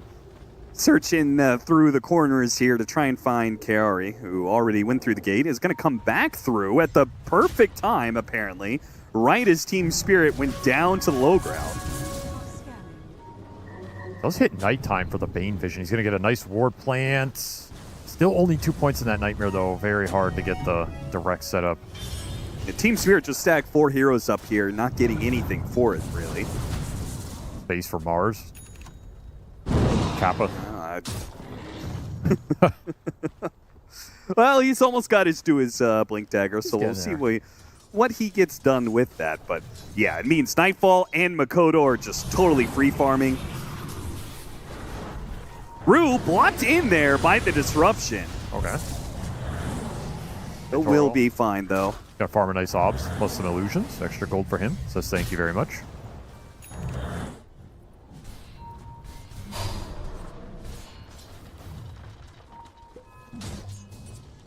Looking for that next power rune, too. This wave will complete the Blink Dagger for Collapse. Blink is almost done for Nightfall as well, so he's about ready to be a little bit more active. You're waiting on that plus the lean ags, and then the fights look a lot easier for Aurora. They do have a window here to kind of get something done. If you can combine this Mars and Earth Spirit, jump the Lina, jump Centaur with Arena, kind of counteract Stampede, those types of initiations could look good for you. You still have to take into account this disruption, which is a big problem in this game. You can certainly look for some plays here. This feels like the start of the game. Not Me. This time will take the speed of the river to get out of here. That's a lot of information. This is invaluable right now. And this is the power of Bane. You run around at nighttime, you get to see some heroes, you get to plant some wards. If they find you, you just sleep somebody, run away. It's really obnoxious. Dire are scanning. You say it's invaluable, but what are they actually going to do with this information? Okay, there's a bunch of heroes in the jungle farming. I mean, what is Yatoro going to do with that information? Ooh, Spear. Barely misses out on Carry as he dives away, but he is surrounded by heroes, goes for a TP out, but the nighttime vision of the Bane will find him. Little things count for a lot. Just a little extra golden XP for these heroes that are not farming at the same rate that the Centaur Lina are. So you got to get a little extra something here. And they're going to try to make a fast play off that. Numbers advantage, no egg in the team fight. Look top. Going to go straight in on WS. Carl with the Invis rune. Initiates on WS. Hit him with the Ice Path. Got to make sure they can stop the Stampede, and the roll comes in time. That little bit of stun was enough. They needed it too. The Magnetize got instant dispelled with early Lotus Orb. Got to be a little careful.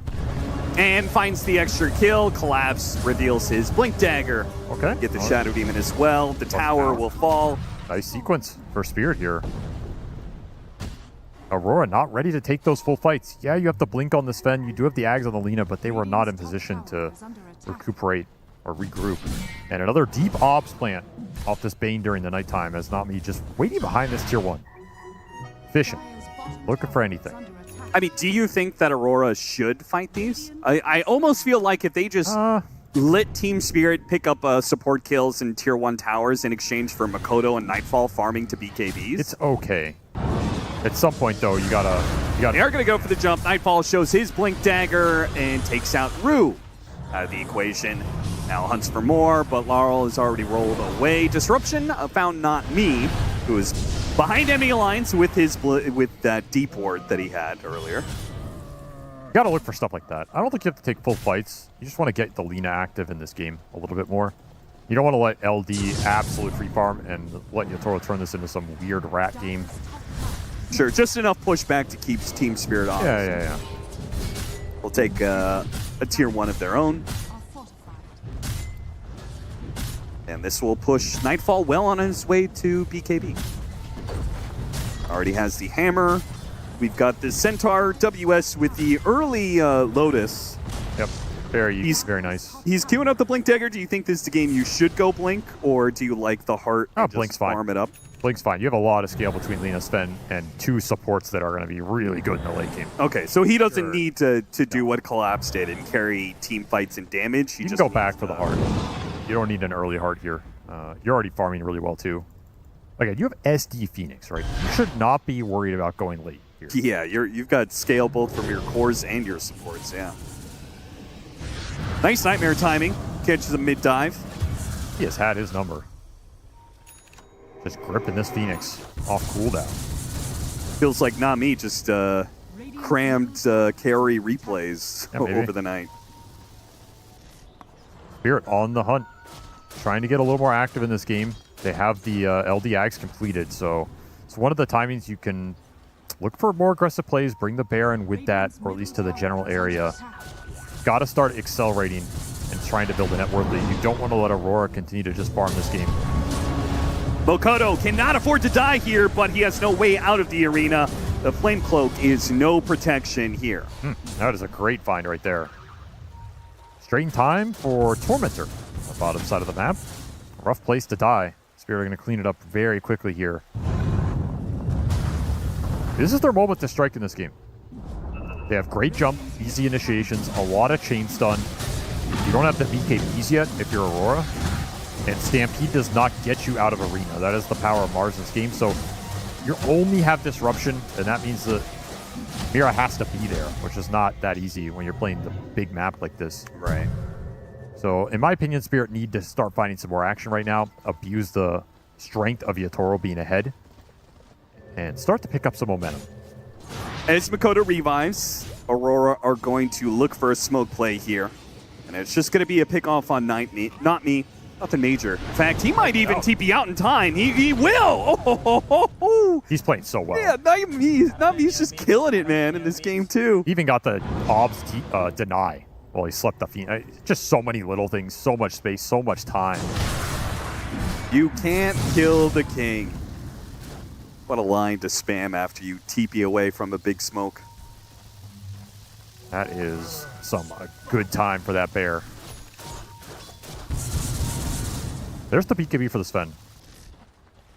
Yeah, Aurora, no matter what's kind of happened with Team Spirit finding kills and so on and so forth, and these little Bane shenanigans, they've had 3 different cores on 3 different parts of the map. They're farming very efficiently, which means that they have never been down in net worth, really. Like right now, it's Spirit up by 1K. not much to really worry about. I don't think this game's going poorly for them. You can just feel they're getting outplayed on some of the little things, which that's Spirit's MO. They're very good at that. Going for the bear kill. And they should have it here with the stomp from WS securing it. 325, not too bad. Instant resummon. See how aggressive Yatoro plays with it here. Can die again. Or really want to focus it down. WS, nice play with a neutral creep. Hits him with the Congregations of the Deep. The follow-up stomp. Now a disruption to catch the Bane as well. Not me. Not going to get out of this one unless he can Nightmare up to the high ground, but Nightmare doesn't go that fast, sadly. This is where all those little plays by Spirit, yeah, it gave you some breathing room to stabilize the game. Doesn't necessarily help you win these fights on the map. I think this Aurora lineup's still really scary to take head-on if they group. Yeah, and I struggle to see how, like, Lone Druid is an amazing carry. But is he really going to be able to contest Sven, Lina, Shadow Demon, Phoenix? Like, not on his own. It has to be some really nice teamfight execution. Again, the stuns have to land between the two big boys going in first. You have to find a high DPS target at the start. Can't afford to lose the bear here. That's a little greedy. Takes the Ancients, but now will be punished by the Demonic Purge. So that puts the bear on cooldown. Got aggressive with it. That's 40 seconds. Do you feel like this is a time where Aurora should smoke and go for a play knowing the bear is on cooldown? Or is it whatever? You can just farm. It's whatever. You don't have God Strength. You use Laguna and Purge for that. Okay. I don't think you're pressured in this game if you're Aurora. Yeah, I agree. I would feel very confident scaling here. I see Mars on enemy team. I'm like, I knew it was going to go back okay, to let's the just go Mars. late. What is this guy going to do in the late? I refuse, I should have confidence my Centaur is doing more than Mars in the late game. I should have confidence in having the hard save in this game. Having the demonic purge in this game. Having disseminate is great in this game. Yeah, Fire Spirits and Egg. I think it's hard for Lone Druid to fight into that. Yes. He already has Shivas, by the way. As much as Cowrie died, he found a lot of farm. Now with the extra life on Nightfall, Team Spirit will retreat a smoke that finds nothing. Is God Strength on cooldown? Can maybe start something? You have your BKBs here. That's why I'm looking at it. BKB Mars, BKB Earth Spirit, both done. It's this Spirit's time to get something done. Trying to go for an execution on a support, but they may still catch him. Stampede goes off. Shadow Demon trying to get away from the bear, but the roll in, or maybe the God's Rebuke from Collapse. TP attempted, but Spear will deny that. Collapse in the right place at the right time. A big find. This is the power of the bear. These two killers in the Earth Spirit and the Mars. Yatoro brings back the bear. LSA hits the two of them, but they have to fly out of here. Makoto actually doesn't have the power of flight. He has to go BKB, TP out, but the Entangle will stop him. That's costly. That is a big misplay for Aurora. I think they just got baited a little bit. You see this LD hero under the mobs. It's so tempting to go kill him. It's supposed to be a free kill. But I mean, it's just so deep. I also think that killing the hero is kind of whatever. I've seen this before. The bird gripped. The bird down. Yeah. Not me continues to terrorize Carry around the map. Aurora bleeding some big kills right now. The story of this game.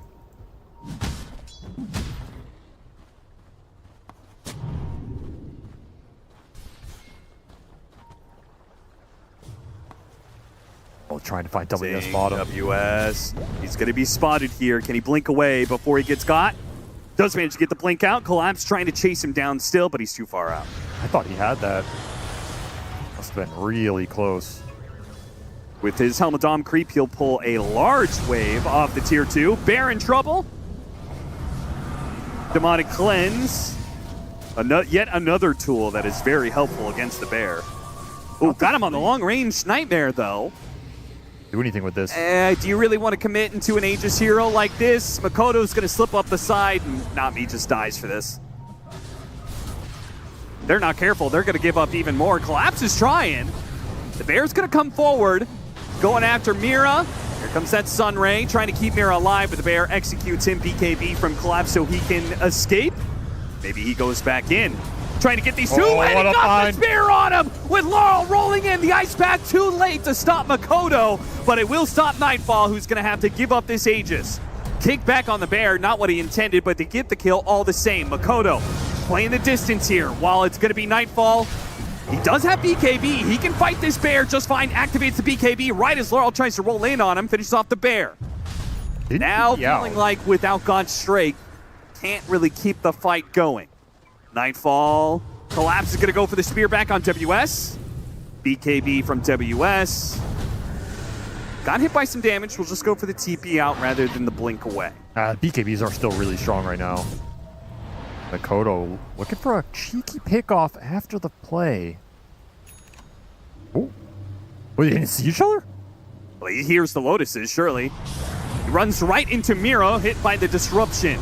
Lena's gonna try and come in and help out with this situation with Nightfall also here. It looks like both cores may be in some trouble. Laurel gets the roll away. The bear TP's out. Laurel, he's good, only losing Collapse there, who did have a killing streak. That'll help Mira boost up his net worth. Aurora, I think they've been a little frustrated in this game, and now they're done messing around. Like, all right, well, let's just start looking for some kills. I don't want to run away from this bear all day. I don't want to get killed by this Bane all day. Nightfall is coming alive here, 7-1 and 5. He has very strong kill threat on pretty much anything in this game. There's not a lot that stops Sven just jumping in, hitting you 3 times and you're dead. Right. Pretty bad matchup for the Mars as well. Dire's top tower is under attack. Really comes down to how much damage the bear can get done. Maybe at the start of a fight, finding supports, things like this. We really haven't seen great supernovas because Kaori's been focused a lot at the start of these engagements. He might just want an early Aeon disc or something in this game.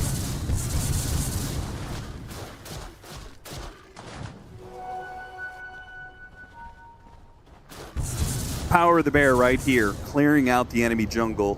Oh, he's fat. Little concern. And Aurora, we're seeing them group up a lot more. Seeing them play around. I mean, these supports pretty much have to be around Akora at all times because the bear will kill them in like 2 seconds flat. Nice smoke break. Spot's not me. Burns him out. Nightfall looks for more in the triangle. Doesn't find anything immediately, but if he goes far enough, might spot Rue. Got him on the stun. Makoto will follow him in.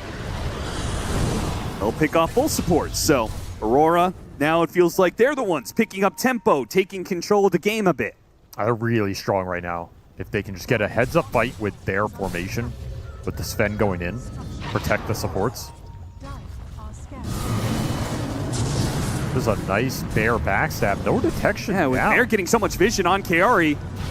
Kaori, can he get off the dive? No way. And they got the spear on the Nightfall. That's nasty. Makoto from the high ground, though. He's going to try and deal with the bear.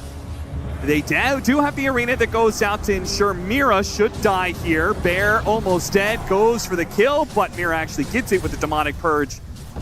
Trades away his life for that one. So the 2 supports get executed by Team Spirit. They don't really lose anything for it. A bear that put on cooldown. Who cares? Yotoro's got another one. I still think there's a lot of deaths on this Aurora support through this game. And they're not really respecting the jump and the backstab potential from the bear. Yeah, how are you sieging that tier 2 with no sentries down? It's to spot just, bear, right? We haven't seen supernovas, and it makes a big deal. It hasn't felt super disciplined here. And, you know, it's not that it's changing the course of the game drastically, but this Earth Spirit is getting a lot of extra gold in this game. It's quietly been a really nice game from Laurel. 9-2 and 9, 200 CS. He's 3rd in net worth, which is just prime position for this hero to continue to be a menace in the late game. Already level 20. These talents on the 20 and 25 are what make this hero a menace in that late game. He's a beast. Like, this is the extra scale for Spirit if he's having such a good game like this. This isn't looking as good for Aurora as I thought it was, given the position of the Sven and the Lina. It feels like they're giving Team Spirit more of a chance. Yeah, right? Because almost at this point, it feels like it's guaranteed we're going to see the broken Earth Spirit level 25. I think so. Because he's 20 at 32 minutes, right? This game is probably not going to close out quickly. You already have the level 20 talent on the Mars, too. These are big deals for these heroes, because you really need to land these stuns and make them count. Head-on clash. And if he hits that spear, they've got an Aghanim Scepter on the Jakiro. Oh yeah, there's some damage follow-up. We're going to go for the bear with this smoke. Didn't find any heroes. BKB, and they've got nothing to stop it, so. That's a God Strength pop. Spirit might try and do something on the back of that cooldown. Roche can spawn as well, so it's not a bad time to try and just go for aggressive smoke and clear out some of the map. Minute and a half on that spawn. Pretty quick. What do you think about Collapse's Lincoln's build? It's a good Lincoln's game. There's some really nice spells to block here. It might not be as much for him as...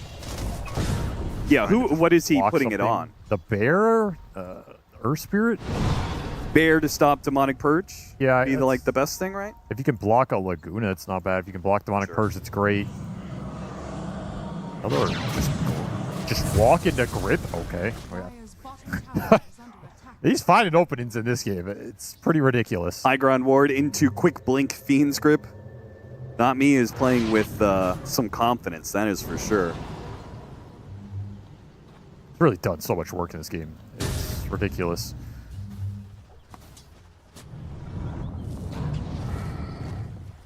Maybe we'll see Makoto start to bring up that late game Lina threat where he can pick some heroes off and kind of reset position, that assassin style, where the hero can become a menace.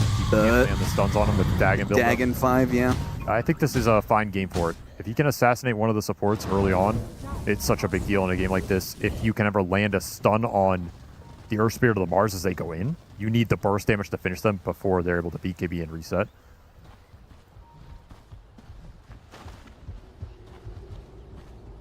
It's going to be a pretty fast Roshan spawn here.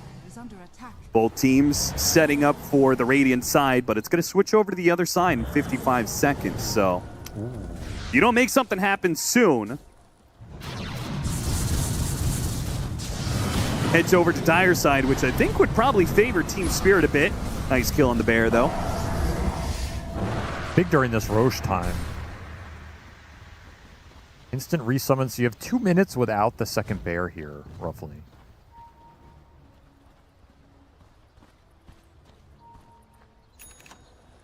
Trying to finish Satanic on Nightfall would be a big upgrade for him to just be able to sit in the fight, tank some of the stuns, and still survive. Collapse playing with the bear. He can hit his spear. The bear can kill most things off of that spear. Maybe not WS.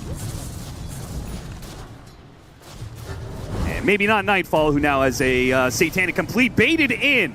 Collapse in some trouble. Nightmare isn't going to do too much. In fact, it only pulls Bane out of position. I didn't want the Ice Path, though.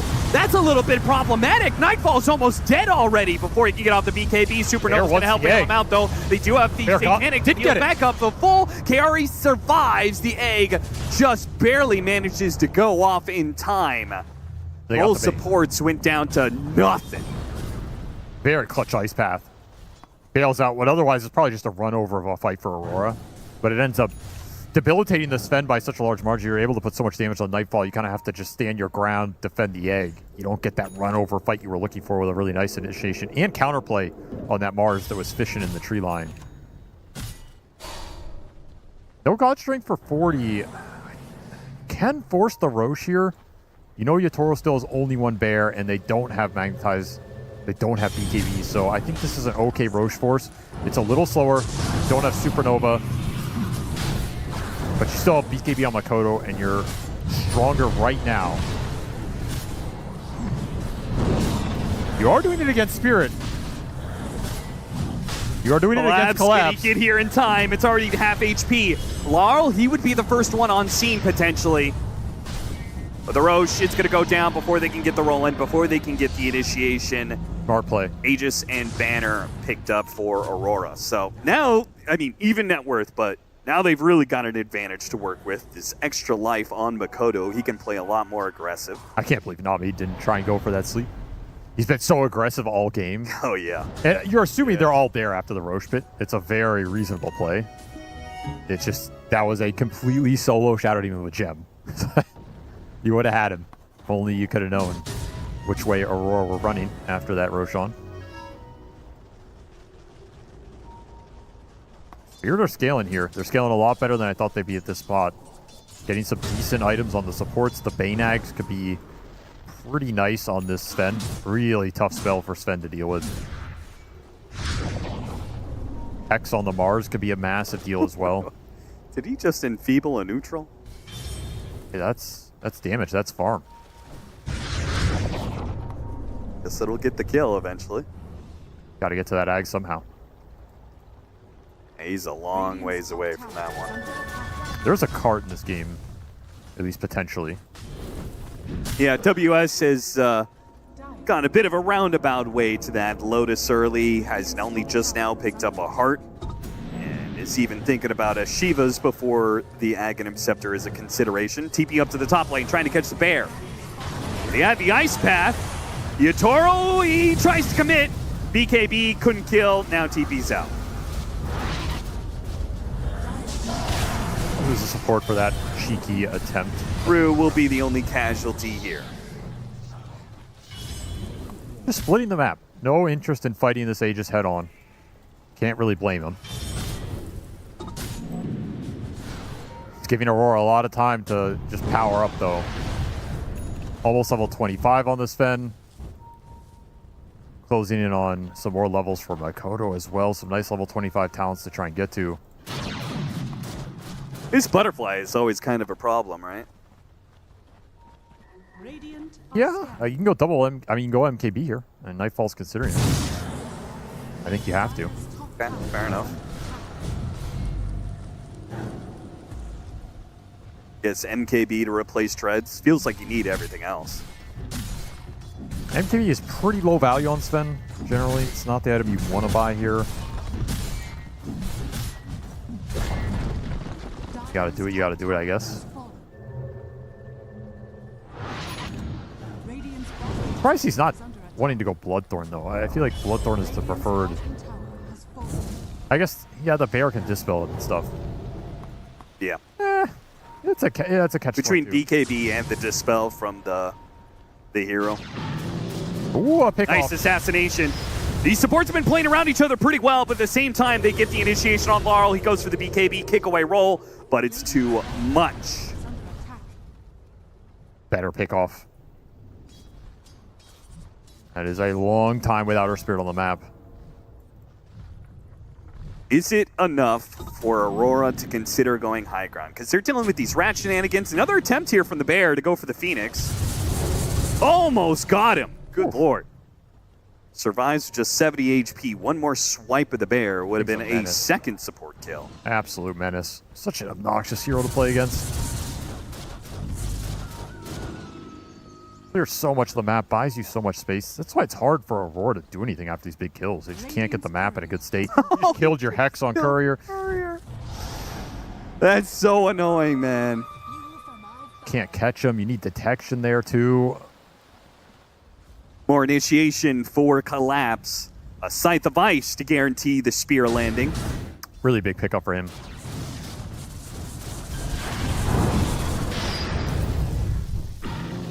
Take that. Which means the BKB usage from Aurora has to be really on point. Yes. Which is something that I think Nightfall, like part of the reason Nightfall is known for his BKB TP play, right, is he's very conservative with using BKB early on in a fight. Which might just catch him off guard. You gotta save it for the Nightfall. Exactly, you have to save it for the Nightfall. So that means there's a chance that he tries to make some sort of play, just gets hit by the Scythe Spear, and could get 100 to 0. Use the memes against him.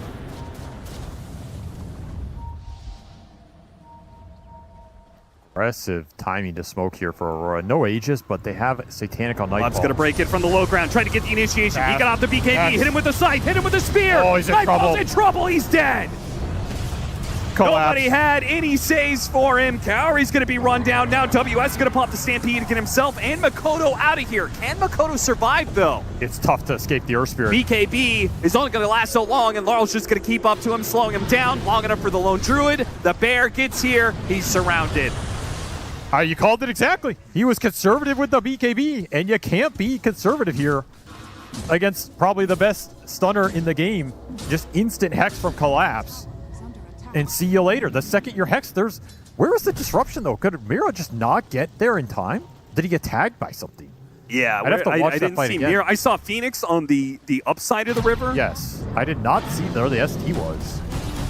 Oh, they're gonna get even more. This is nasty. It's both WS and the gem being dropped, which is crucial because that is how the bear hunts down these heroes. He has no buy. Sven has no buy. Team Spirit, all of a sudden, I mean, this is a dead even game for 40 minutes, and Team Spirit might have just cracked it open. This is 2 lanes. Potentially more. There's Nightmare another initiation. Got him on the 4-staff forward to make the kill even easier. They're collapsed. Aurora are just falling apart. They're getting collapsed. That's the LD gameplay. If you fumble once, this hero takes advantage of it at such a fast pace. Your base disappears, objectives disappear. You can cross the map so quickly. 2 lanes to barracks open for the taking. There's a tier 2 at top. So it will not be a Mega's threat here. Aurora will not have to expend any buybacks, presumably. Unless Yatoro, why not, really takes it to him. 1 tier 4 already down. Nightfall is up. The damage. There's no glyph here. You gotta go. He's gonna go for it. Buyback is gonna be used on the Shadow Demon, trying to keep this bear here. Got him to the side. Now the Fiend's Grip. Now the fire, and he's dead again. Nightfall dead before Makoto even comes back up into play. And Team Spirit might just end the game here, and now they're done. Aurora collapse in under 3 minutes. A dead even game into a one-sided domination. Collapse does it again. And some of that you have to point to Nightfall just being a little too conservative with the BKB. Sure, some of it is you're probably relying on the SD disruption to bail you out. Like maybe you're going to go and bait some stuns, I get disrupted. None of that was there. They just got caught off guard. Spirit playing decisive, quick. They know what they want to do, and they are looking quite juicy in this series. Team Spirit looking very good with the 2-0 over Aurora. Yeah, that was blinking. You miss it there for the ending of that game. You can see the devastation on the faces of Aurora. This game felt very close, very even. It could have gone either way, and then one mistake, Saber. That's it. It's all over. And this is the problem with playing against Laundroid, is that I feel like Aurora was playing very solid. They were always in position, in formation. They were like killing the bear many times. But the problem is you slip up once, the Mars found the Sven, and then it just kind of snowballs from there. And I don't know, Spirit in their TI form, it's incredible how well they're playing. Yeah, I mean, that's exactly what I was thinking as I was watching the game.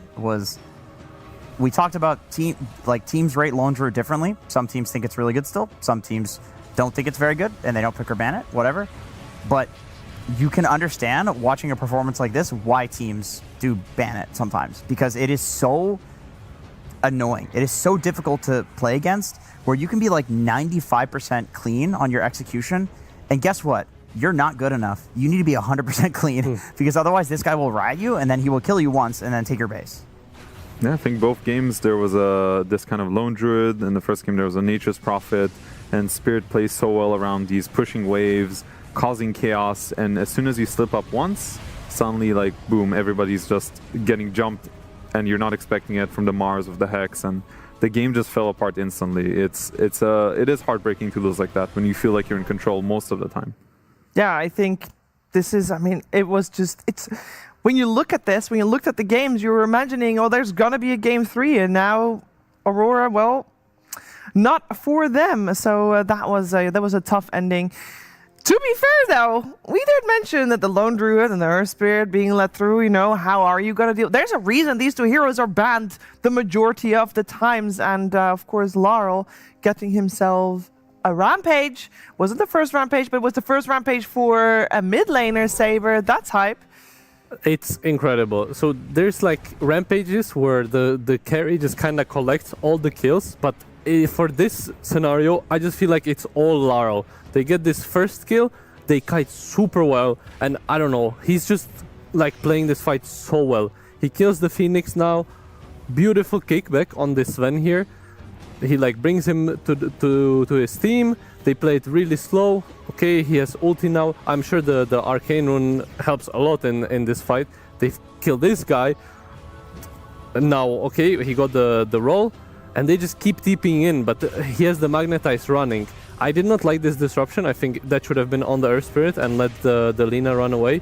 But I don't know, man. The Laro just played this fight so well, and he honestly got this rampage like single-handedly. Like his team did not even like do much. Okay, now obviously this the Jakiro and the Mars are helping, but until then it was just Laro show. Yeah, it was at some point. Well, it ends in being a 7-for-3 because Shadow Demon and Phoenix do die twice during that engagement.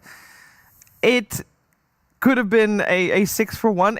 It was a crazy turn because at that point also we thought the game was still fairly even, but the writing was on the wall a little bit there, and you see the scoreline. It does look pretty damning, and we could only go for one player for the MVP. We have to go for Law on the Earth Spirit. You have to. If a guy gets a rampage, I feel like you're obligated. A minute as a panel. 12. It's part of the rules. Yeah. Unspoken rules. Unless it's the carry. If you're rampaging as carry, like it's okay, it's cool, but it's not as cool. If he gets it at minute 12, it is cool again. Yeah, that's true. Because there's definitely sometimes during late game he is supposed to kill everybody. Yeah. That's his job. It's nothing special. And then it's the supports that get the MVP because they got them to that point, right? Yeah, I mean, both supports did play well. I think Not Me, he had a lot of really great setups. I think he had Kiori's number the entire game. So like you have these like mini games within the game, like the pause 5 versus the pause 4, and I feel like Kiori kind of got smashed. As much as I was cheering for the bird, I think Not Me just outplayed him the whole game. So he was also in contention for me as an MVP. Absolutely. We have one more clip we want to show you because at some point we did see Aurora bleeding a little bit, but also Team Spirit was just very on the ball. Jenkins. Yeah, one of the coolest things about watching Spirit for me, and we saw a little bit of this watching Falcons yesterday, like any high caliber team, is that even when playing into an Aegis where you would expect for split pushing to be happening and dodging, Spirit understands this. They understand that Aurora is going to split up. They just took Roshan. There's still going to be opportunities, and there is always that pressure on the map where they will fight you. They don't care that you have Aegis. They're making the calculations. They have their heroes as aggressively positioned as possible. And in this fight, they end up getting 3 pickoffs when Aurora is winning, when Aurora has Aegis. And it's really cool to see. And it also plays in to the heroes that they picked. They picked a bunch of pickoff heroes. So even though they're supposed to play scared, by Dota theory, because they don't have Aegis, they understand that they also have heroes for killing other heroes. So they're just going to be as far forward on the map as possible and look for those opportunities. Even if it's like a fraction of a second you give them, they will take it. Well, the nature of a Swiss format is that as you go forward in the rounds, you go up against tougher and tougher opponents, and Team Spirit right now is 2-0. And that means that later on today, in the third series of the day, they'll go up against another team that is also undefeated. So that will be a very exciting match. And of course, we don't know that matchup yet because not all the series of the first round on all streams are done. So they get to wait a little while before they find out their opponent, and we get to move on also into our next round of games for the other group. Now, in a little bit, we're going to have Boom Boys versus Vision coming your way. But before we get there, we are going to check in if Collapse feels as confident as he looked here at this TI as he checks in with Pyrian. I'm here with one of my Dota heroes, Collapse.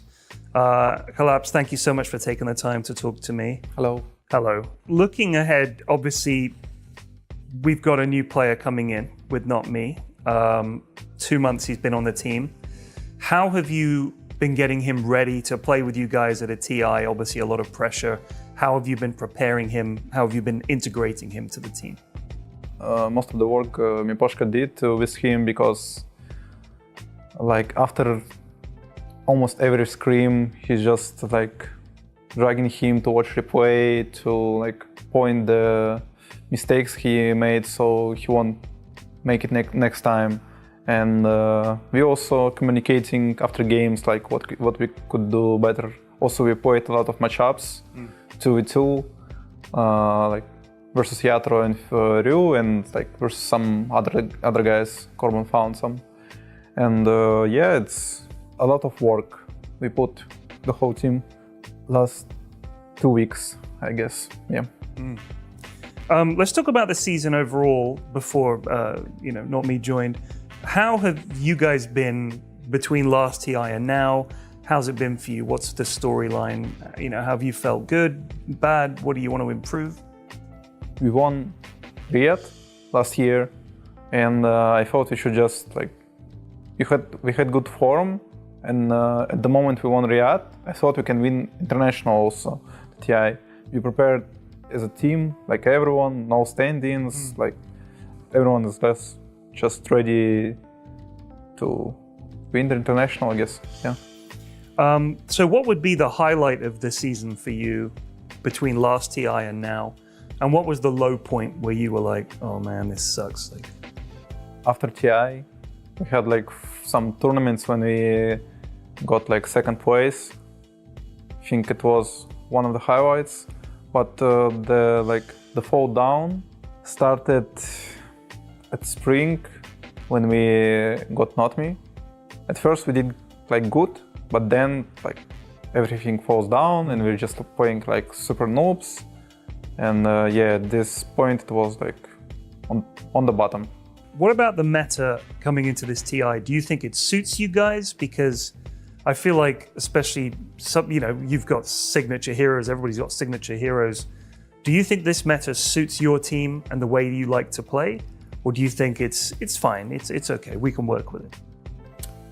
I don't remember like any meta in this year suited like any team.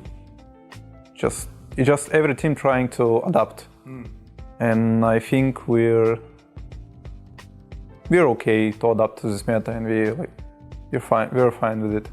It's like we have strong heroes, like meta heroes. We can play with them. We can play versus them. I think we're Gucci. Good stuff. So if you were coaching a team, let's imagine there's a future where you've retired.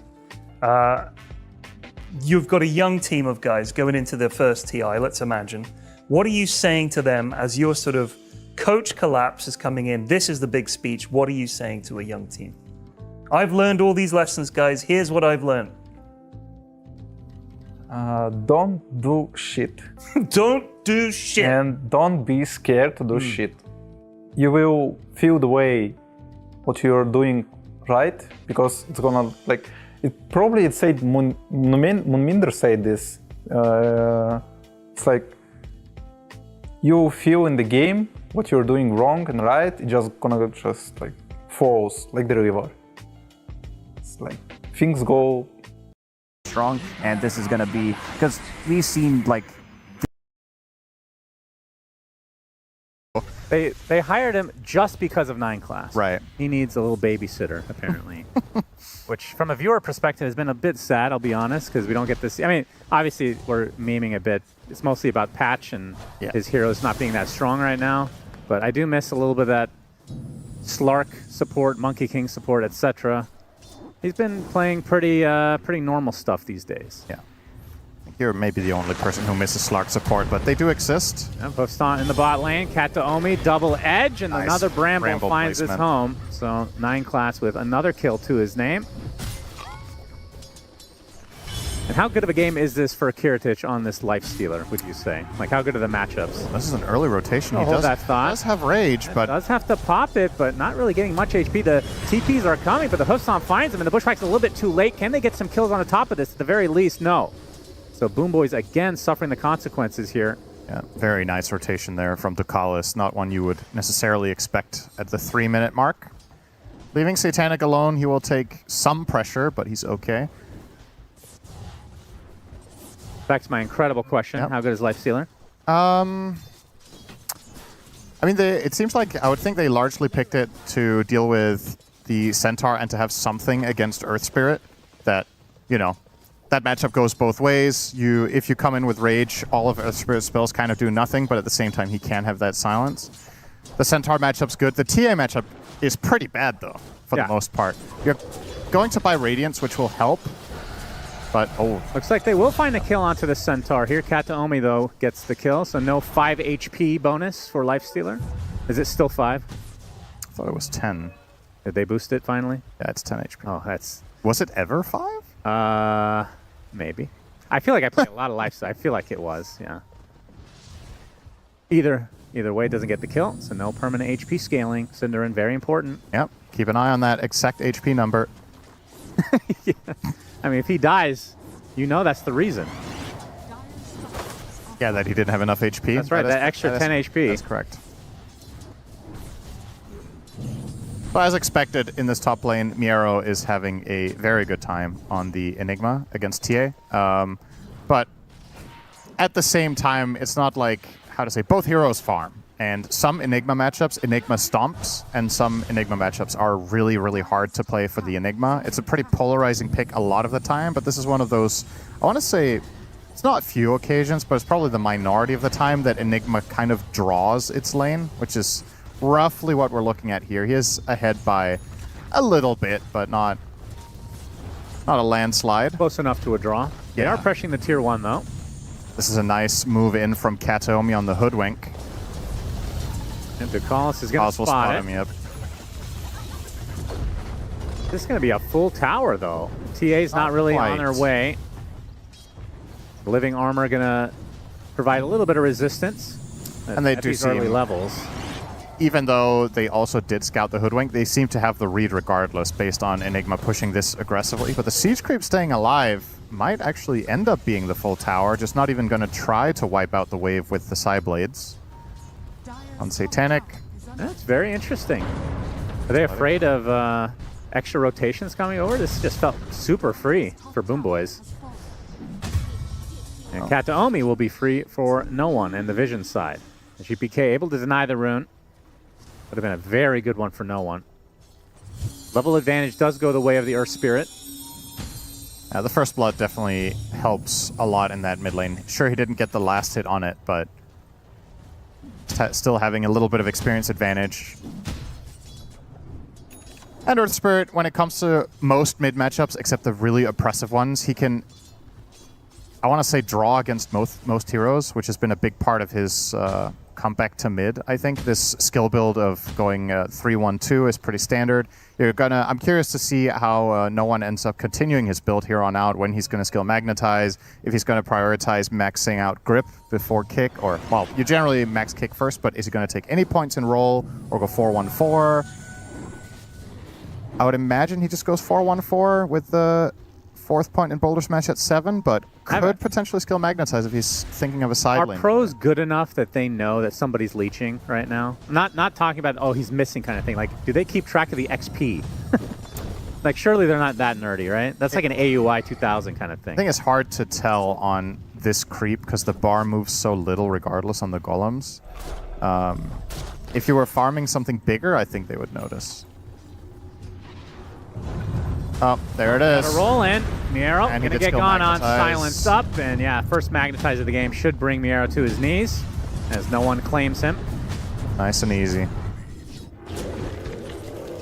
And bot lane, Kiritich applying some pressure to 9 class, will be able to get this kill. Living armor. And living armor does keep him alive a little bit longer. He wants that 10 HP desperately, won't get it. Denied again. Kiritich could have 20 extra health right now, but instead, well, does not.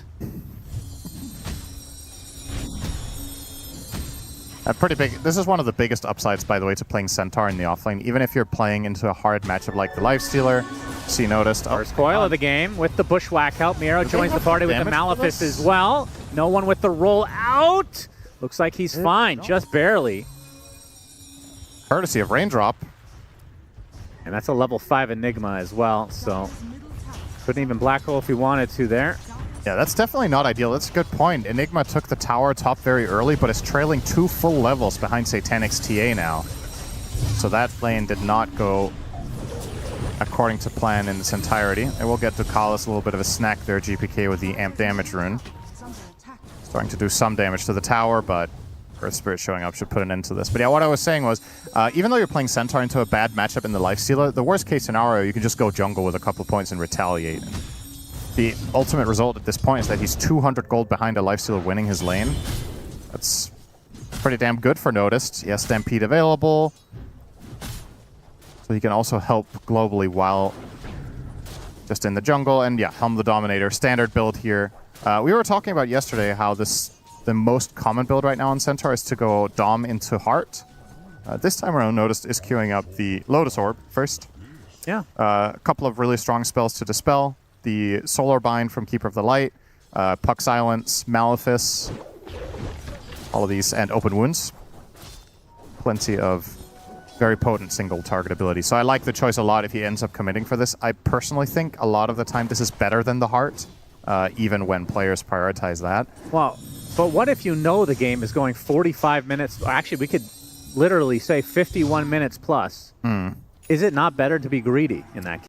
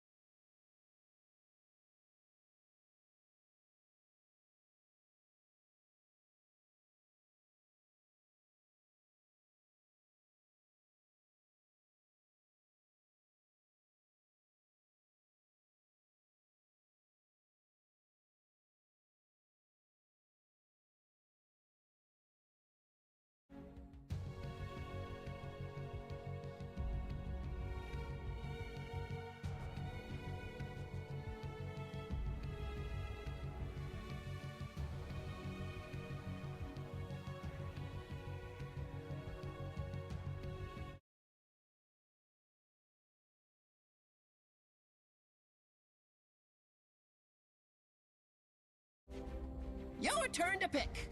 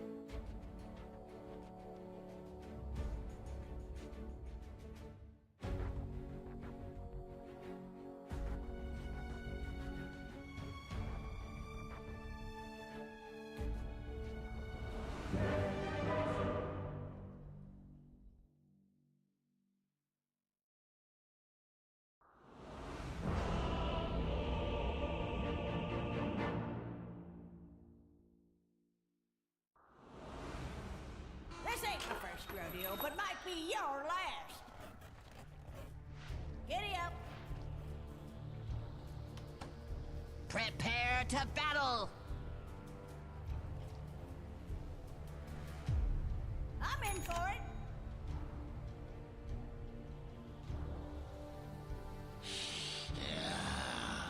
It's in the bag.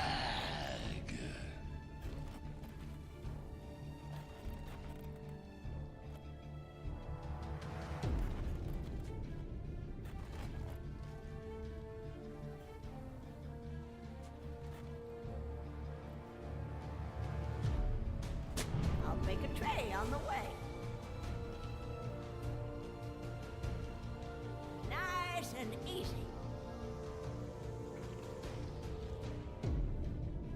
Get along.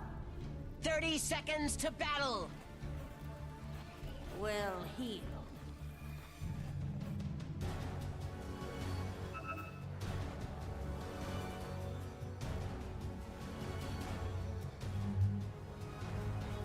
He'll find his way. Let's ride. The battle begins! Who's making that gall darn wreck? I'm under get a load of this. Making tracks. In the powder game. To pay dirt. Oh, we'll get there. Hacking iron.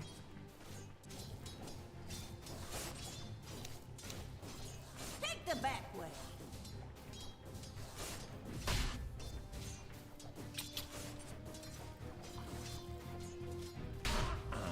Look at his blood. Ow, that hurts. This ain't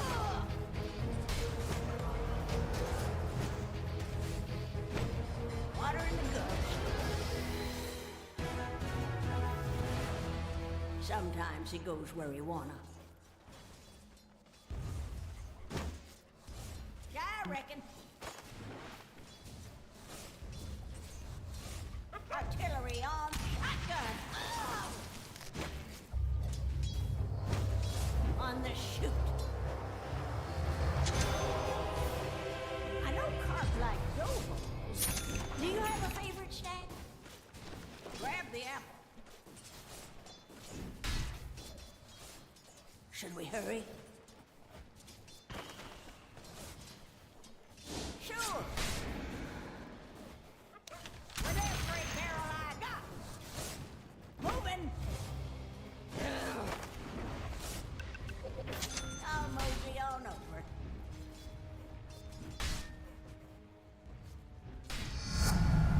Always did it the right way. Yeah. 4x4. Mortimer will get us there.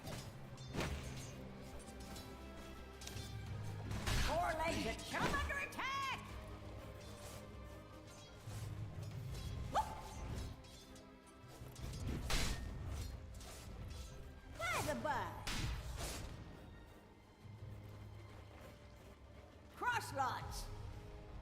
Your top tower is under attack. Which way, Mortimer?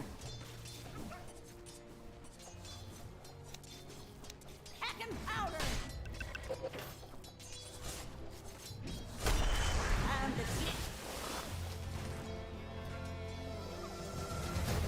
on the dusty trail. Kickback style.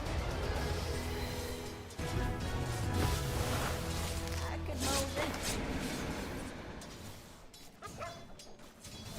Nice shot.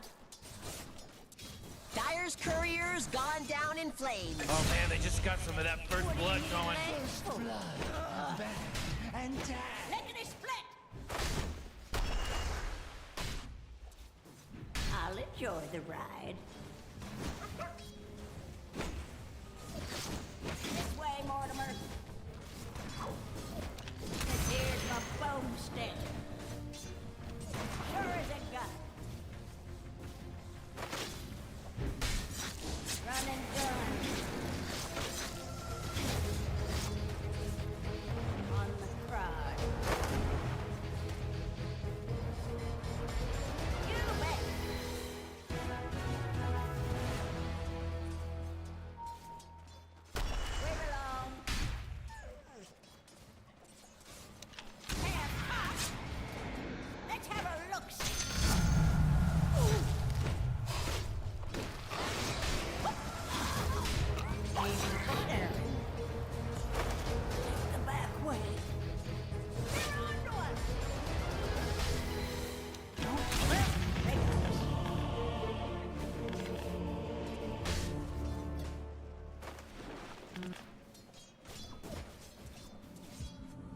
Radiant's courier was caught in the crossfire.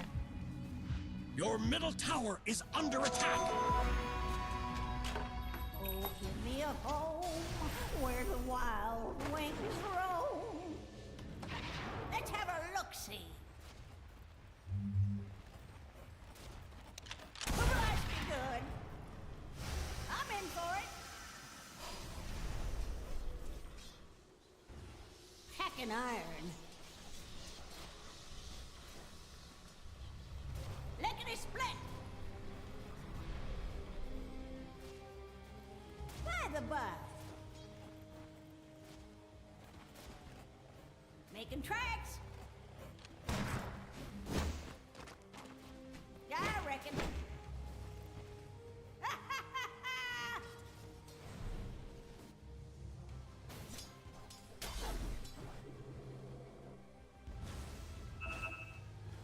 Run and gun. Sentries save lives, you know. Should we hurry? Draw a bead. Sure as a gun. Good for close quarters. Which way, Mortimer? On the dusty trail.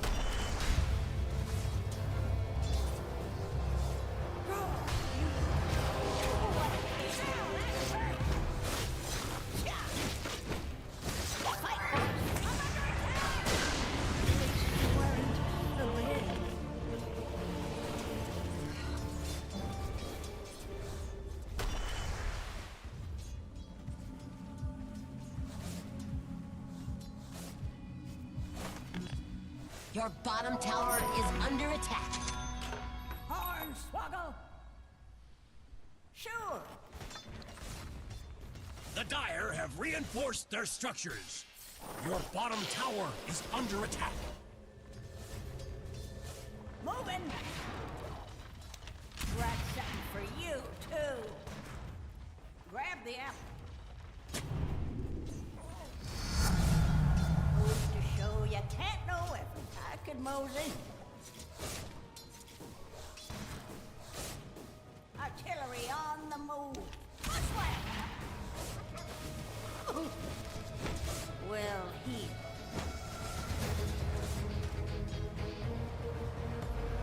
Water in the gulch.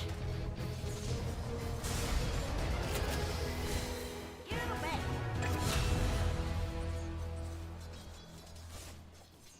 Let's ride.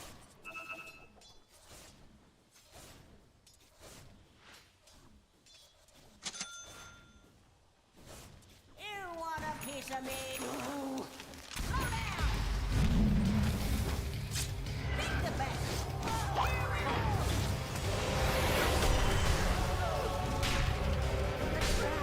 Whoa, killing spree! Oh!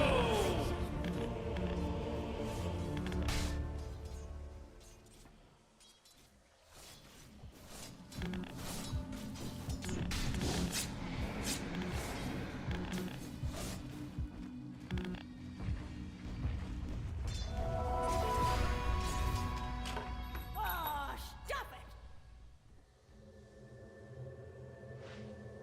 He'll find his way.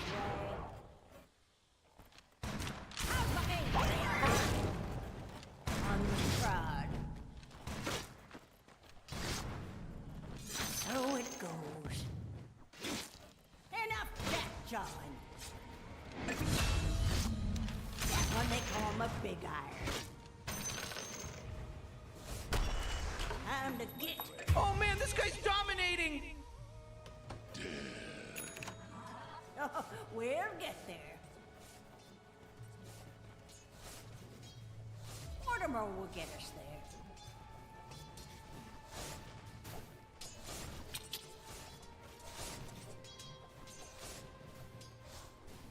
Nice and easy. This is how you'll eat this. High caliber. Wait along.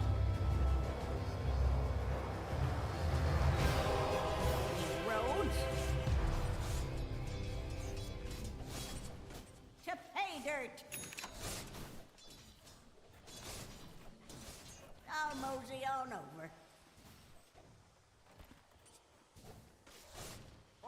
drive forward. Get along.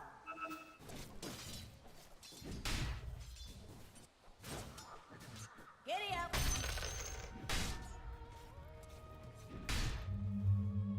I'll enjoy the ride. 4 legs are churning. I'm under attack! This way, Mortimer. In the powder game.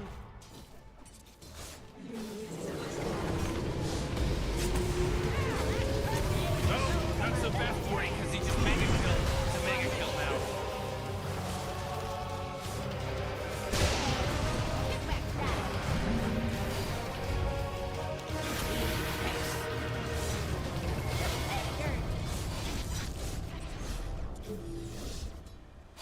Should we hurry?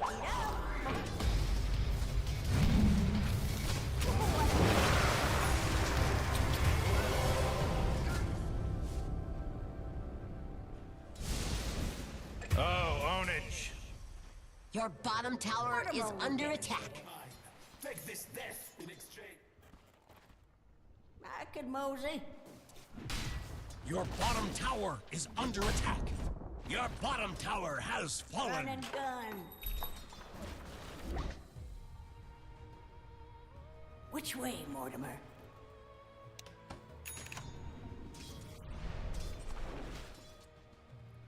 Giddy up.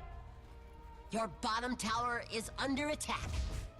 Dire's structures are fortified. Oh, so good for Bam. Those are mine now. I'll mosey on over.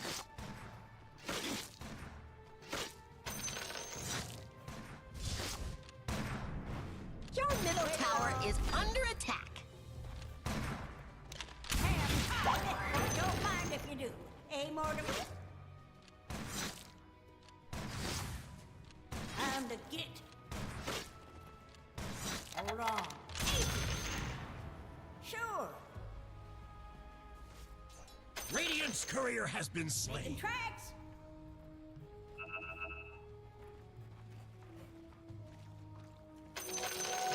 Bounty. Cha. Ownage. Let's ride. Arcane boots. Get along. Yeah, I reckon. He'll find his way.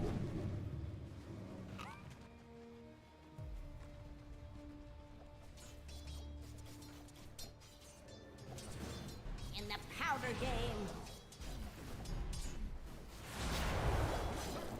You bet. I'm under attack. Water in the gulch.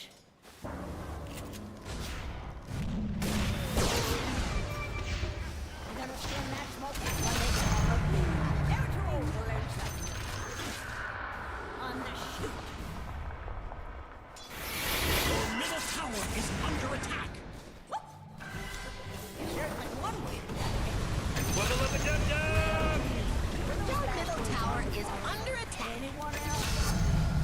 No, I ain't looking for feedback. That's my scatter gun. Where is it got?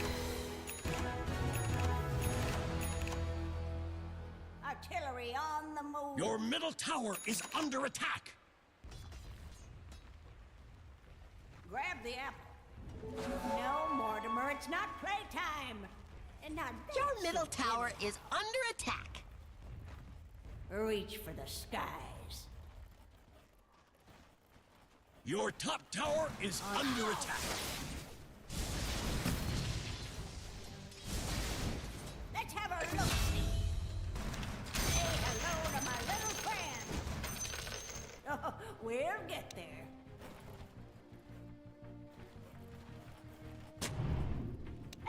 Crack shot.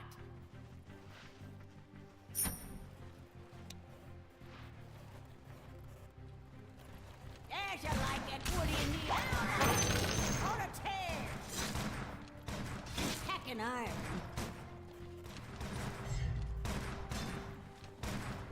Moving. Your middle tower is under attack.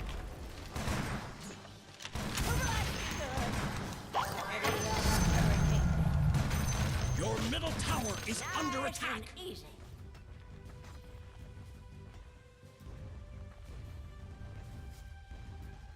This way, Mortimer.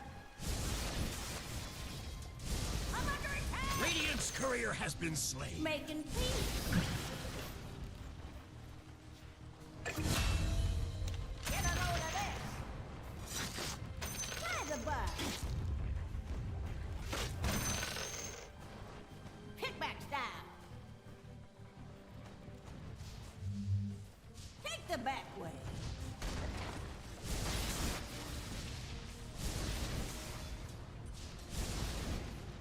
I'm in for it. And here's my boomstick. Looks like Radiant closed the blast doors. Your middle tower has fallen.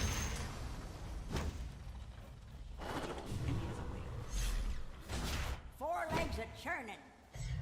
Killing spree, whoa! I'll enjoy the ride. The enemy's bottom tower has fallen!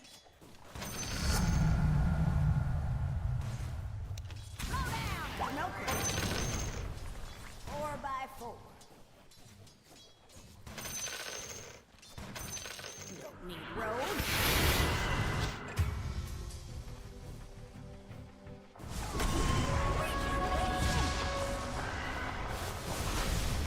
Double kill, oh man. Your top tower is under attack. Dire structures are fortified. Got something for you, too. 4x4. Your top tower is under attack. How's the game? Grab the apple. Your top tower has fallen. Run and gun. Well, it's not over yet.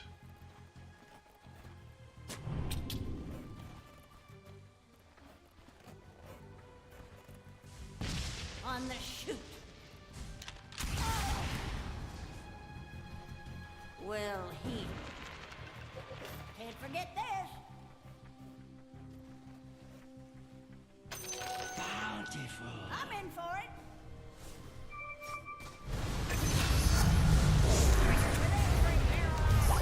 Whoa, initiating killing spree mode.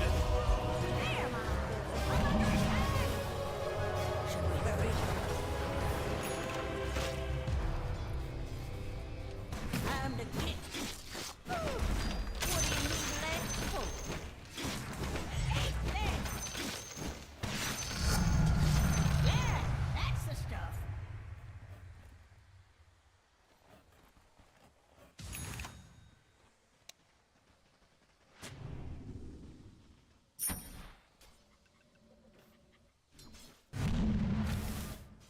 Nice and easy. This way, Mortimer. Yeah, I reckon. Don't need roads. Oh my god! Four in a row, that's he's now dominating! He's dominating, Rick! Four legs are turning. To pay dirt. I'll mosey on over. Get along.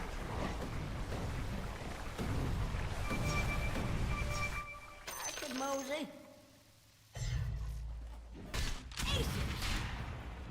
Artillery on the move. Radiant structures are fortified. On the prod.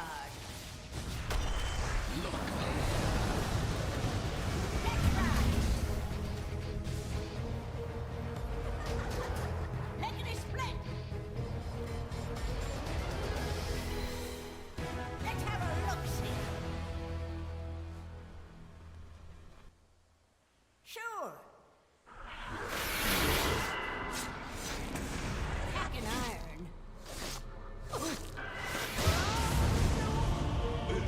Your middle tower is under attack.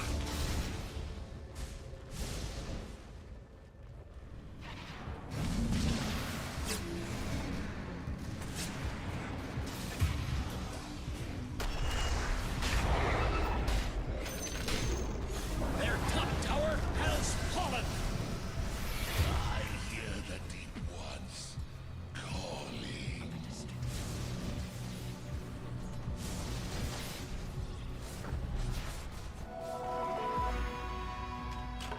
Free and easy till the end. Giddy up.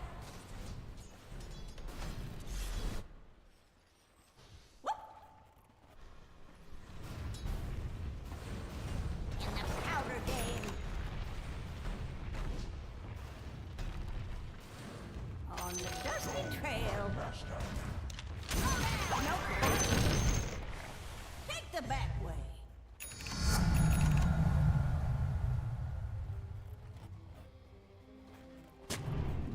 Wards win wars, you know. Wait along.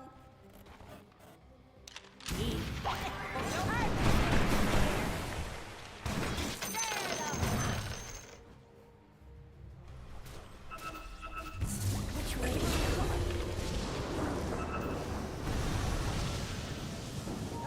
We'll get there.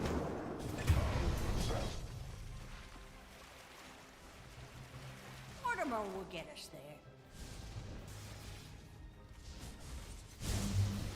Radiant's courier was caught in the crossfire. By the by. You bet. Come for me. Do what you love and the money follows.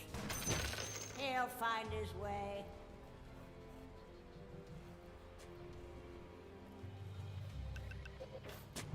Pickbacks down. Making tracks.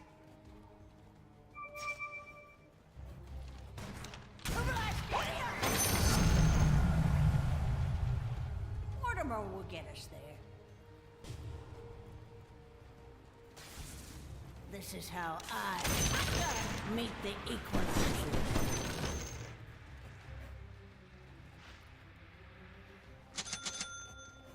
Time to get. Nice and easy. Take the back way. Your bottom tower is under attack. Let's have a look.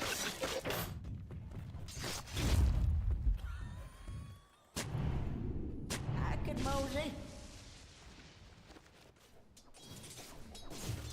To pay dirt. That's my Let's ride. You bet. Get along. Get a load of this. Making tracks.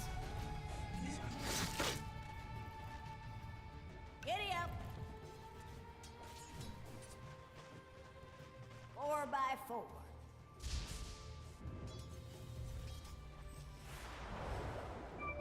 Four legs a churning.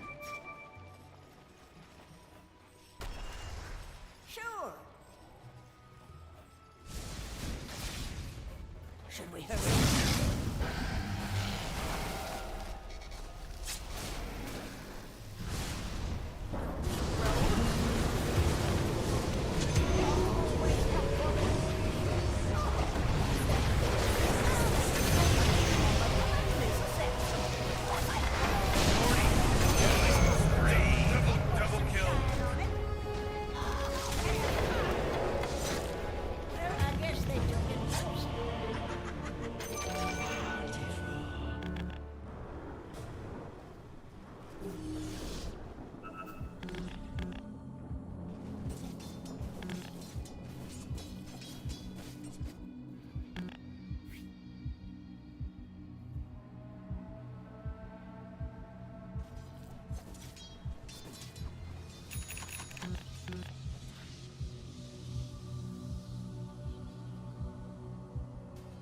Your bottom tower is under attack.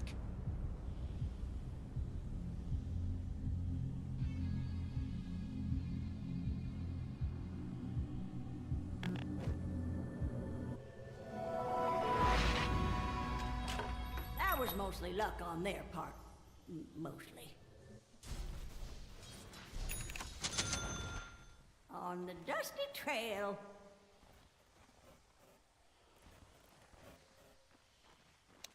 What a kick! Wait along.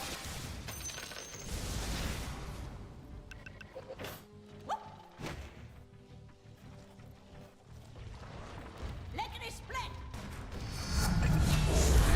To perfection. Which way, Mortimer? Good for me. Ready on the hurricane deck. On the chute.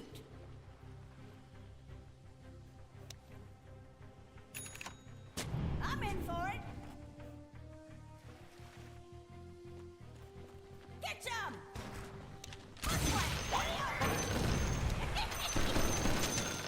Well.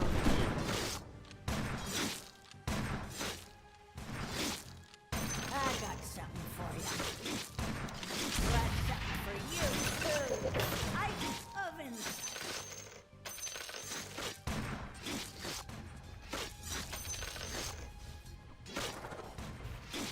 I ain't even looking. Packing iron.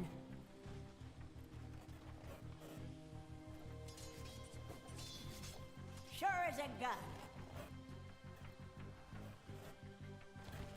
He'll find his way. With every year, he's a combustion engine. Oh, we'll get there. Moving.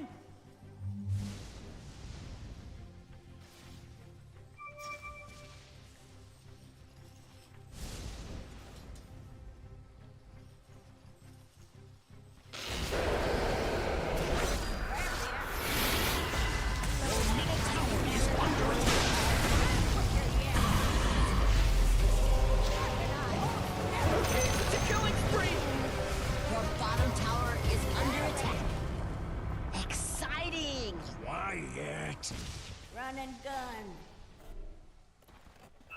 Your bottom tower is under attack. Water in the gulch. Dire locked down their structures.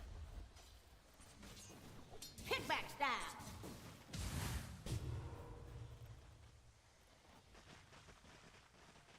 Artillery on the move.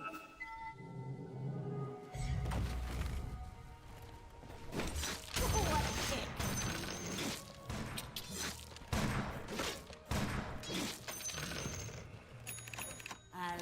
Your top tower is under attack. On the prod. Your top tower is under attack. I'll mosey on over.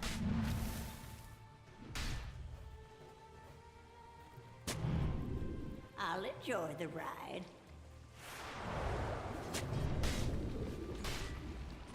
Guns blazing.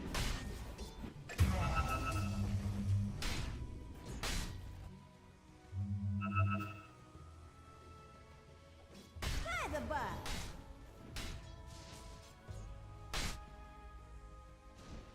This way, Mortimer. Cha! Say hello to my little friend. In the powder game. Your top tower is under attack. Making tracks. Your top tower is under attack. Run and gun. Your top tower has fallen.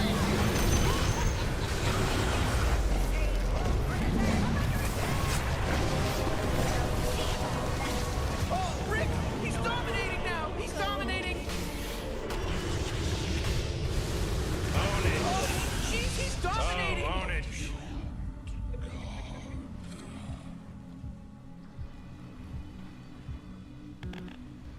Your middle tower is under attack. Dire locked down their structures.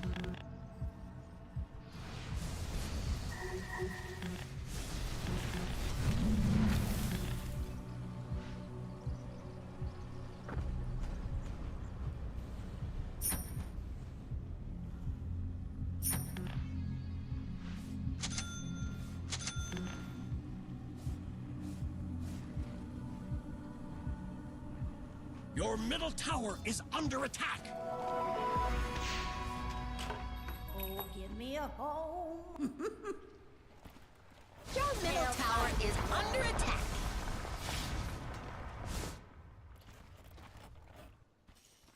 Sure as a gun. Your middle tower is under attack. Do you think they heard us? Doubtful. To pay dirt. Your middle tower is under attack. I could mosey. Your middle tower has fallen. That was bad, wasn't it? Aces. Reach for the square you're gonna run. No credit.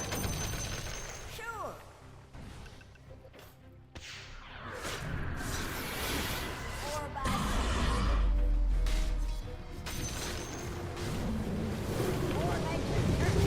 Watch out! It's a killing spree!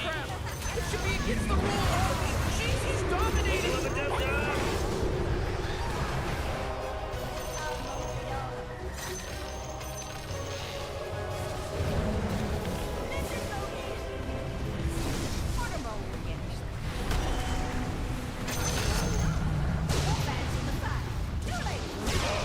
Uh-oh, you better hold on to your hat because now it's a mega kill. That's 5, baby. 5.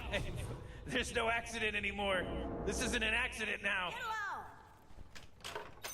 A soldier's fortune.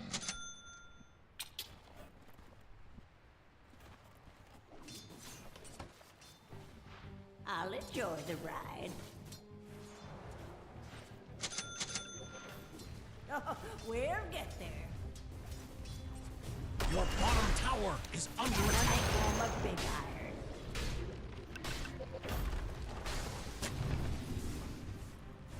Your bottom tower is under attack. Your bottom tower has fallen. Don't need roads.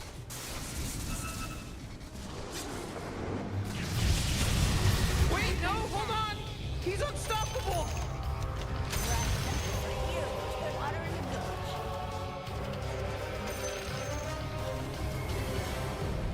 Get some! Here's the real threader.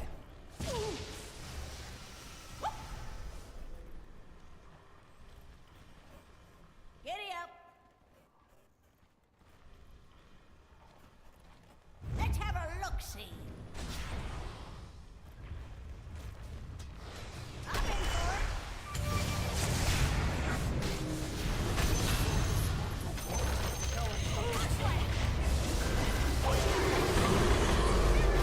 Oh, mega kill! Your bottom tower is under attack. It's personal. Take the back way.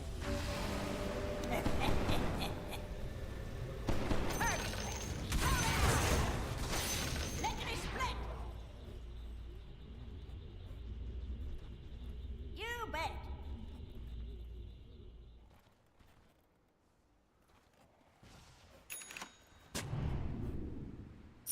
Hacking iron. Fight.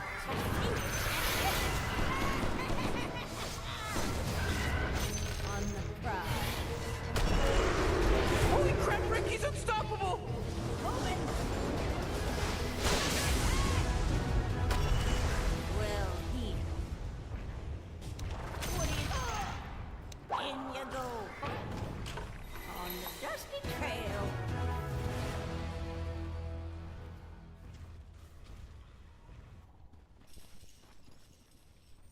By the by.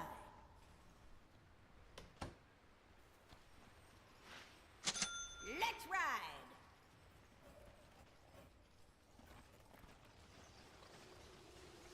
Time to get.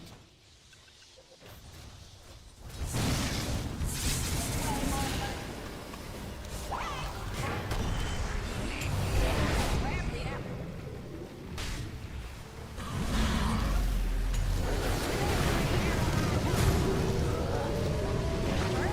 Oh my gosh, Morty! He's from Boston because he's wicked sick!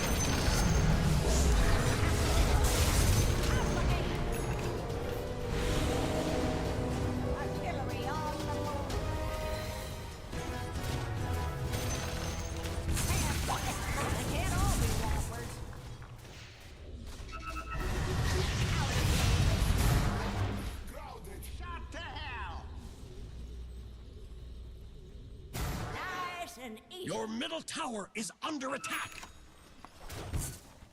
Mortimer will get us there.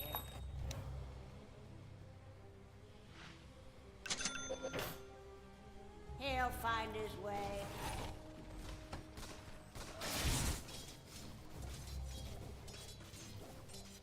I'm in for it. Run and gun. Who likes the good? Wait along. Welcome to bullet hell. Sure as a gun. Shotgun. Roshan has fallen to the Radiant. Take the back one.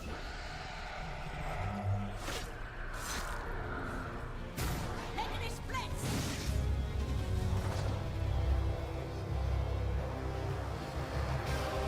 Let's have a look-see. By the by. Moving. 4x4. Yes. Well healed.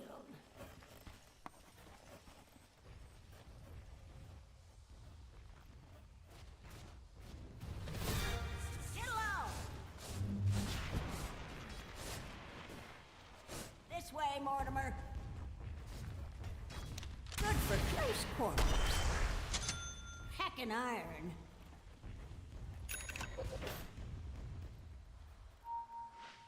To pay dirt.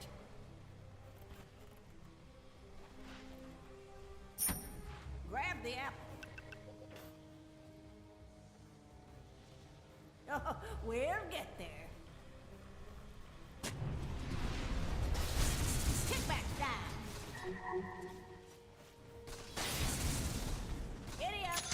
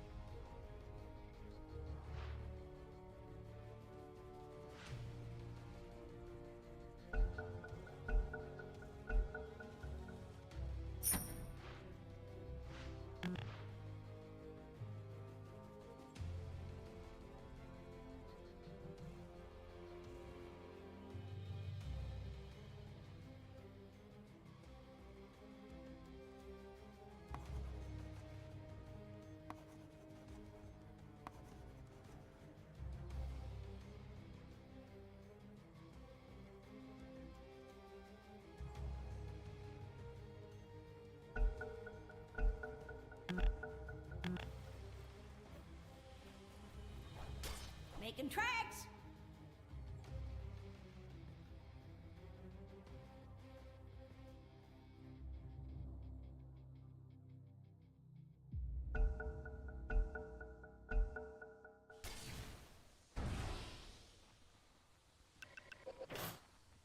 On the dusty trail.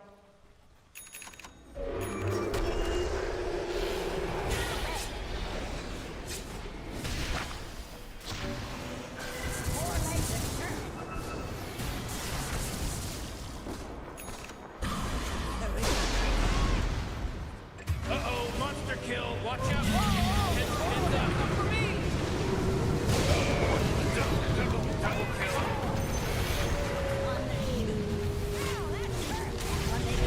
This is some godlike stuff. Wubba lubba dub dub.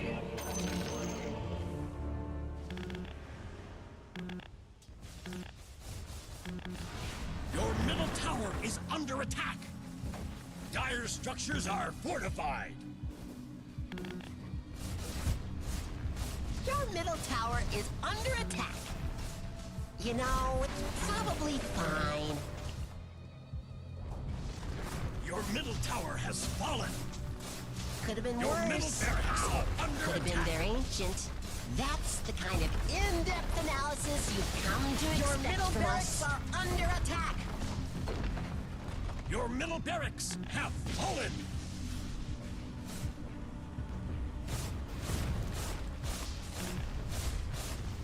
The Dire have reinforced their structures.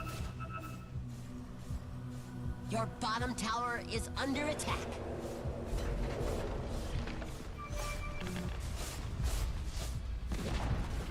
Your bottom tower has fallen. Could have been a lot worse. I doubt it.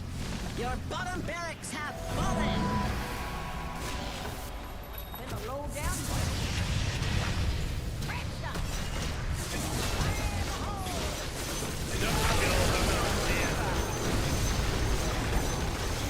He's super godlike, or beyond godlike, I meant.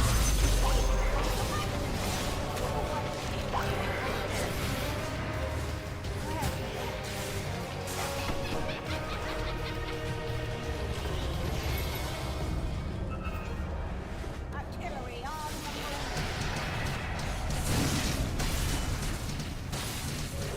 Hello? Can anyone hear me? It's a killing spree over here. And the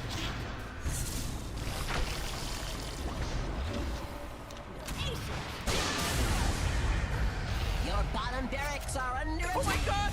Four! Four in a row! He's now dominating! He's dominating, Rick! Your bottom barracks are under attack.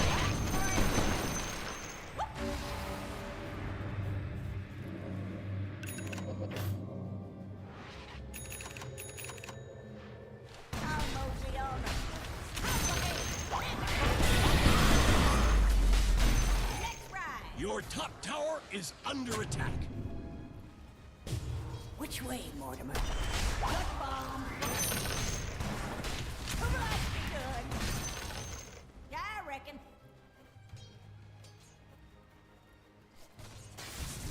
Nice and deep.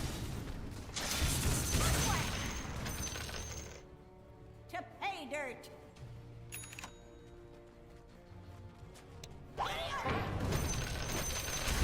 Hello to my little friend. Yeah, I reckon. Bountiful.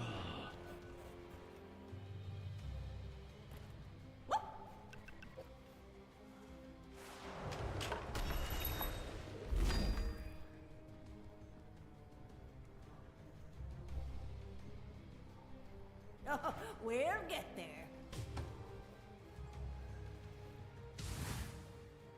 I could mosey.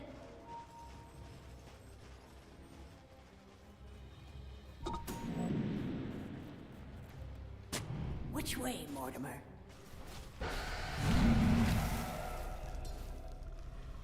Water in the gulch.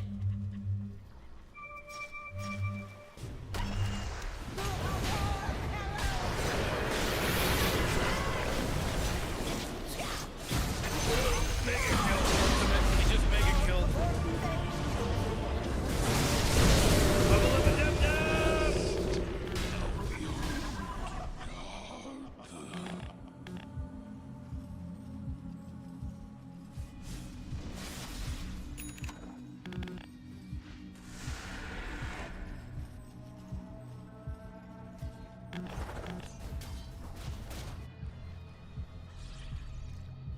Your bottom barracks are under attack.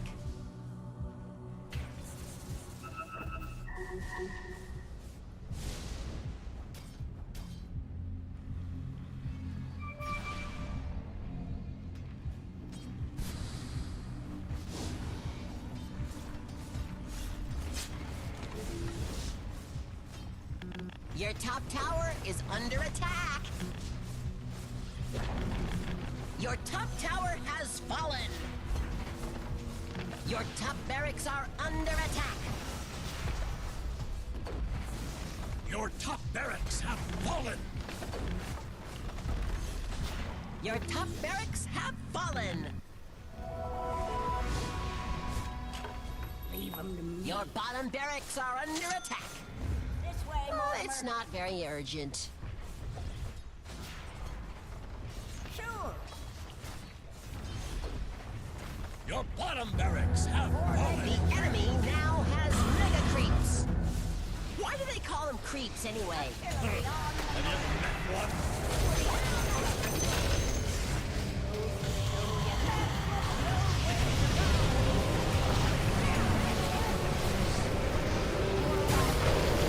Oh boy, killing spree. Go, killing spree. Oh, everyone bow down. Oh, accident. Oh man, this guy's dominating! Wubba lubba dub dub.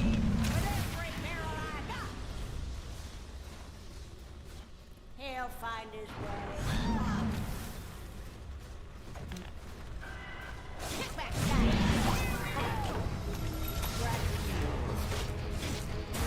I'm in for it. Your middle tower is under attack. Dire's structures are fortified.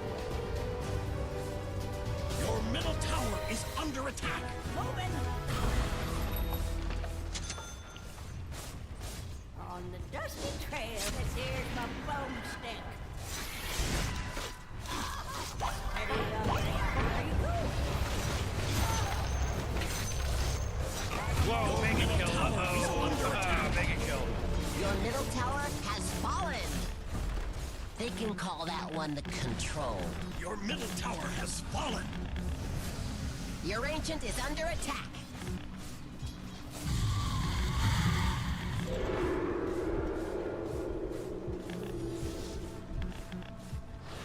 Radiant victory!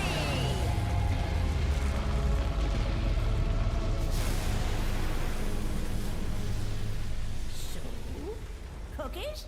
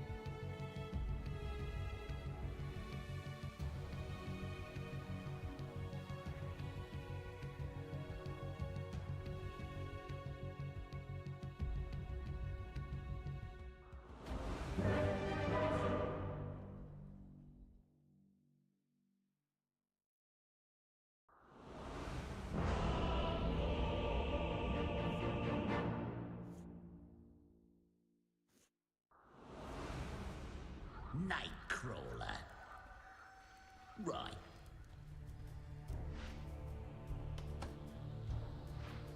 Prepare for battle!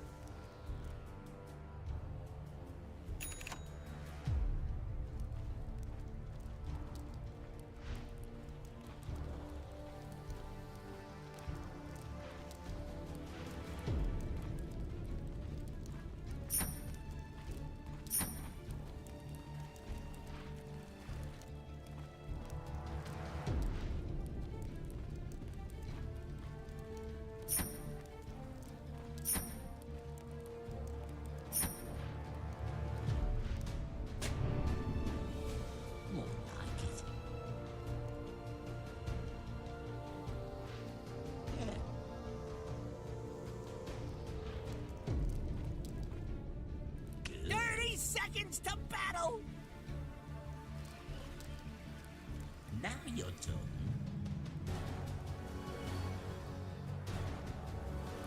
Yeah. Go on.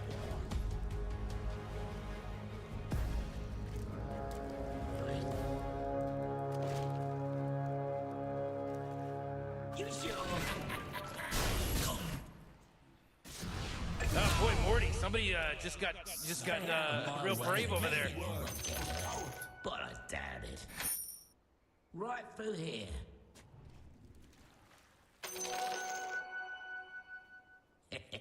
Okay.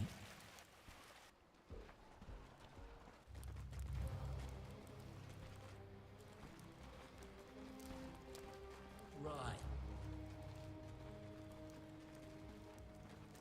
Don't get caught. Denied. Come on. I'm under attack. Right. What's the plan? That's right. Over here. Hey, sport.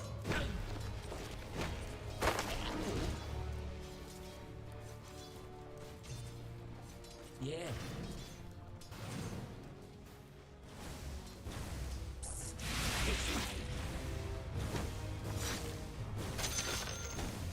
Nice one.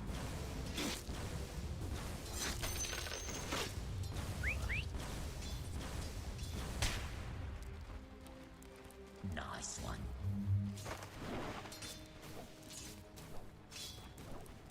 Oh, hello. Yeah.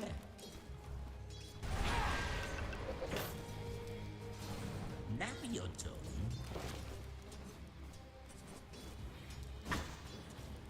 You sure? Right. Yeah.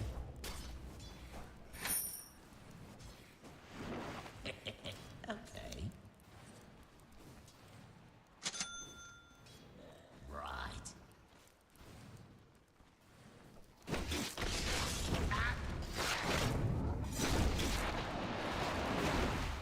All part of the plan.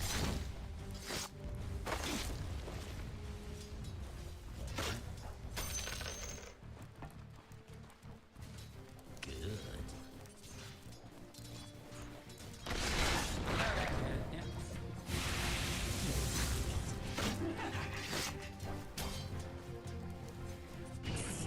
This way. Right. Yeah. Right through here.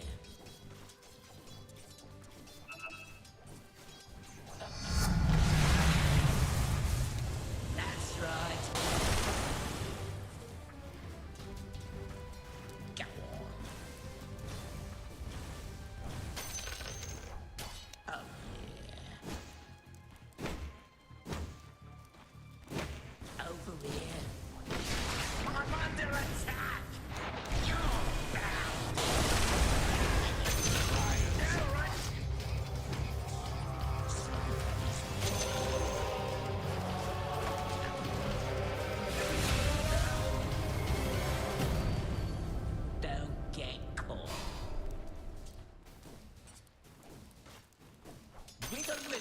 fish.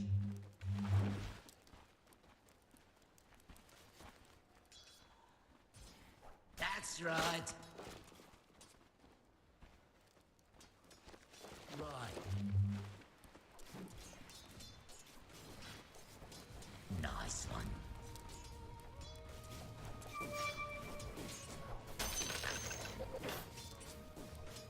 Your top tower is under attack. Now your turn. Yeah. Your top tower is under attack. Rally the troops and get over there.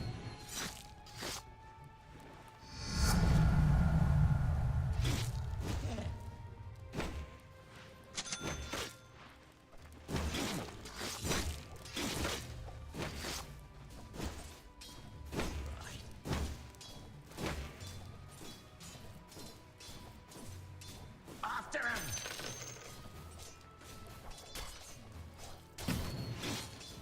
Come on, I won't hurt you.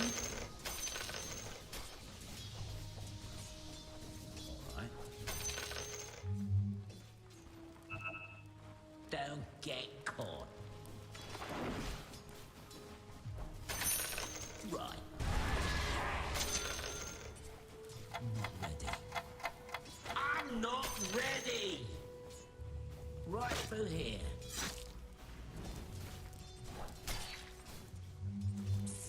This way. There's no escape. Over here. Middle is missing. Good.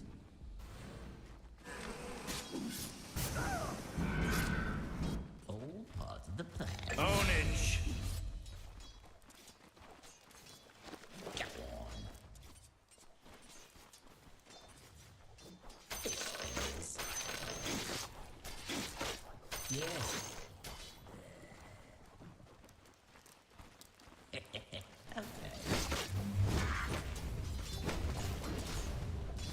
Careful. You sure? Yeah.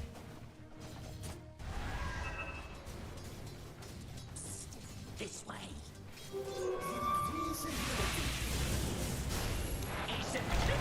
Your middle tower is under attack.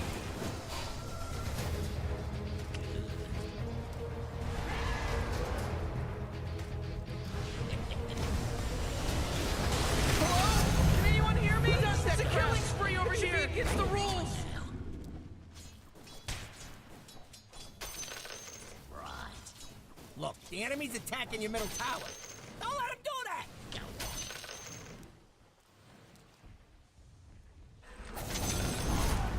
They're trying to knock down your middle tower. You can't kill me. I don't think. Yeah. Oh. Yeah. Don't get caught. Right through here.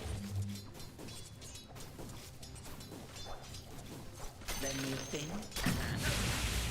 Your middle tower's under attack.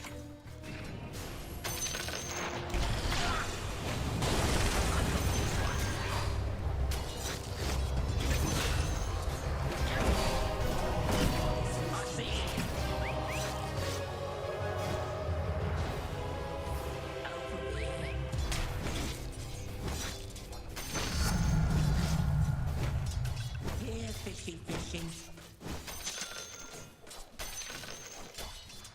More like it.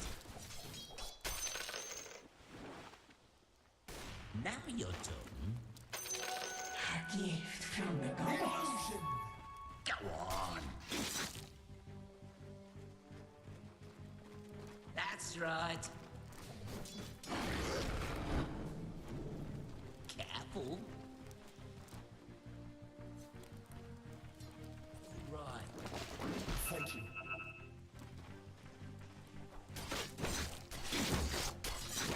I'll take that.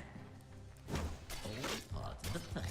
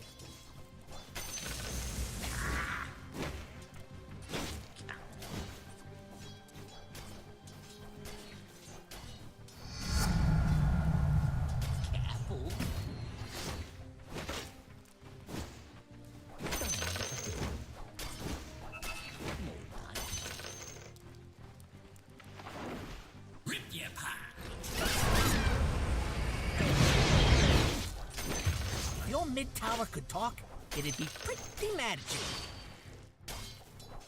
Right through here. They're trying to knock down your middle He's tower. dominating! Get caught. Over here. Good. Right. That's right. Yeah.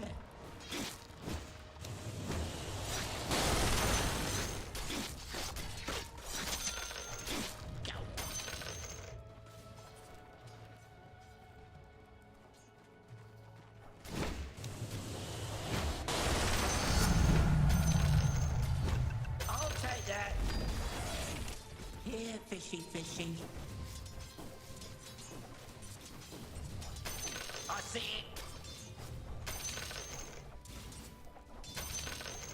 it. Your middle tower is under attack.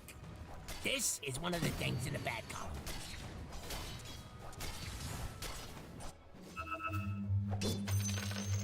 If your mid tower could talk, it'd be pretty mad at you. Right.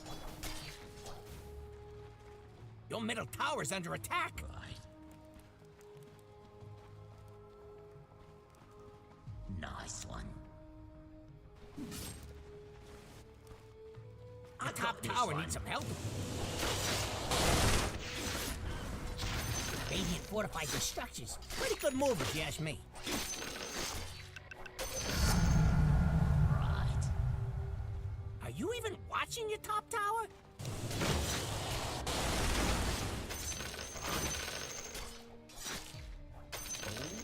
The top tower is under attack. Oh, there better be something important. Yeah. You sure? Yes.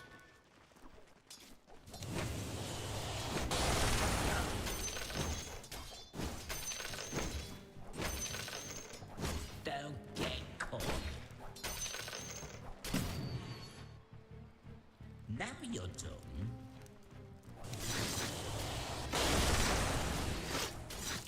There's no escape.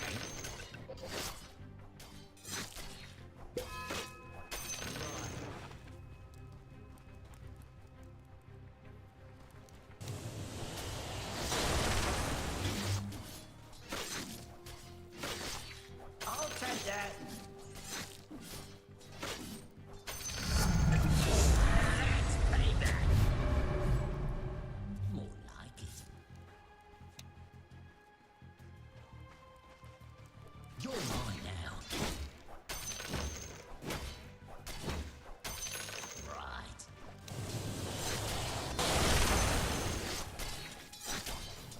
I'm under attack.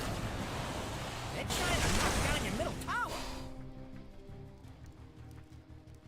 All right.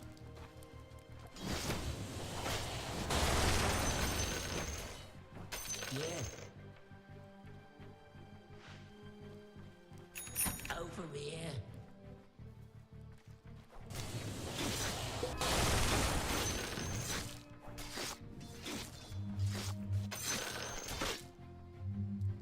All part of the plan.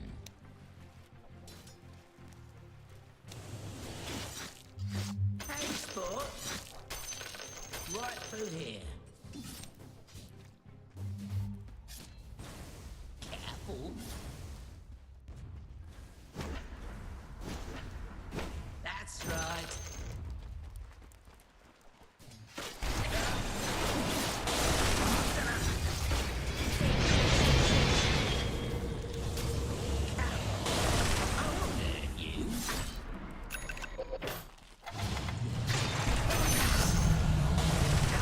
Shit is nice.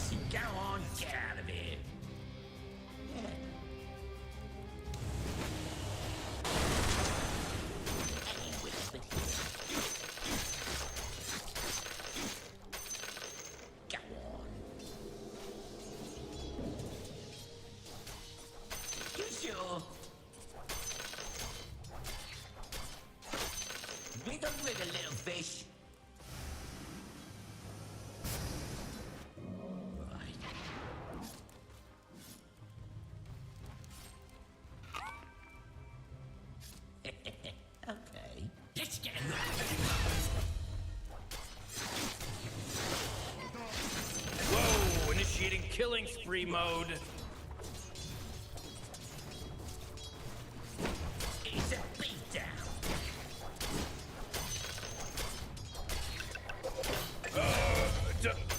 Double kill.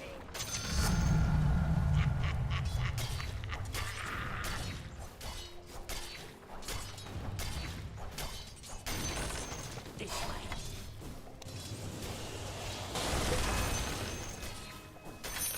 It's a beatdown. Wiggle, wiggle, little fish.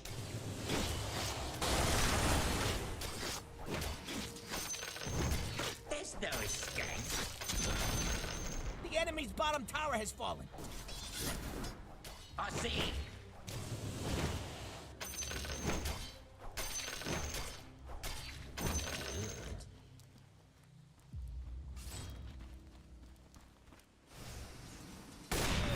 Good. Yeah.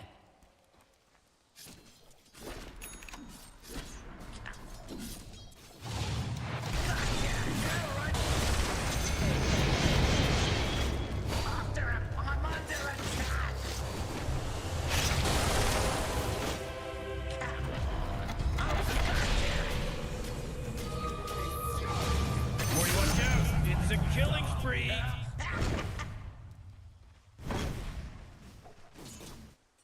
Right.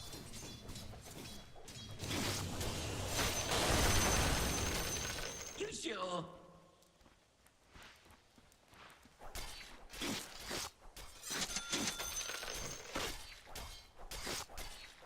Yeah. Dire structures are fortified.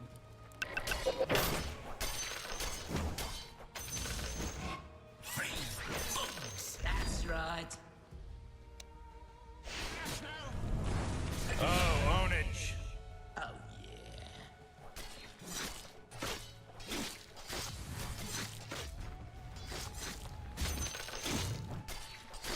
Then you think? Careful. Over here.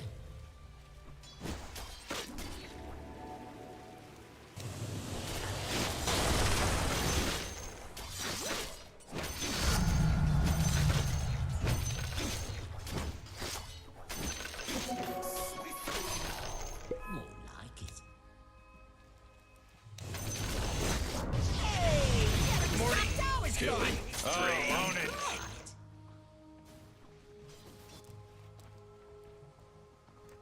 Boys, it's exquisite. Okay. Oh, Rick! He's dominating now! He's dominating! Yeah, fishy, fishing. Go on. The enemy's middle tower has fallen. Go, me. Right through here. Now you're talking.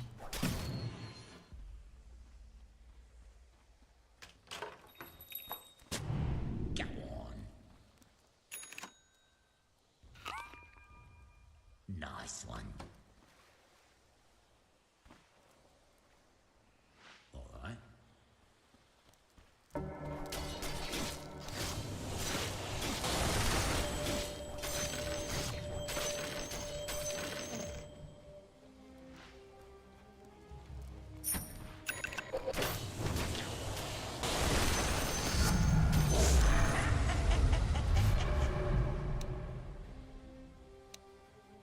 You're mine now. Your middle tower is under attack.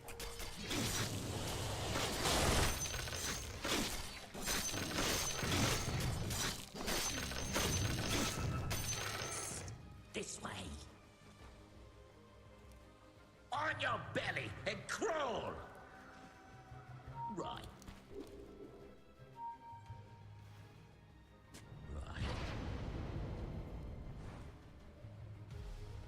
Don't get caught.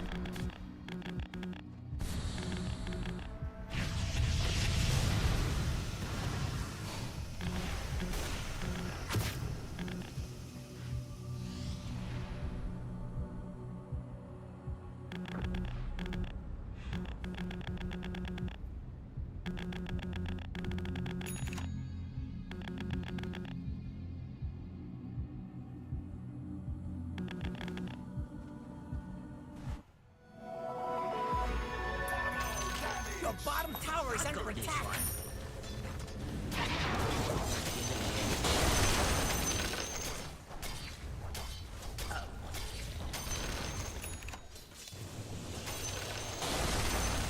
It's a beatdown. After him.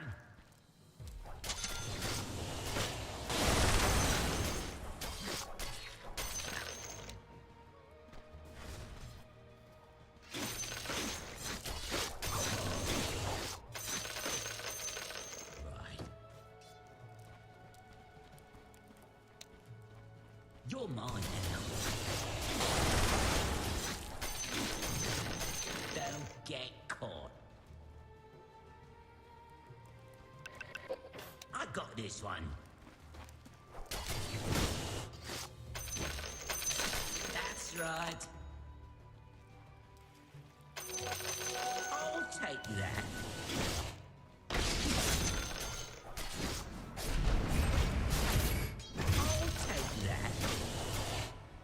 Over there.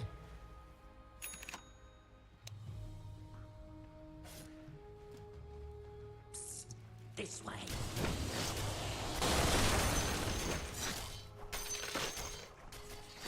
Now your turn. Careful.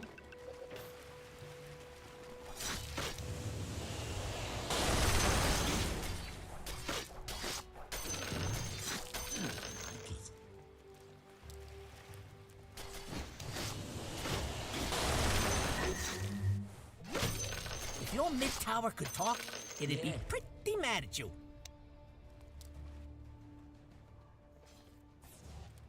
Right.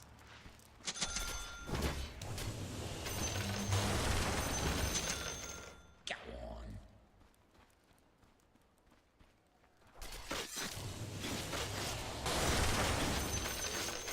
I'll be out of this mess in no time.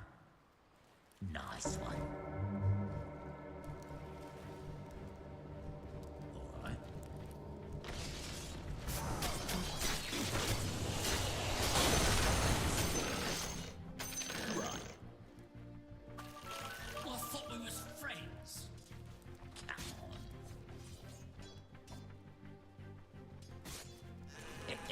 Okay.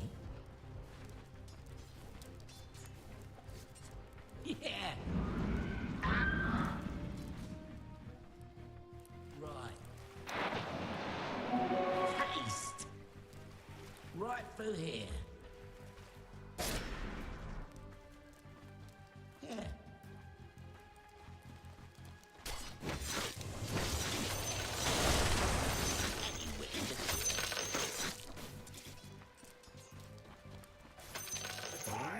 The Xtreme. Good.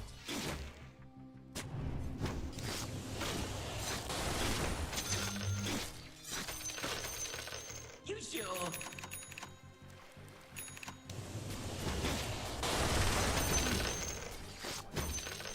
Careful.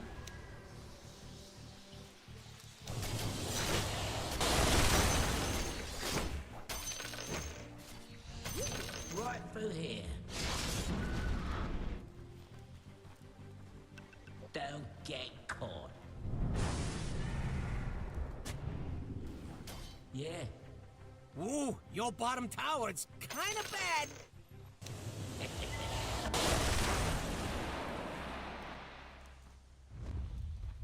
Go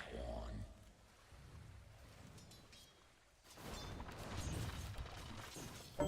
You sure? Good. More like it.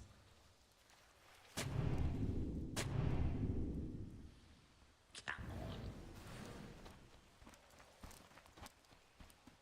Right. Right. Right. That's right. This way.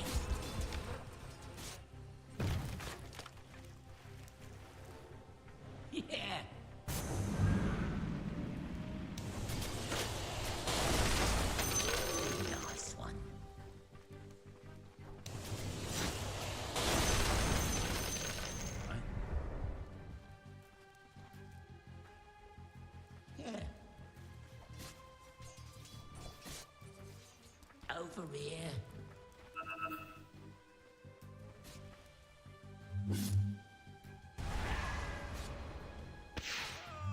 Now you're done.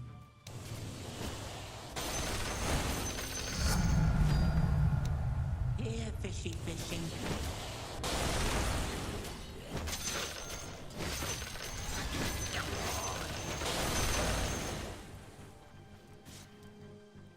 All part of the plan. Your top tower needs some help. You gonna do something about it or just sit there looking funny? Right through here. Your top tower is under attack. Scepter, you know what to do.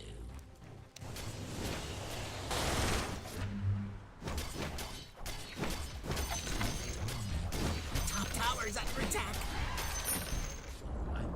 Your top tower has fallen. All part of the plan. Over here. There's no escape.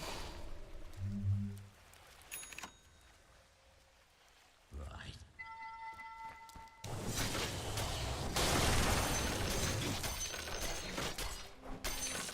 This way.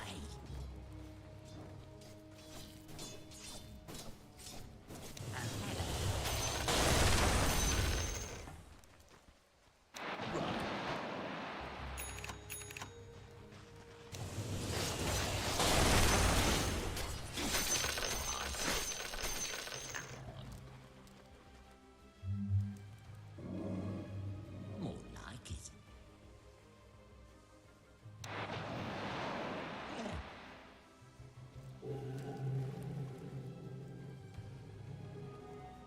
I like it. Right.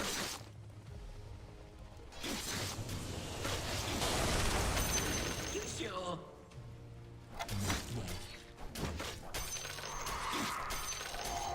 Now you're done.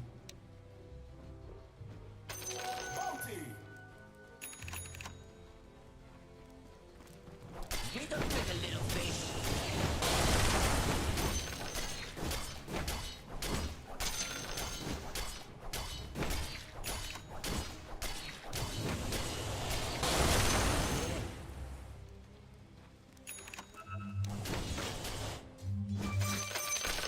Hey, sport. That's right. Go on. Nice one.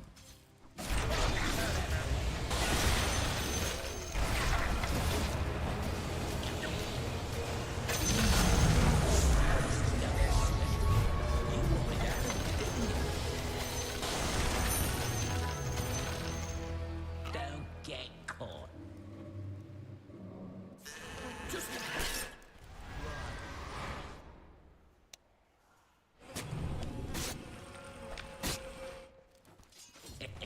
okay.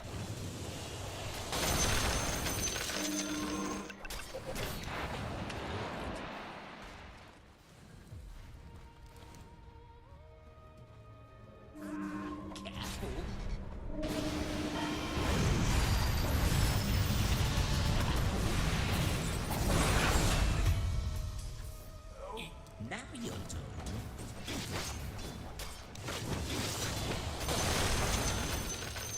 Yeah. Dire's structures are fortified.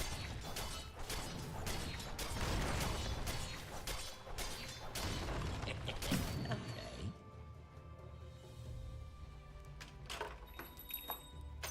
Yeah.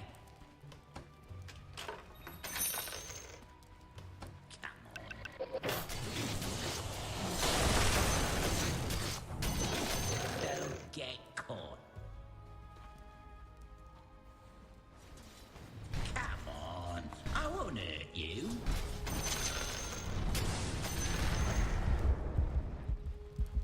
Psst, this way.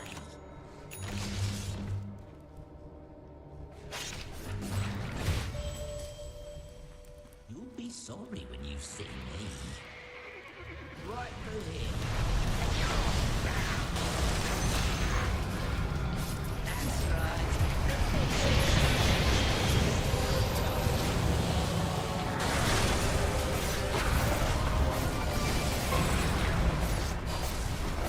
Double kill. Oh, man.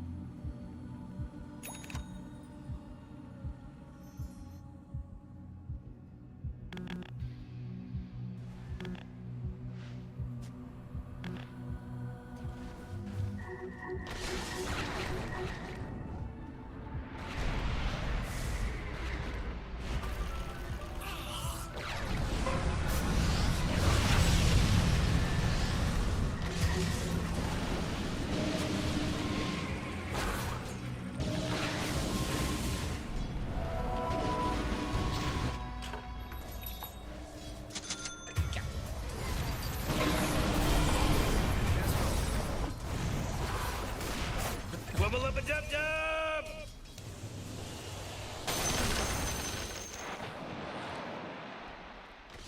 Well played.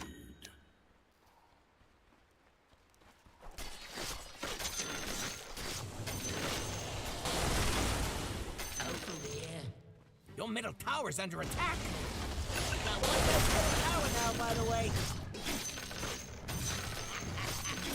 Radiant structures are fortified. You sure? Your middle tower's under attack.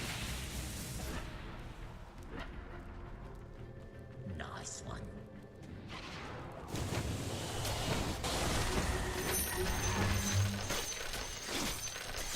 Right. You better puff on over to your bottom tower. Right. Good.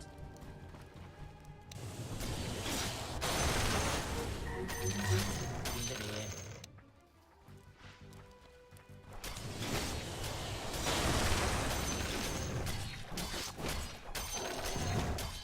We can live a little bit.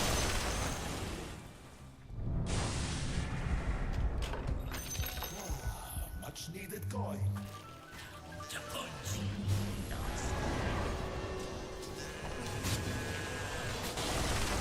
Don't get caught.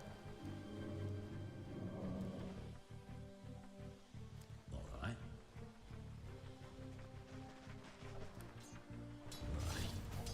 I'm under attack.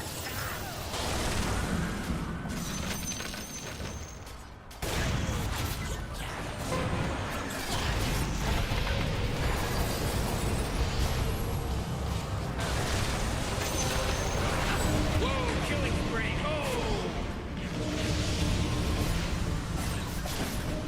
Oh man, this guy's dominating.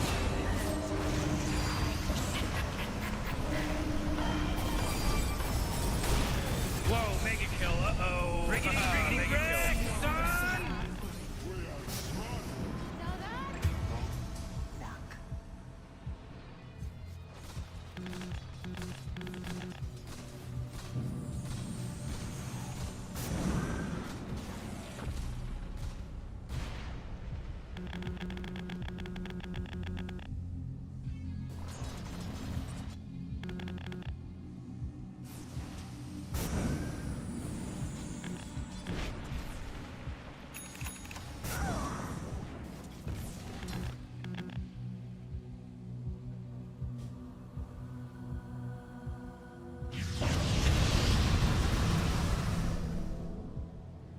Your top tower is under attack.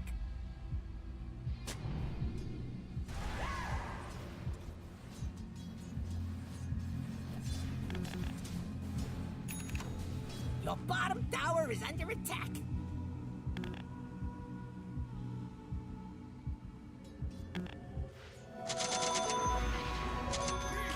Your bottom tower is under attack. It ain't over till the last building falls. So fight!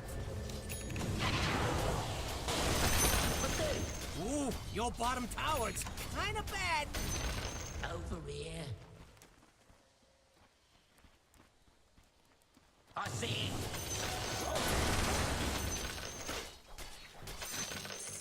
This way. That's right.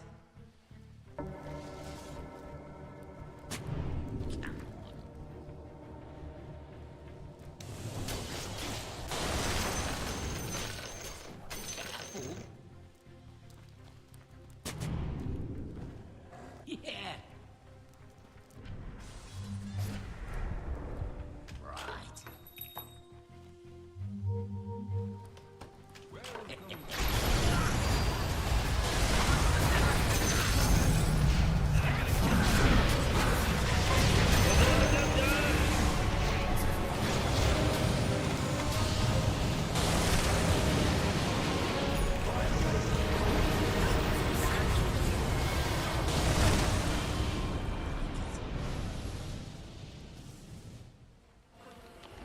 Yeah. Guys, putting up a barricade.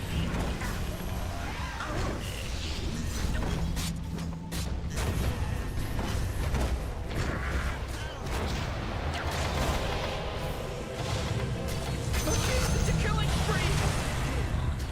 You never felt more shit, did you?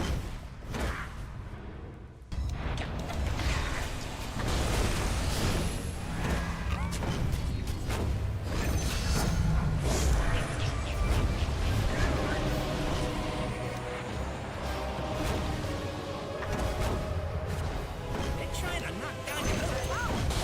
What, not your job or something? This one.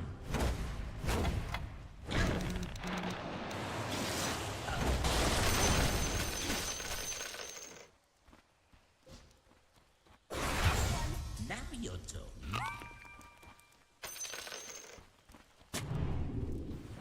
You sure?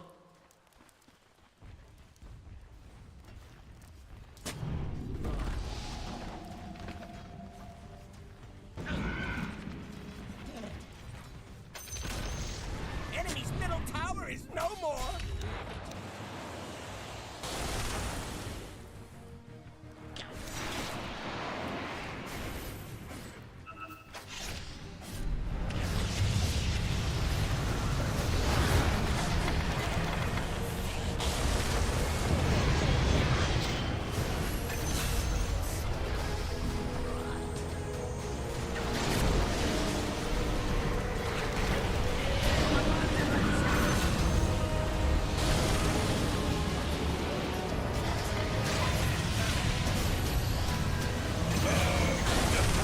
Double kill.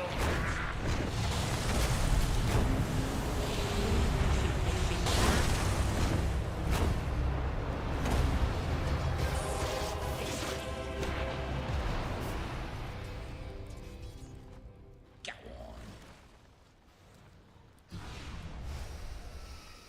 Careful.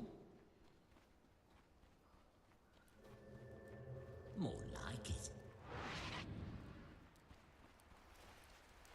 Met you once, cut you twice. You sure?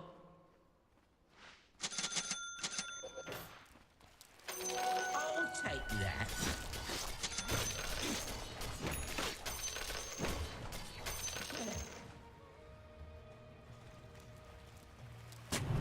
Right.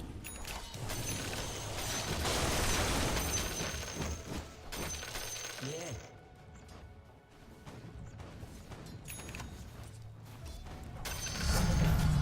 Now my shit is nice and sharp. Nice one.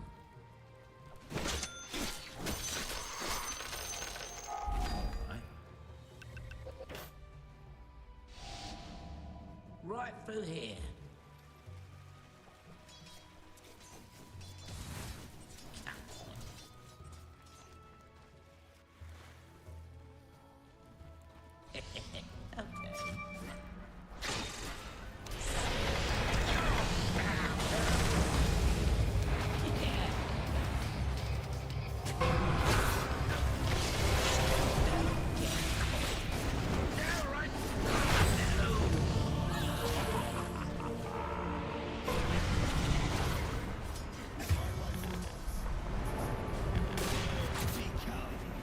Double kill. Oh, man. Where that came from? The enemy's bottom tower has fallen. How many of those things are there?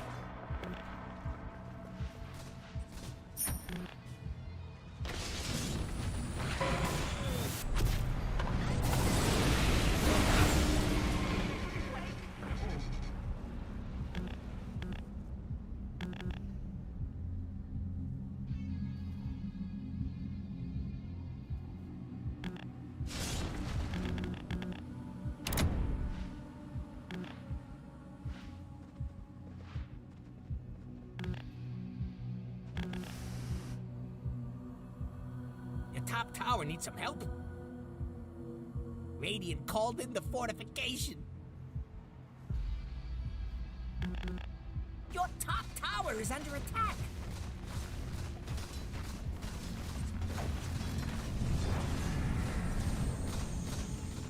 Your top tower is under attack.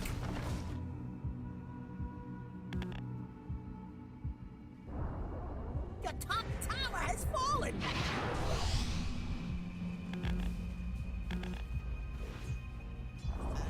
Your bottom tower has fallen.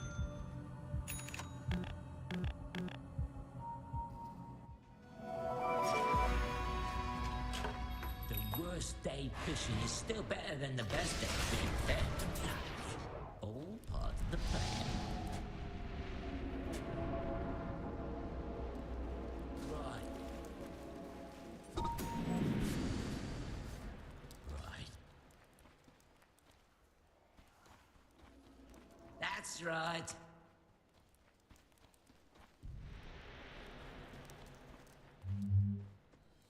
Right.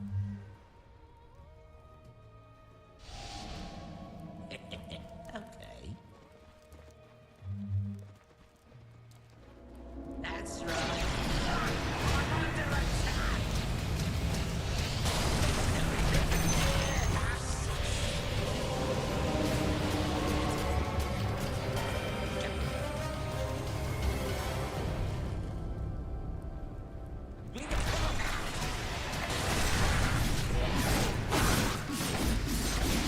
Killing spree. Whoa!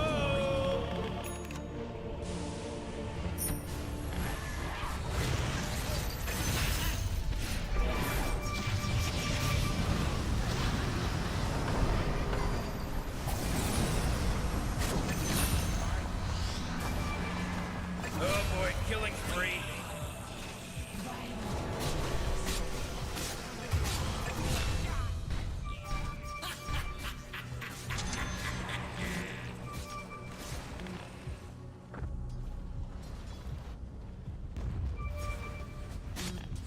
Dire structures are fortified.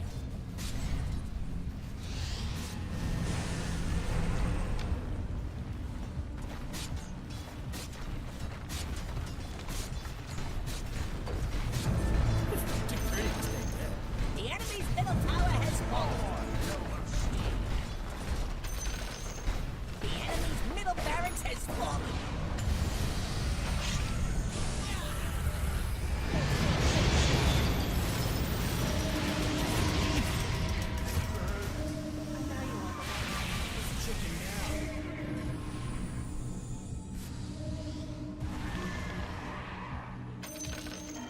The enemy's middle barracks are just a sweet memory.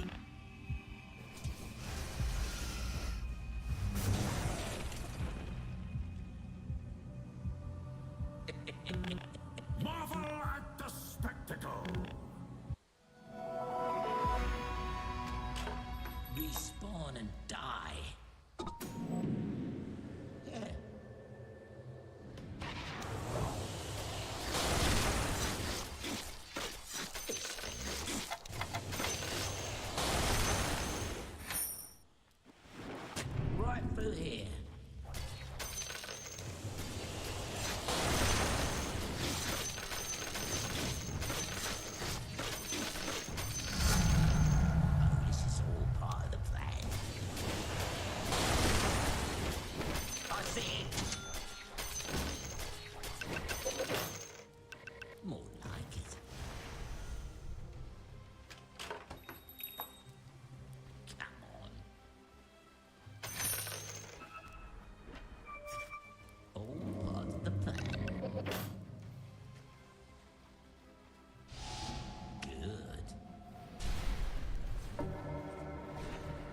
your mid tower could talk, it'd be pretty mad at you.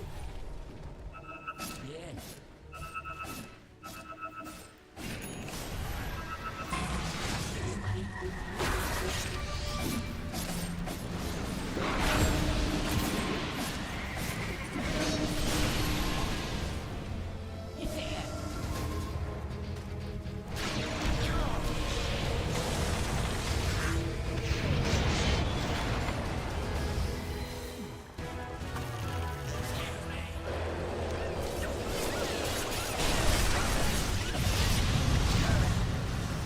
Morty, watch out! It's a killing spree!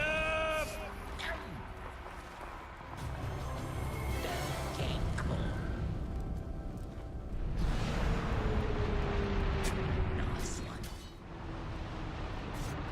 Stark's got his eye on you. You sure?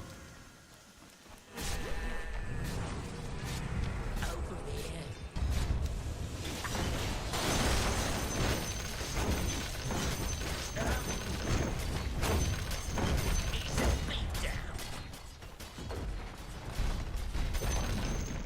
The enemy's top tower has fallen.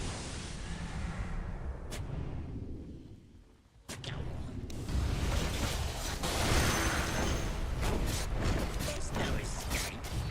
Dire structures are fortified.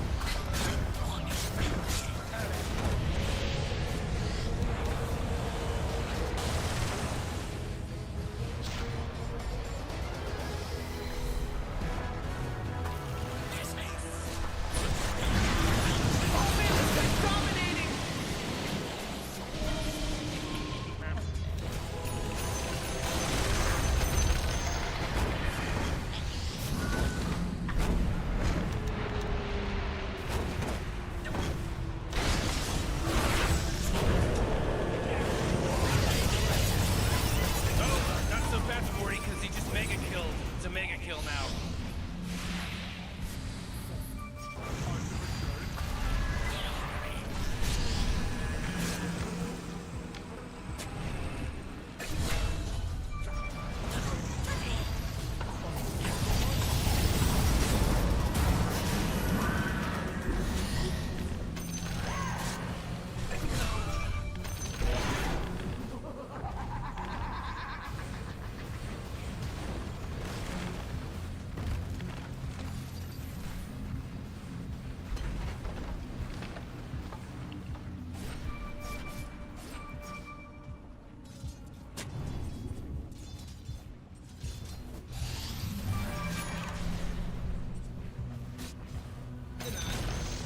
The enemy's top tower has been denied.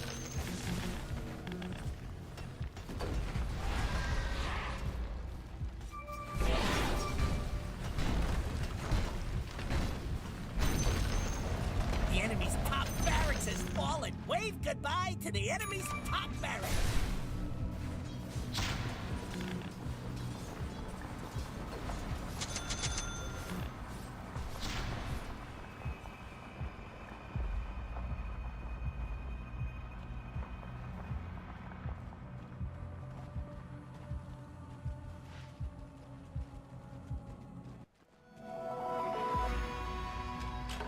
Grief for Murder's disability.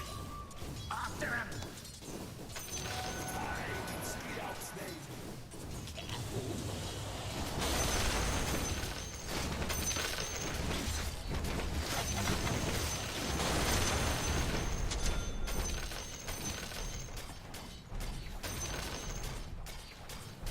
Don't get caught.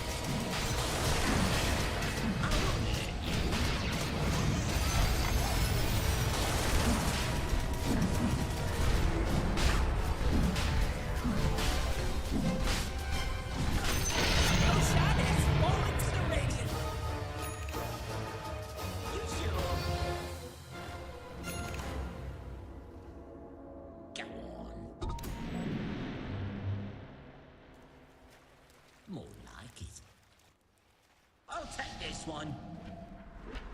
Now your turn. Right through here. I got this one.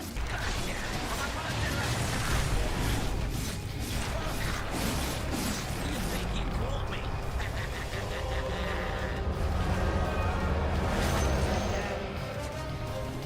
That's right. Over here.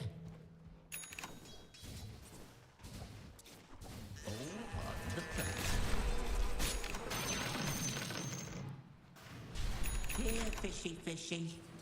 Marvel at the spectacle. Right.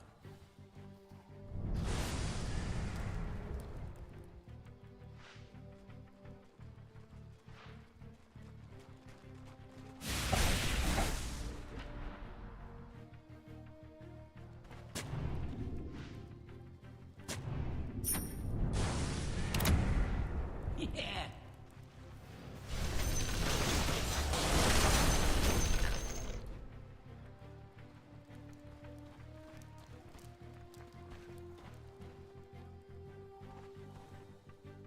Yeah. Hey, sport. This is it.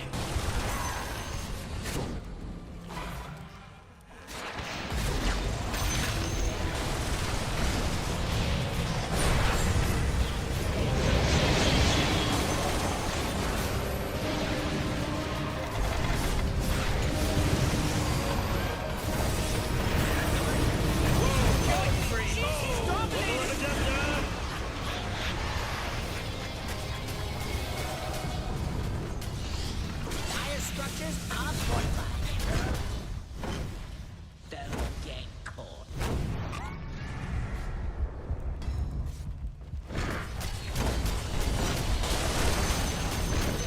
Enemy's bottom tower's gone. Nice, right? The enemy's bottom barracks is falling. Enemy's bottom barracks just took it down. You now have mega creeps. I'll take that. You sure? Enemy's middle tower just bit the dust. Enemy's middle tower just turned into a pile of rocks.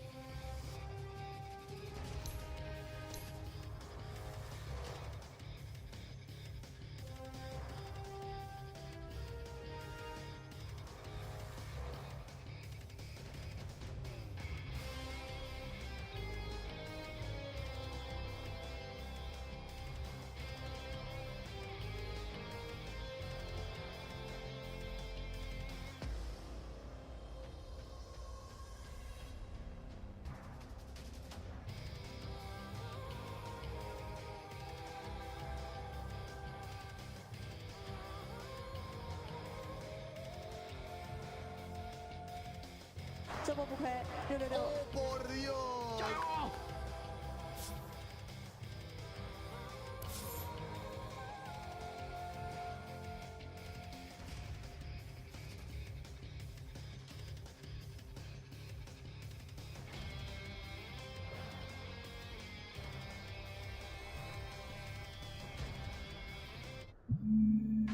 You again.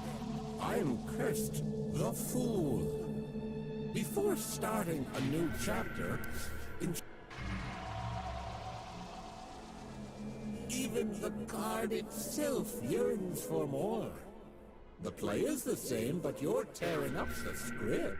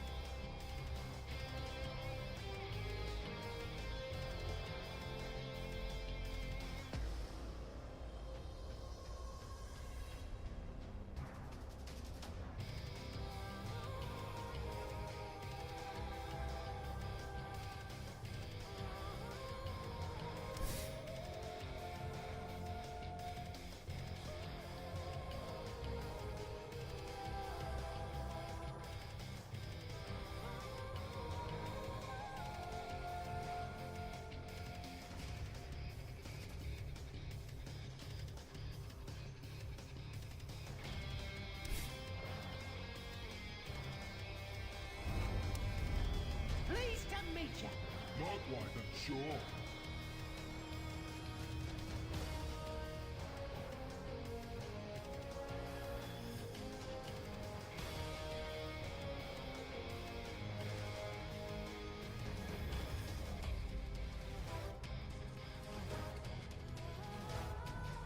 Knowledge is power.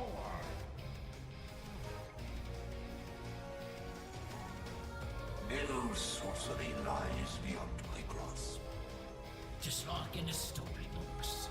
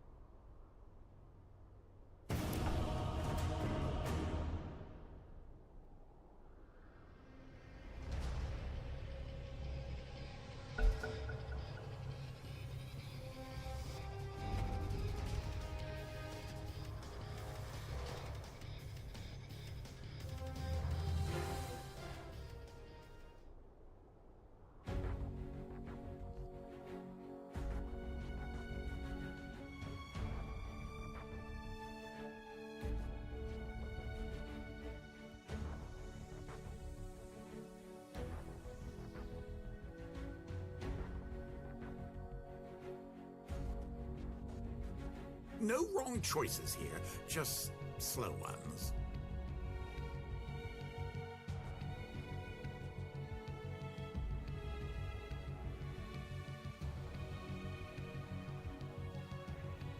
Ten seconds remaining. 5 seconds remaining.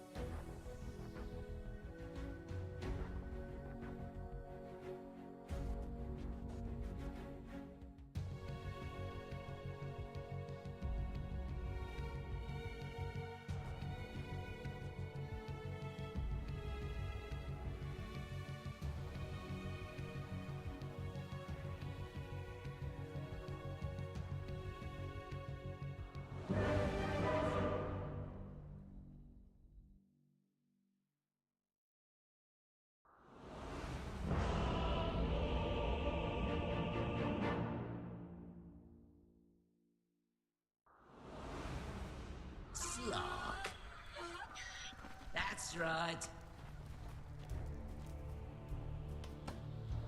Right. Places, places, people.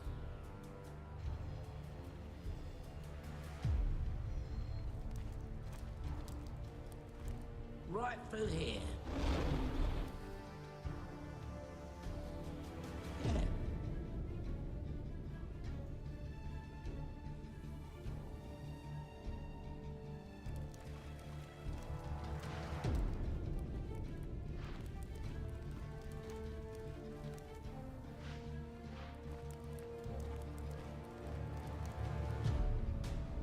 Careful.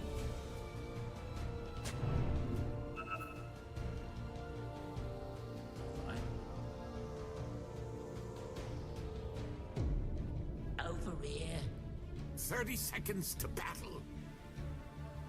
All part of the plan.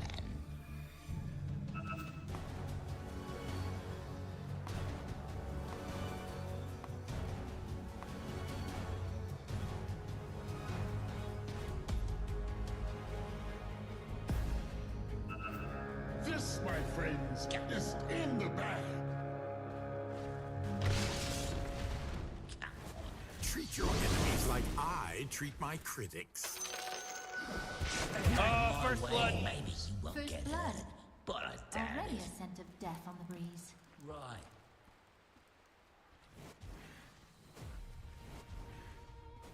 Now you're talking. More like it. Right. Yeah.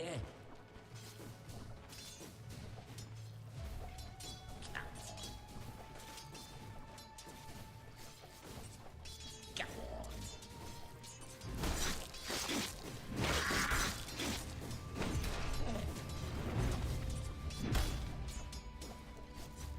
Go on. Right through here.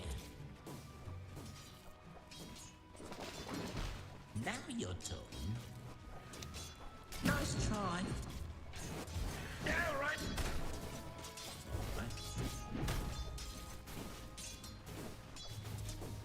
Yeah. Don't get caught.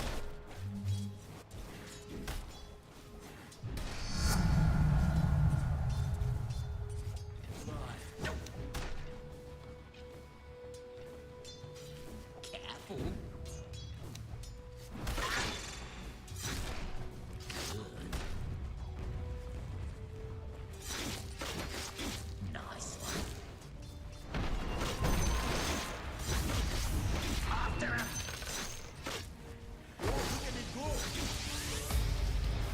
Come on.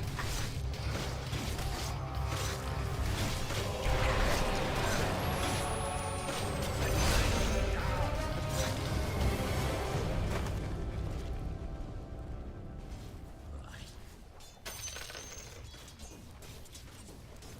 You sure? More like it. Here goes.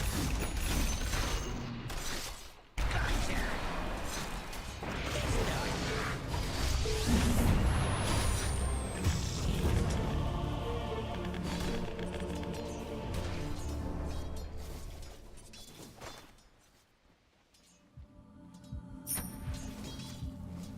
Methinks you want to. That's right. Oh.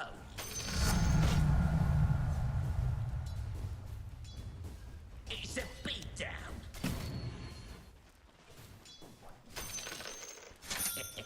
Okay. Psst. This way. Over here. Right. I don't mind if I do.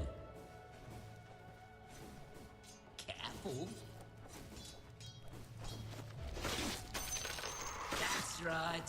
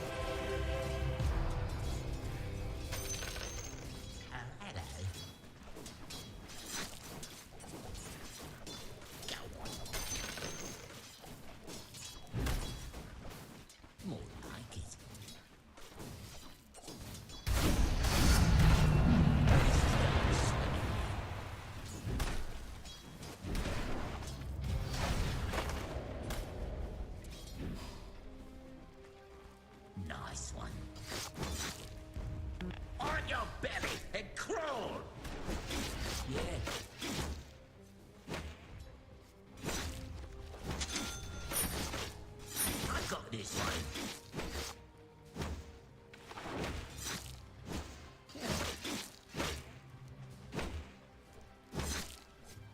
Over here.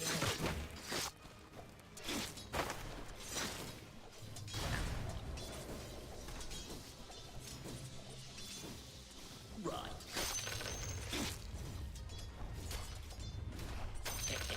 Okay. Wiggle, wiggle, little fish. Now your tongue. Right. You're mine now.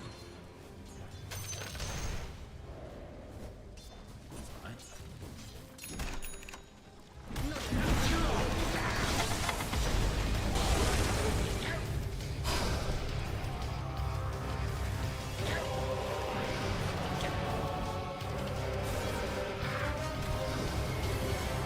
Don't get caught.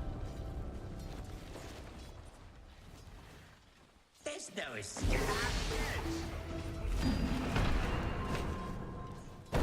Yeah.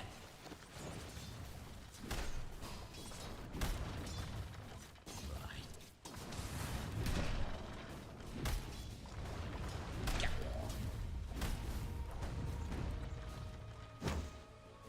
Right through here.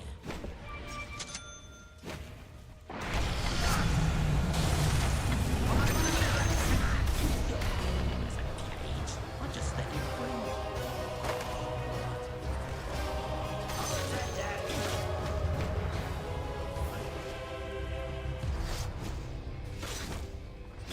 Careful.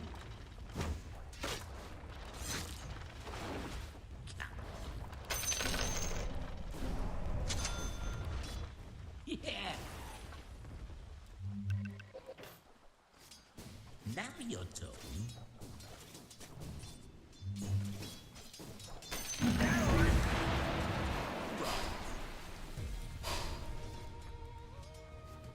You sure?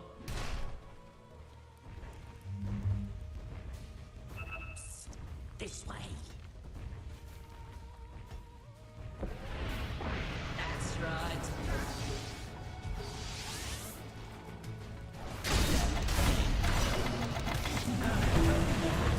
If I go back to school, will they evolve intelligence?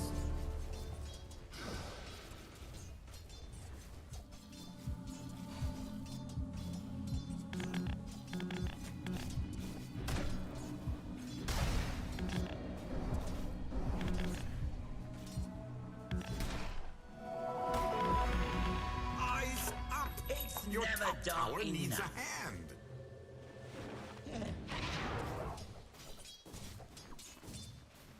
More like it. It's a beatdown. You did not earn it, so you should not get it. Yeah. Right. Good. Okay. Oh,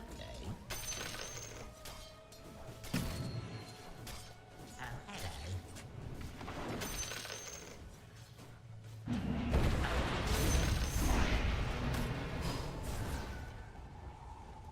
Nice one.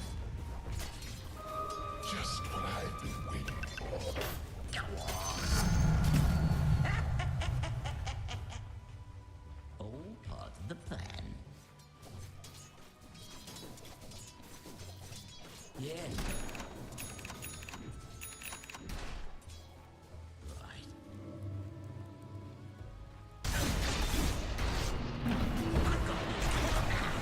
Your bottom tower is under attack. Don't let them steal the spotlight.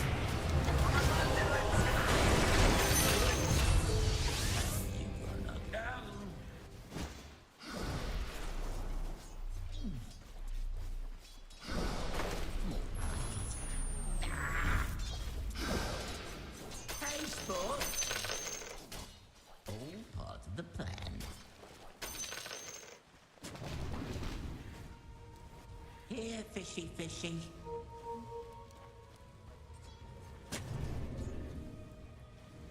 You're mine. Radiant structures are fortified. You sure? Right. I see it. The enemy's middle tower is gone and forgotten.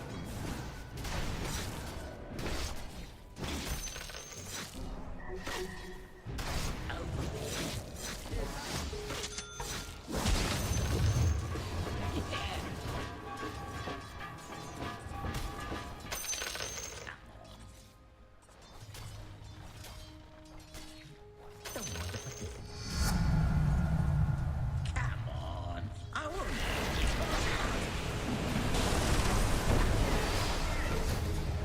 Nice one.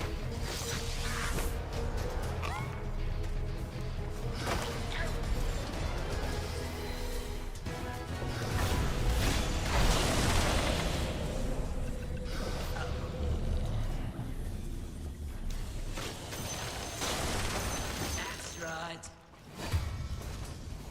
Someone's bottom tower might be in trouble.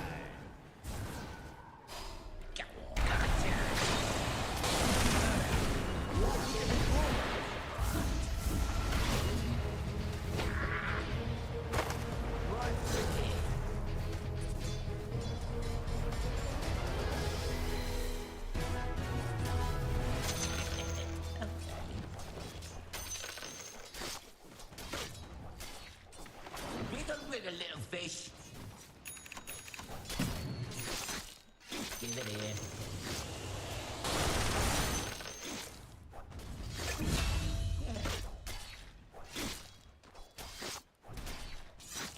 Right.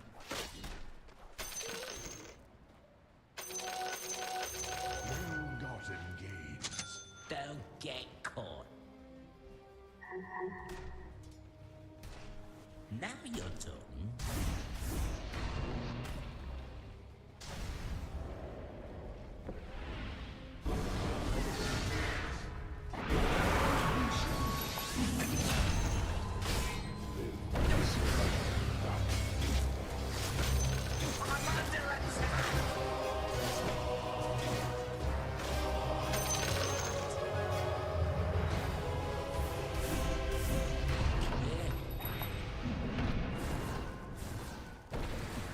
Don't get caught.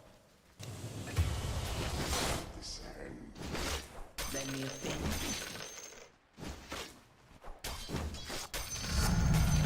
Oh, this is all part of the plan.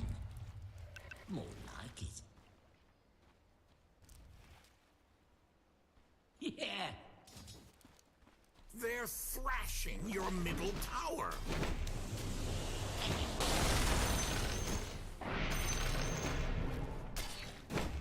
Careful.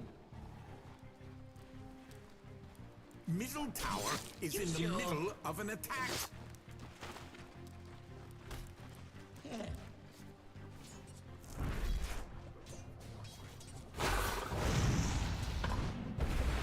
That's right. Nice one.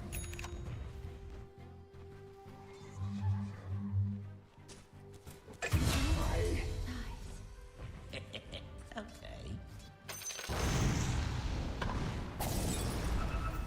Go on.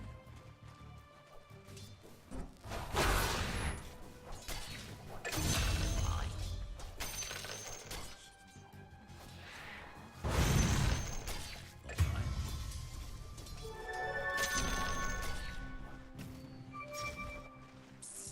This way. Right.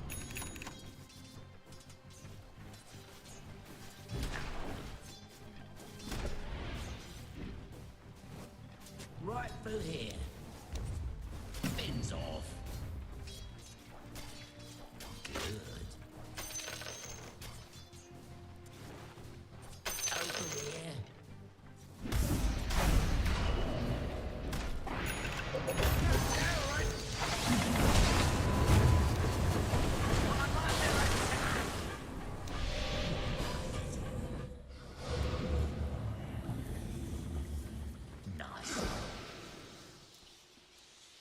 Slark's got his eye on you. I'll take this one.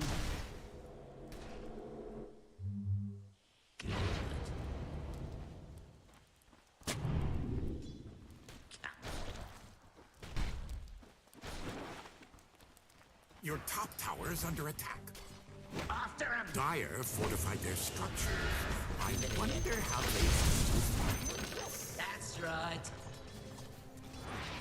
Morty, watch out! Can It's anyone a hear killing me? spree! It's a killing spree over here.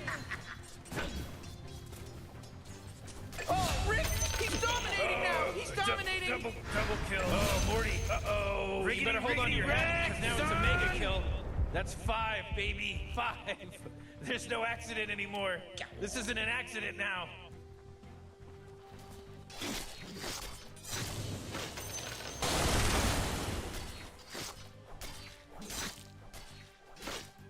I see it.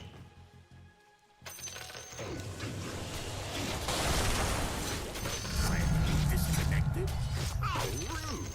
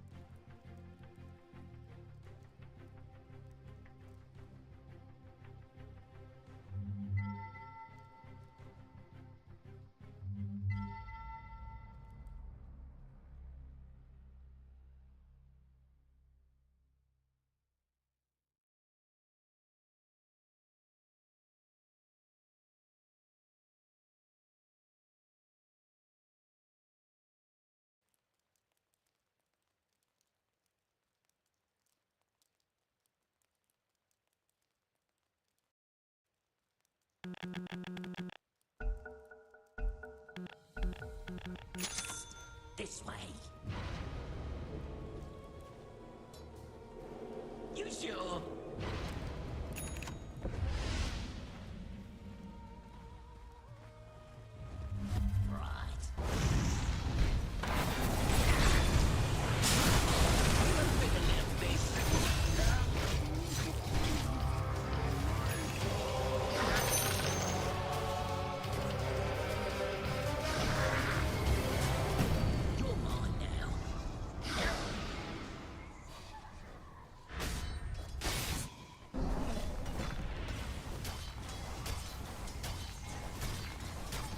Your middle tower is under attack.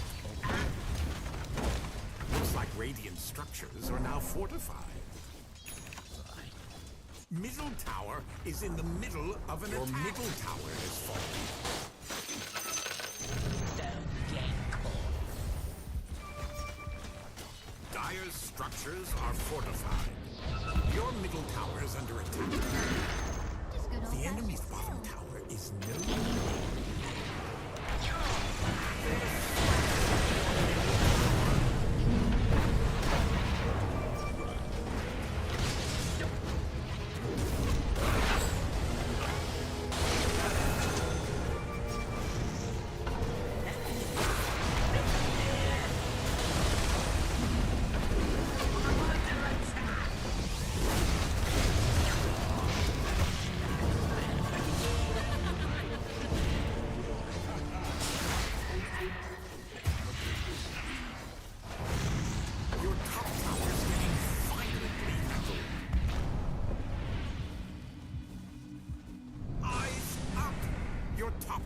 needs a hand. Your top tower is fallen, just so you're aware. I'm just trying to... Short-sighted. The air's so thick I'm choking on it. Over here.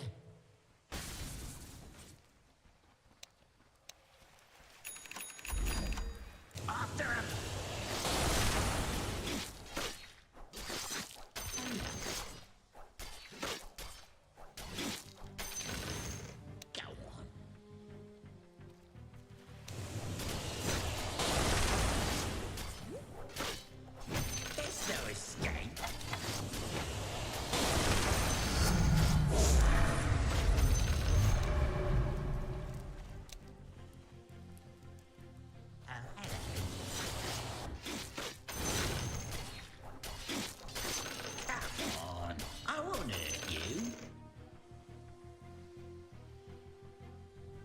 Yeah.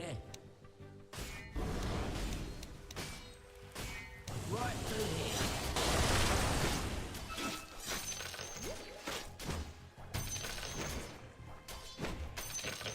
Okay. You sure?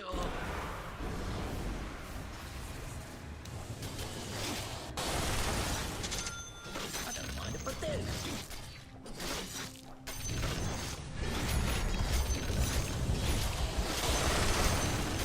Right.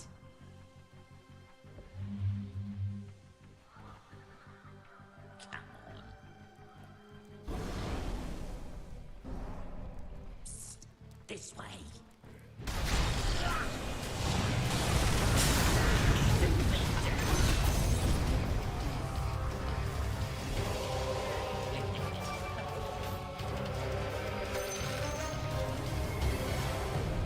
Nice one. Yeah. Right.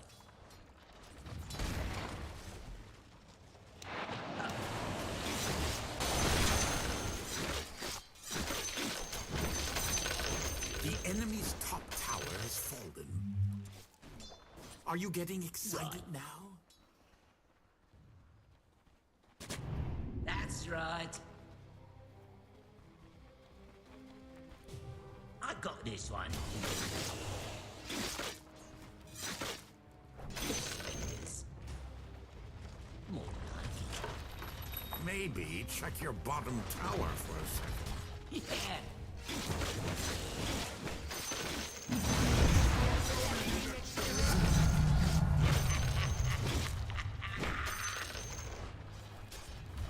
Over here.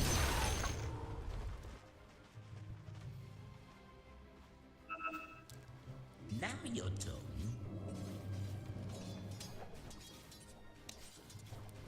Right through here.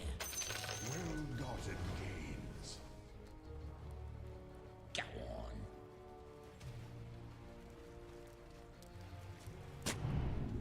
Right. Right. Yeah, all right. All part of the plan.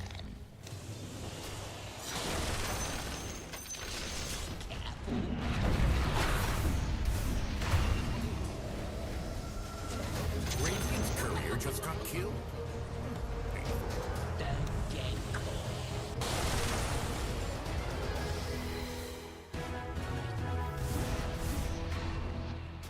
Dire have fortified their structure. Just so.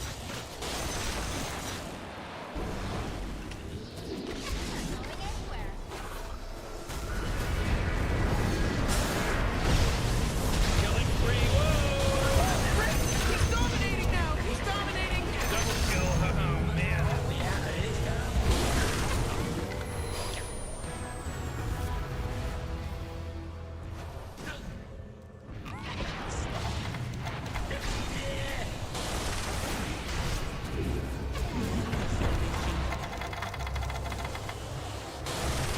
It's a killing spree.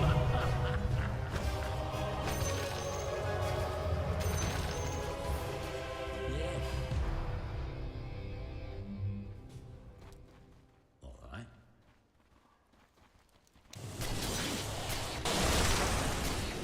I'll take that. Over here. Scepter, you know what to do. Right. Right. Yeah.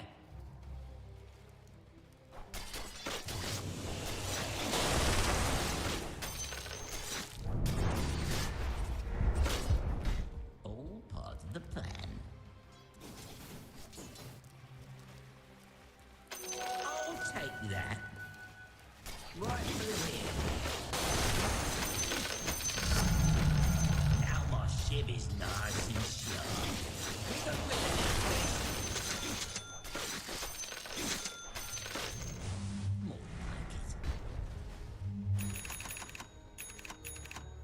Now you're done. You sure? Don't mind if I do.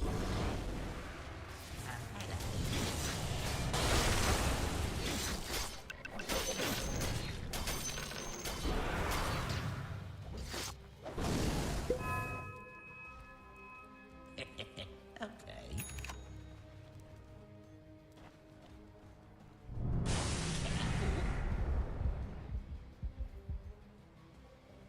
Psst, this way.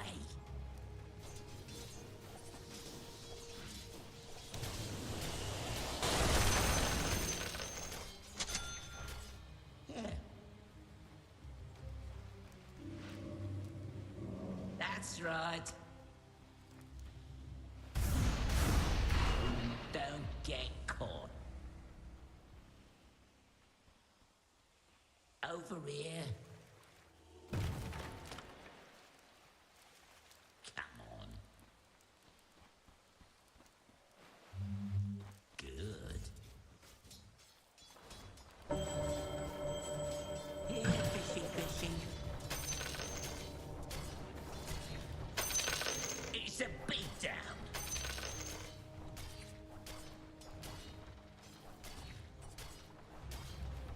Yeah. Yeah.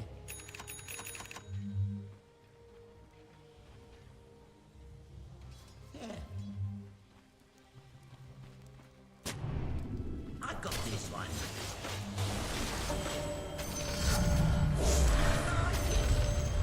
Right through here. Go on. All right. Right.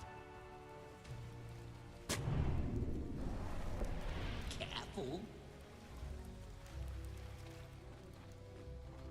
Right.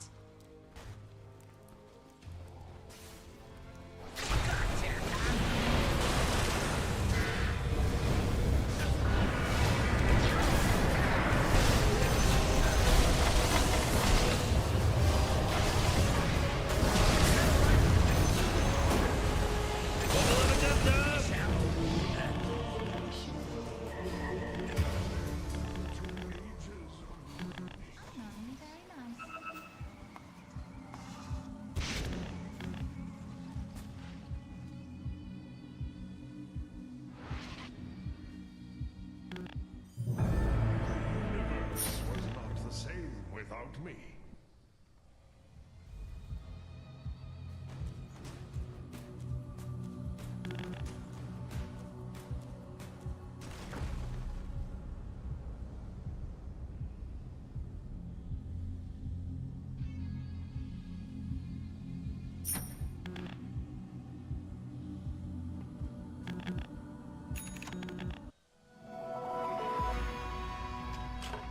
Let me out of here.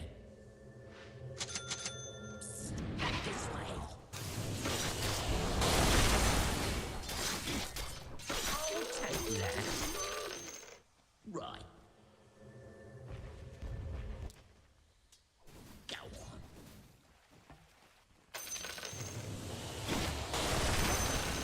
Like it. That's right.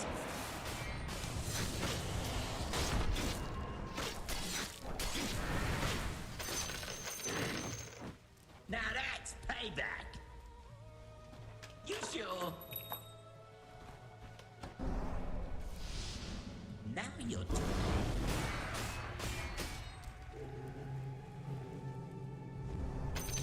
I'll take your tribute. Don't get caught. Right. Be sorry when you see me. Go on.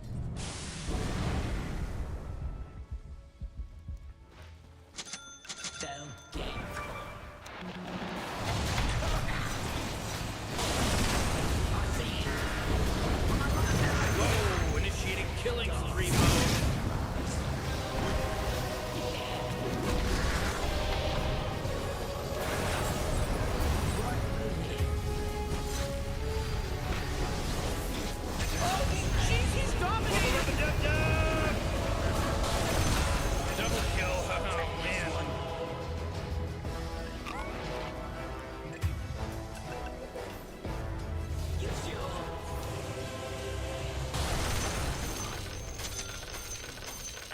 Yeah.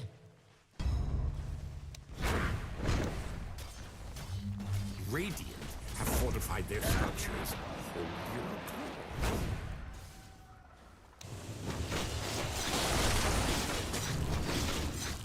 That's right.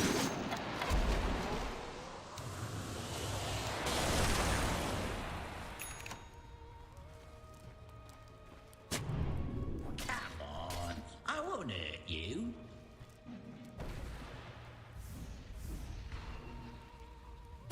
Right.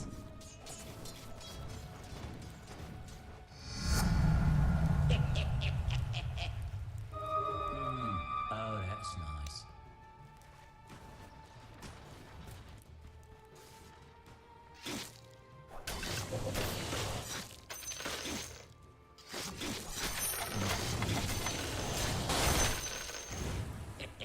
Okay.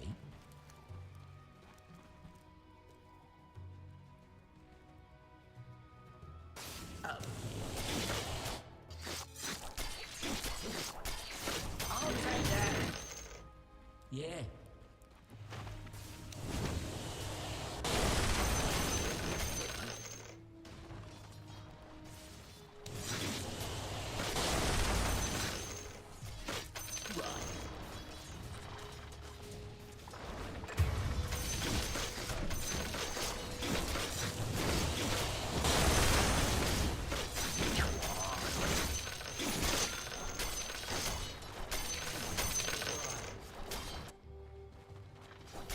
Maybe check your bottom tower for a second.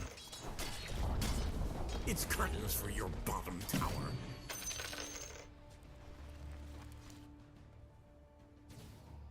Careful. Someone's bottom tower might. It would appear Dire have fortified their structures. Yeah. Nice one.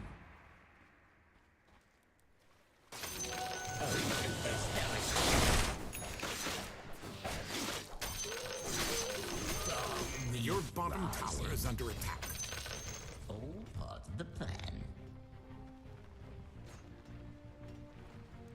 More like it.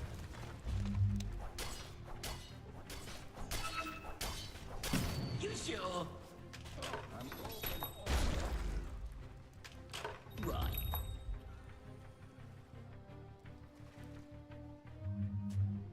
Right. Go on.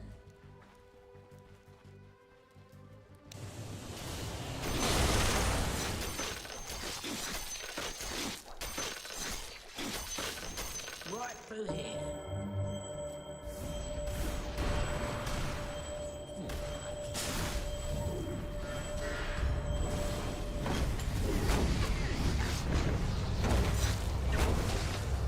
Oh boy, killing spree.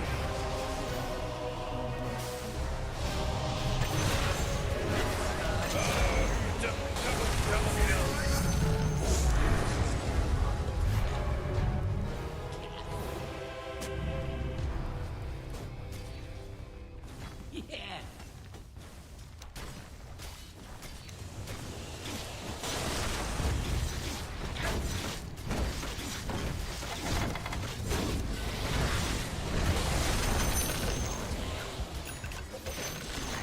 The enemy's bottom tower has fallen. Yeah. Slog's got his eye on you. Put this on your belly and crawl. Go on.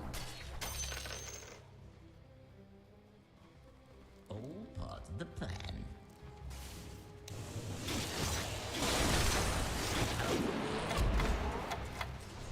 I'm under attack.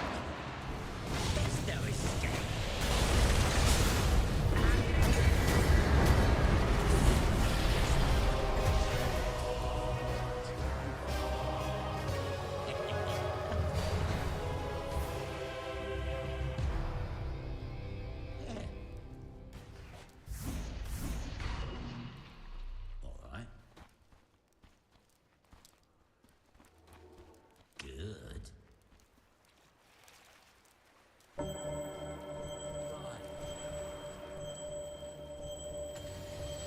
tower is in the middle of an attack. Whoa, killing spree. Oh man, this guy's dominating. Spree.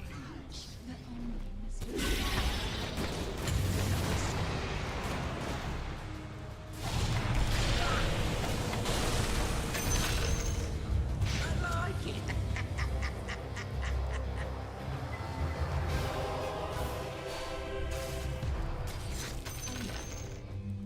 You'll be sorry when you see me. Right.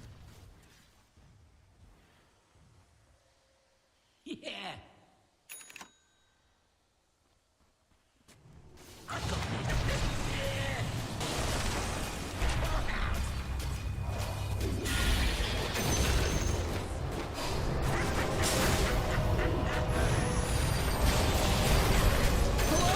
Can anyone hear me? It's a killing spree over here. Double kill.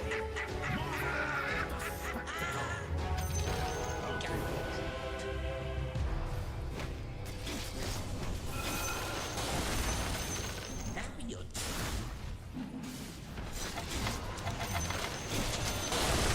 That's right.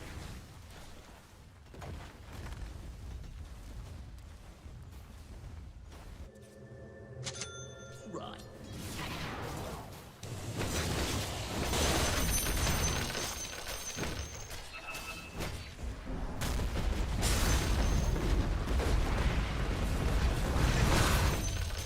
Right through here.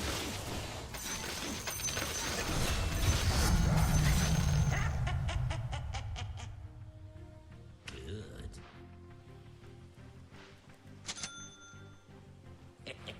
Okay.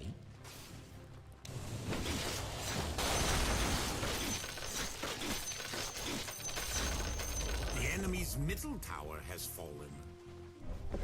And now on to our next trip. Nice one. Over here.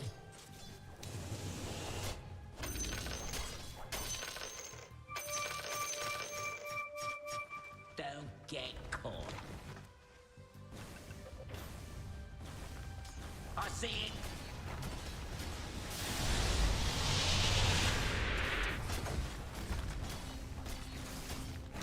After him. Yeah.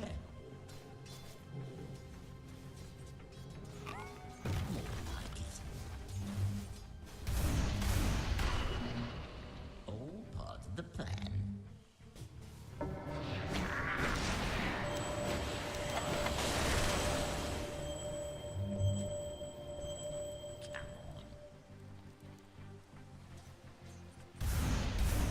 Sure.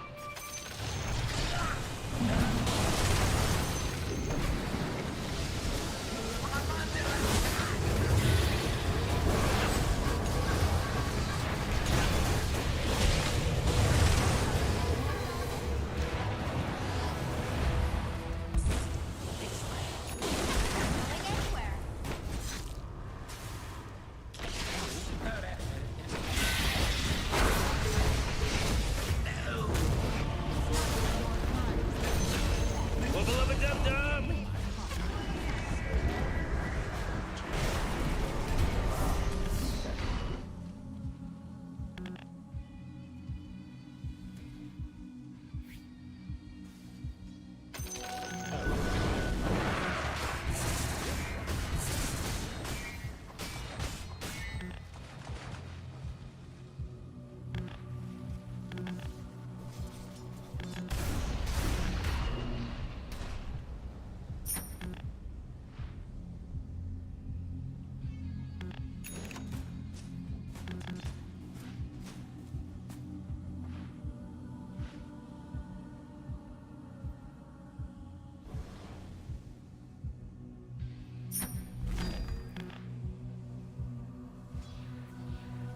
Your top tower is under attack.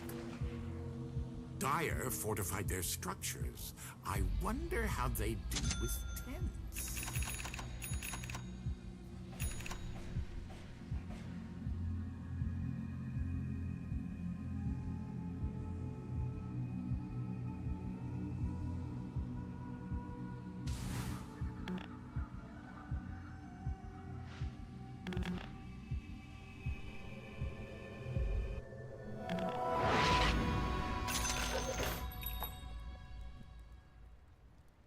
Yeah.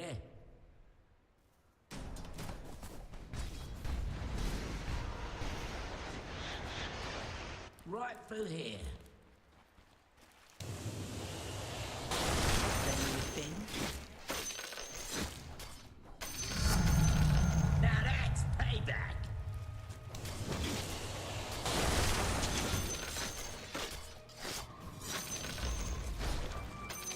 Don't get coins.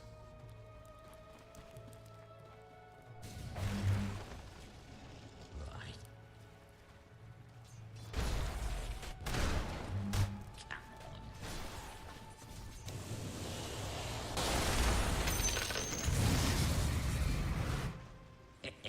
Okay. All part of the plan.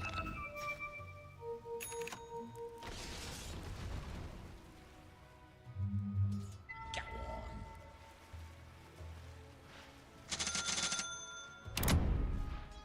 Yeah.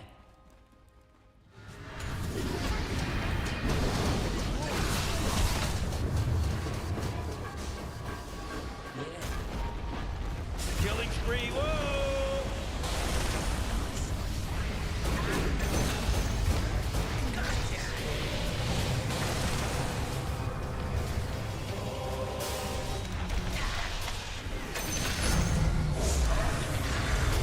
Double kill, oh man.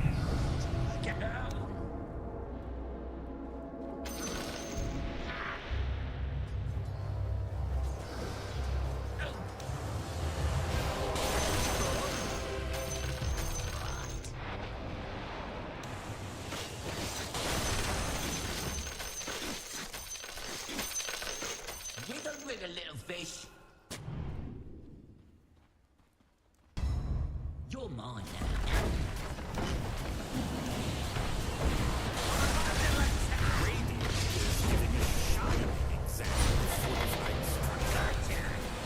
Morty, watch out! It's a killing spree! Oh my god! Level up, level up, level up. He's now dominating! He's dominating, Rick!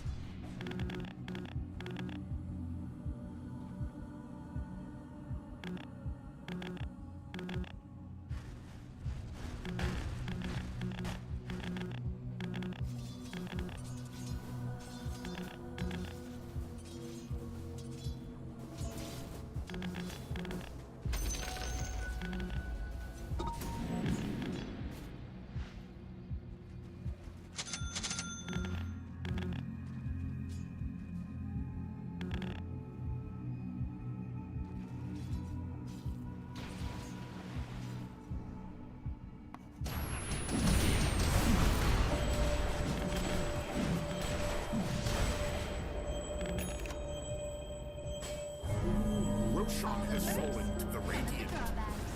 I wouldn't spend too much time celebrating. Free again. Careful. Over here. Now your turn.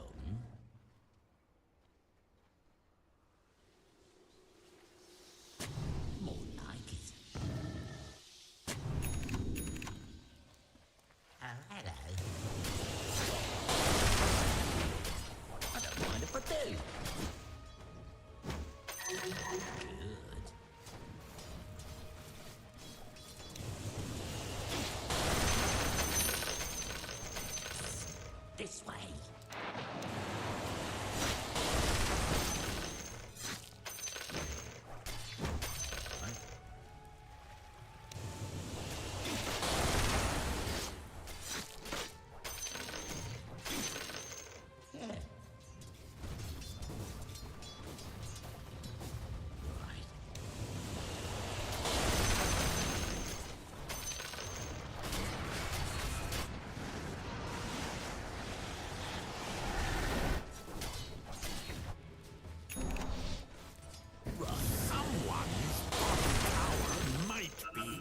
trouble. Oh, your bottom tower has fallen. If I could feel pain, this would be painful to watch. You'll be sorry when you see me.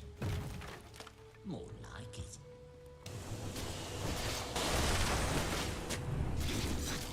I'll take that.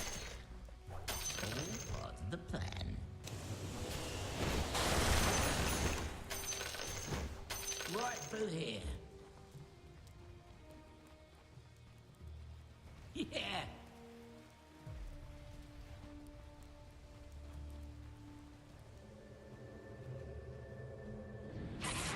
This way. Come on. You sure?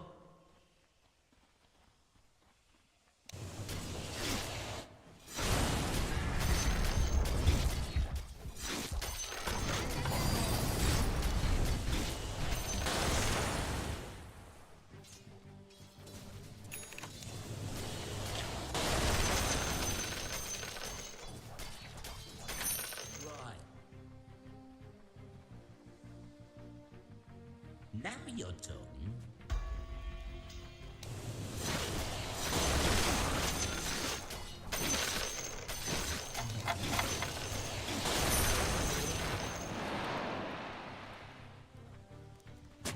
Good. Careful. Yeah.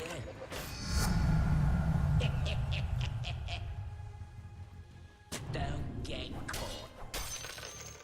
Your top tower is getting violently active. Dire's structures are fortified. Okay. Go on.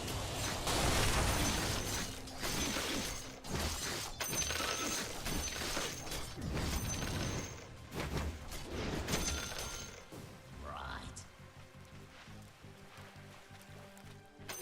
I'll take that.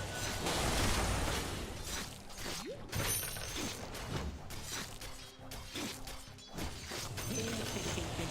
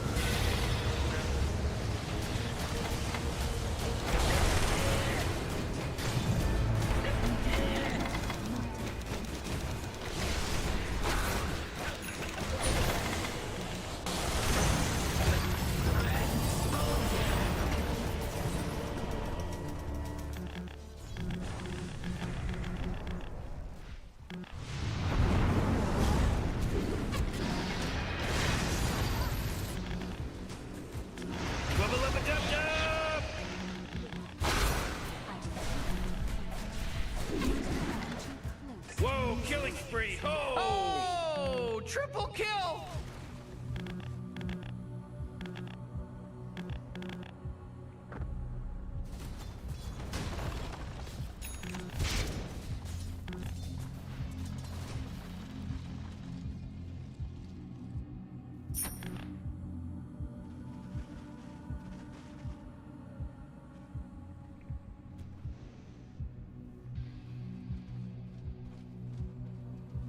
They're thrashing your middle tower. Fishing is Middle still tower better than the gone best because at you being better. just can't listen. You sure?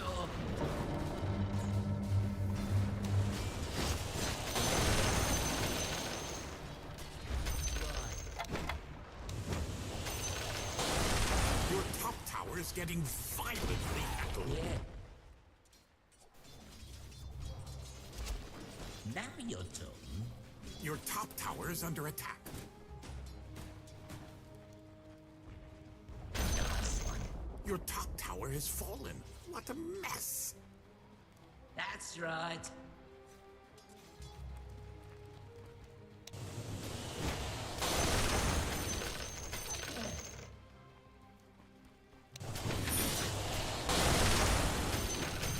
Over here. I'll take this one. More like it. Yeah. Now you're done. Come on. Right. Haste. Right. Yeah. All part of the plan.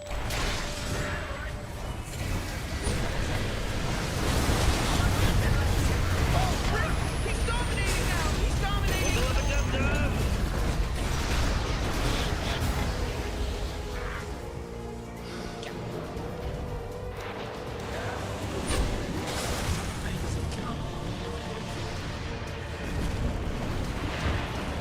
Whoa, mega kill. Uh-oh. Haha, mega kill.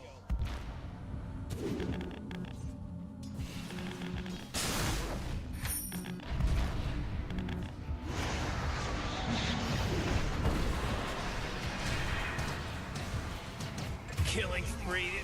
There was a clipping issue. There was a hit detection issue.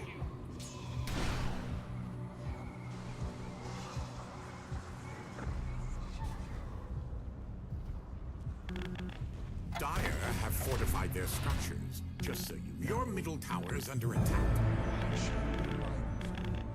Make no mistake. Maybe check your bottom tower for a second. Oh my god! Four in a row. He's now dominating. He's dominating, Rick. I'm afraid your middle tower has been. Your bottom tower has fallen. Bye-bye. Your middle barracks have fallen. It would appear Dire have fortified their structure. I'd check your bottom barracks fast. Your top tower has fallen. Oh, your bottom barracks have fallen. Your top barracks are under attack. Your top barracks have fallen. The enemy now has mega creeps. Middle tower is in the middle of an attack. Your middle tower is gone, as is some of my respect.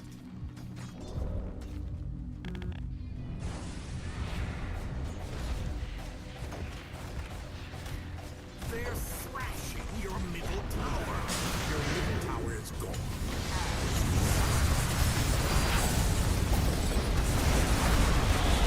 Morty, who was that?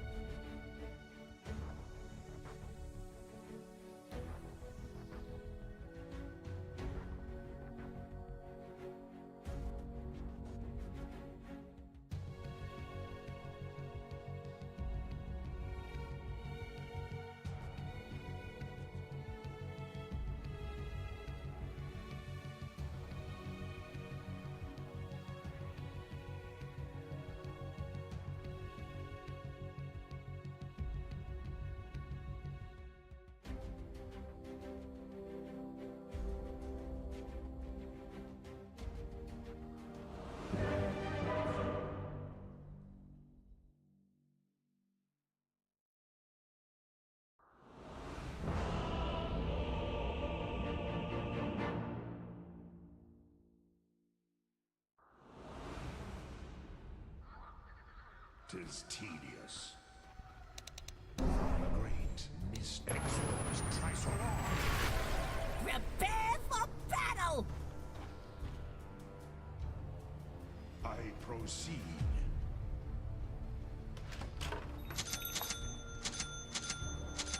I'll keep it in mind.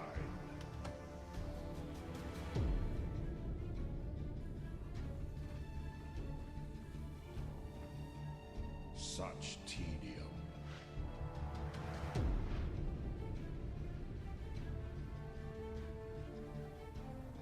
Over yon?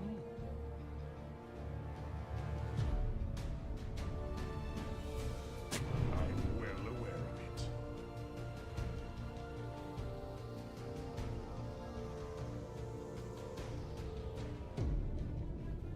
"30 seconds to battle, but feel free to start killing before that. We're not sticklers."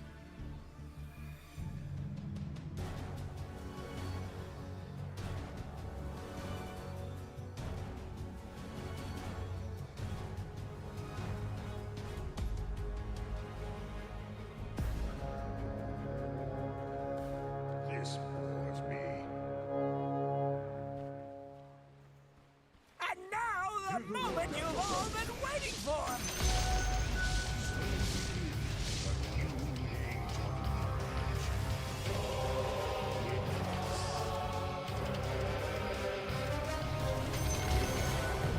Worms light my path. So it is said.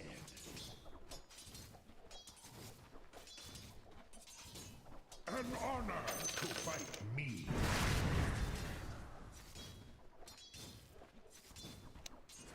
Avowedly, thinks you wanted that. As needs be.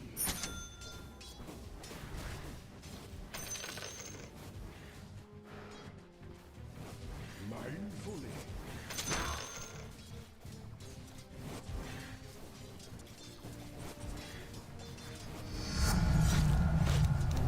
Unto battle. Of course. Knowledge is power. True arcanery thrives.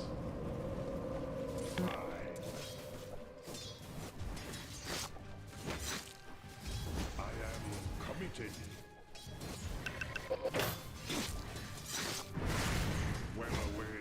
I'm under attack. Am I from north?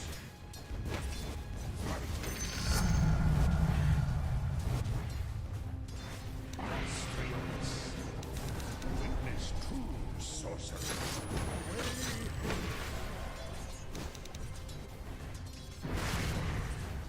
The hall. Charming eggs.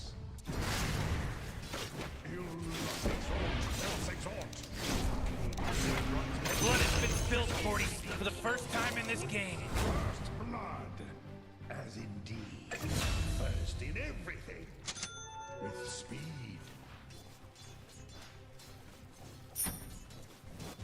Concentration. Avowedly.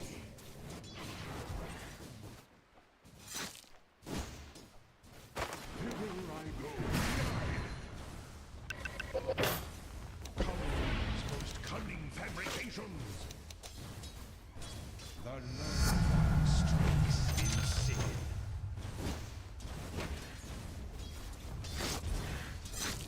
Thus and so.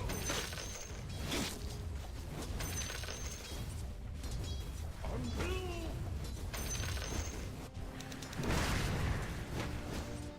concentration.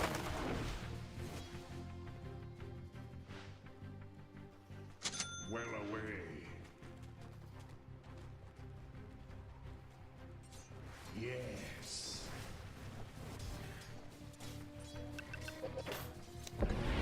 Elementals. Who threatens my concentration?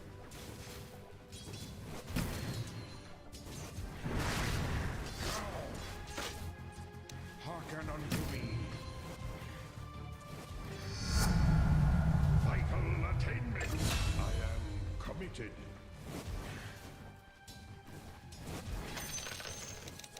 With speed. As needs be.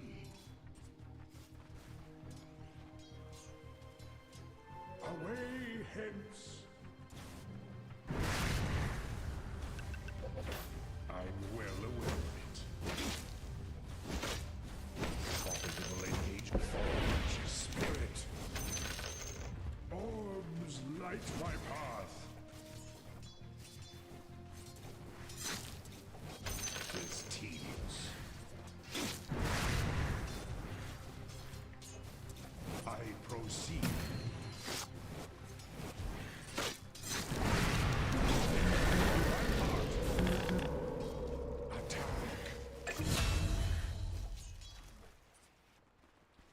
I'll keep it in mind. Are you even watching your top tower? You dare fight me? This bores me.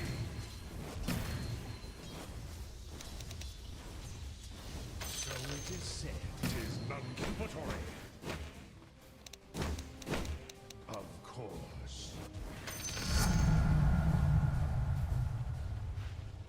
Mindful.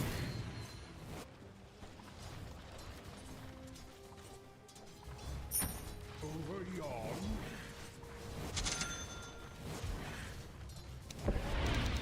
Incantation such spherical sorcery. Forthwith.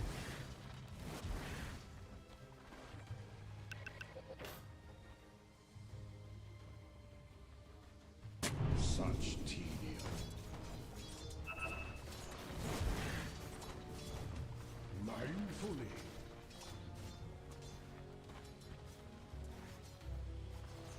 This bores me. Behold! It's all the same to me. Away hence.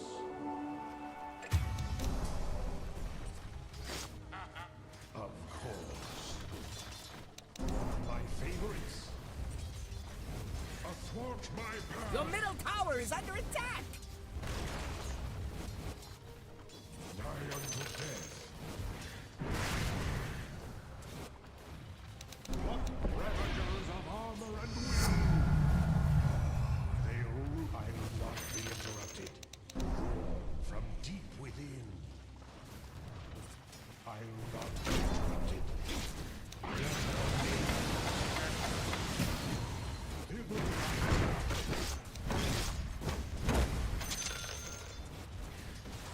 An honor to fight me. Elementals. Once and all. My mind is my arcanery. Over yon. A spell I well remember. Will lock upon you. I proceed. I'm under attack. Yes. Concentration shattered. Hearken unto me. Did I miscast? So it is said. Mark your ravagers of armor and will. Thus I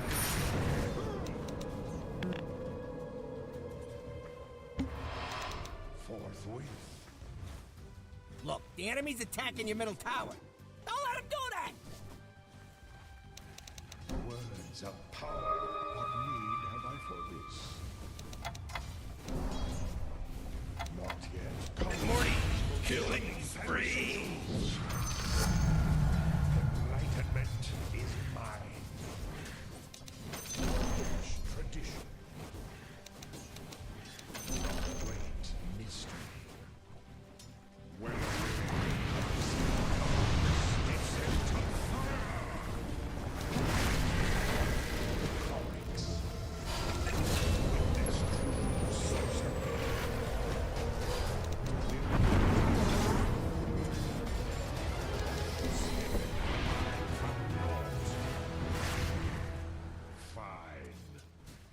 sighted of you. I'm well aware of it. As needs be. I'll keep it in mind.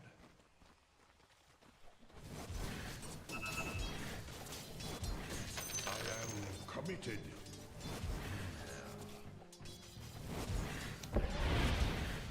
Athwart my path.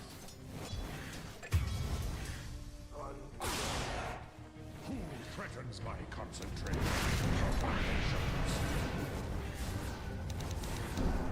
With speed. Unto battle. Orbs light my path.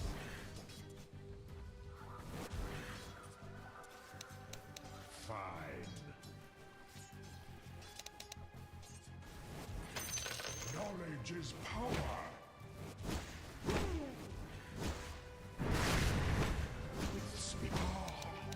My favorites. I'm under attack. Sleep from sight. Onto battle.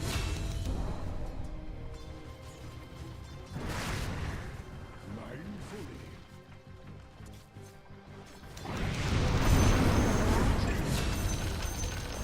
So it is said.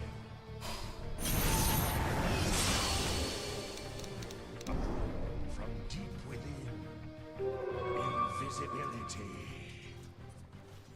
Such tedium. Behold!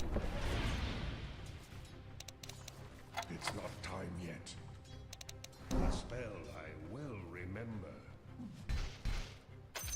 Avowedly. Your top tower needs some help. Fight me. Mercury abounds. This bores me. No. The twins know thus and so.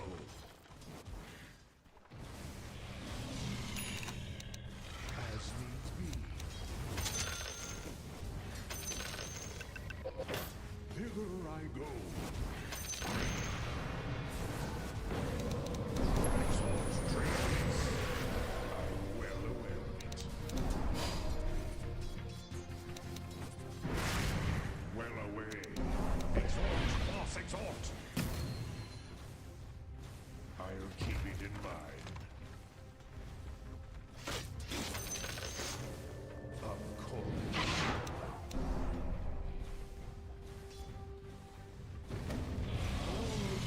Light my path.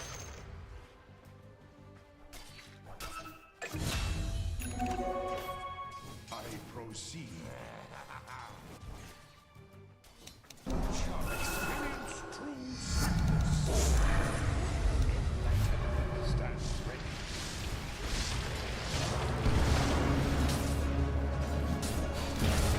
Whoa, initiating killing spree mode. Meant for more. You leave nothing more behind. Away hence.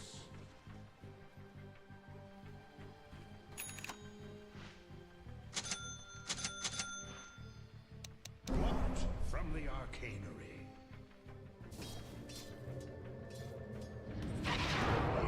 Yes. 'Tis tedious.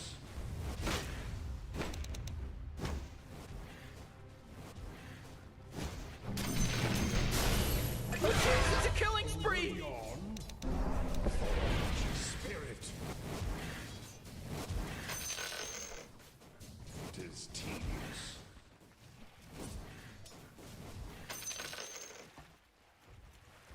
Unto battle. I'll keep it in mind. Behold! I'm under attack! Such tedium. Ow.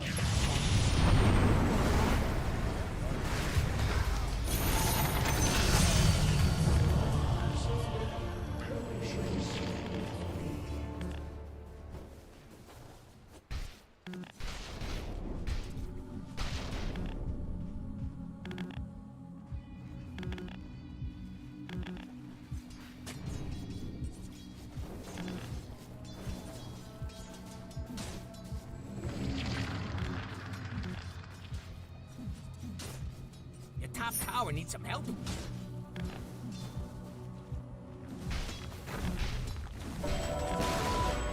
Hello, top tower. Goodbye, top tower. The will of creation. I return. So it is said. An incantation long remembered. The top tower is under attack. Some power.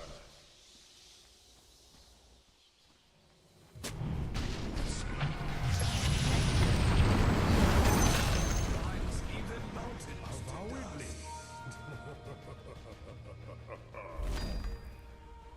I proceed.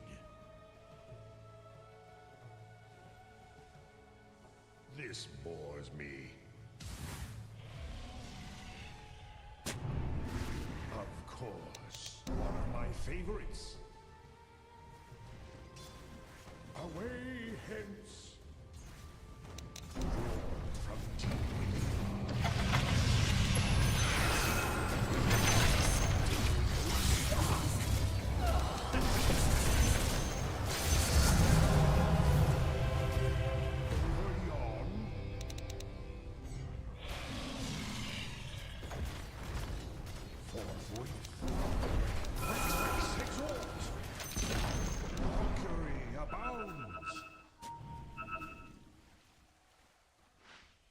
I'm well aware. Double damage. Plucked from the arcane. Nigh unto death.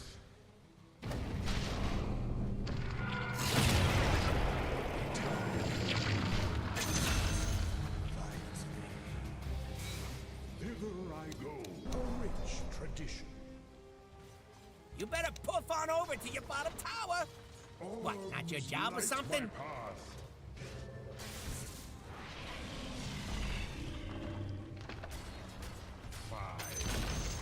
Best thing about the enemy's top tower is it's gone. Some travel. Well away.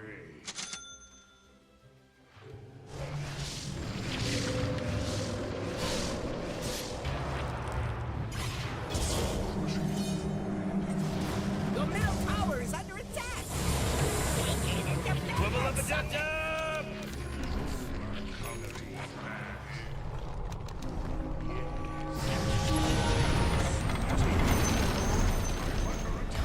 Oh boy, killing spree. Your bottom tower is under attack.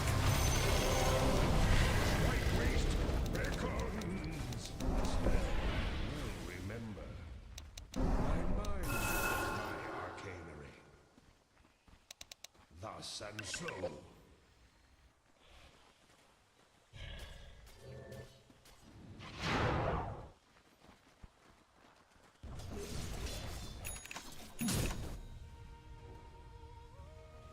Unto battle!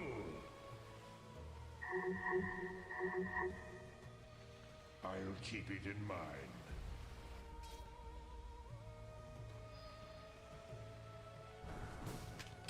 Orbs light my path.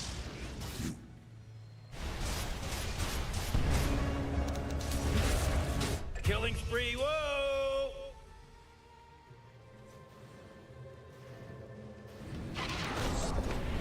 Elementals. You dare fight me? Charming hex. Speed. Hello? Can anyone hear me? It's a killing spree over here! Forthwith. A geist of lethargy. Plucked from the arcane. True arcanery thrives.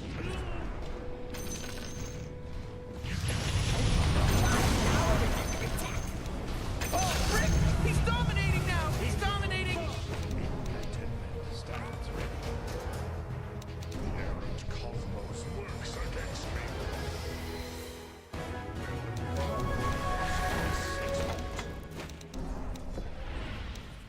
I am spheric.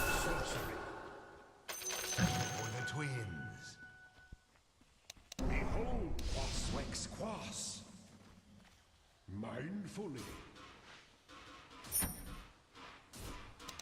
Witness true sorcery. The spell I wilt is tedious.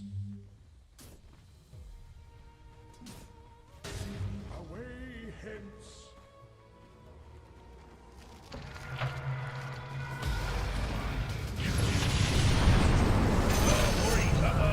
You better hold on to your head because now it's a mega kill. That's 5, baby. 5. There's no accident anymore. This isn't an accident there now. better be something important going on. Most cunning. A goose walk. This Mercury abounds. Well away. It's a power.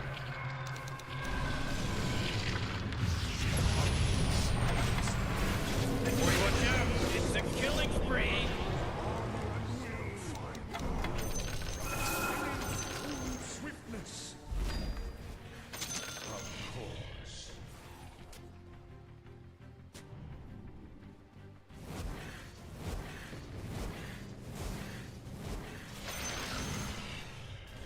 Ill luck upon you.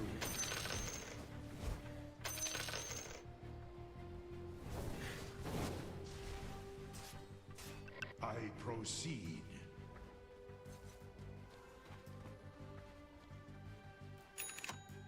Avowedly.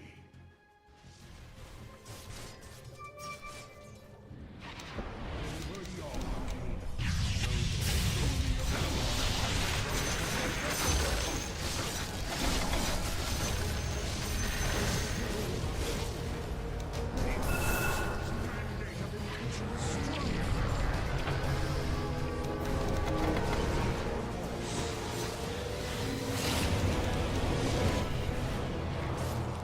Oh my god!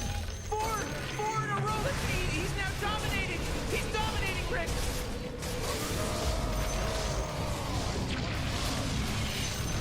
Own it. It's a game really fast. A bunch of times the slow is not making sense. Own it. Own it. Own it. Own it. Your middle tower's under attack. I proceed. Of course. True sun strike.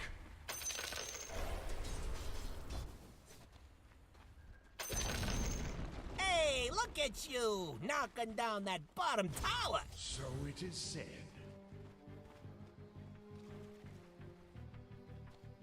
Such tedium.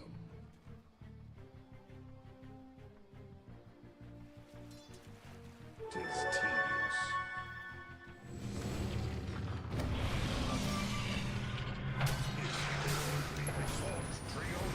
Wait, no, hold on. He's unstoppable. That should be against the rules. I am locked.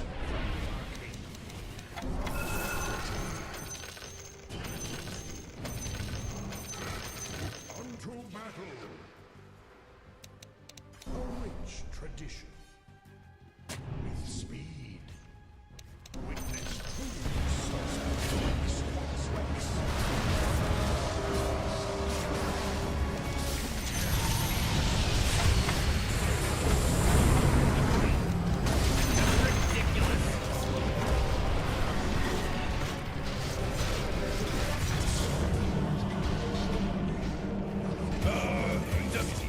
Double kill. Suffer the ravages of time.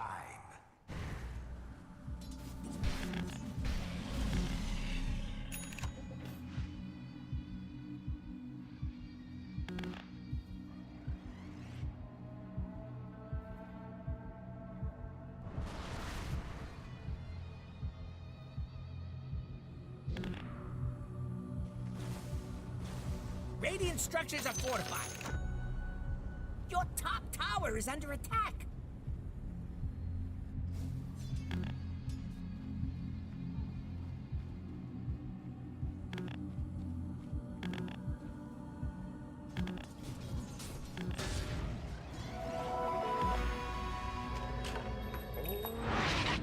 Is parallel. Get up! Get up! Get out there!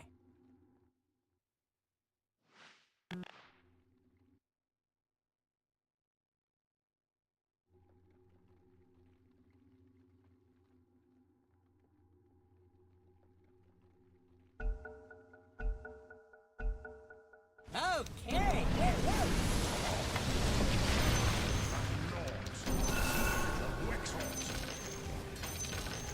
Concentration.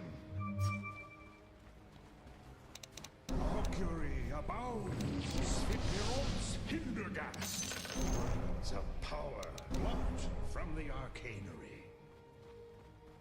I'm well aware of it. Mindfully.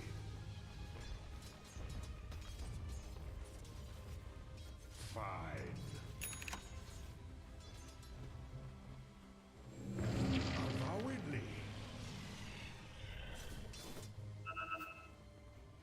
As needs be.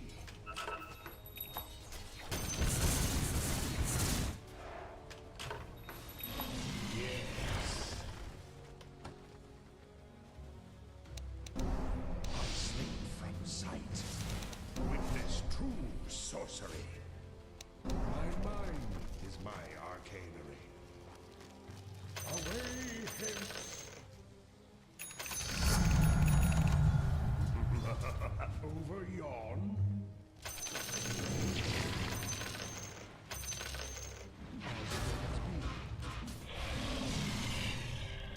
I'm under attack.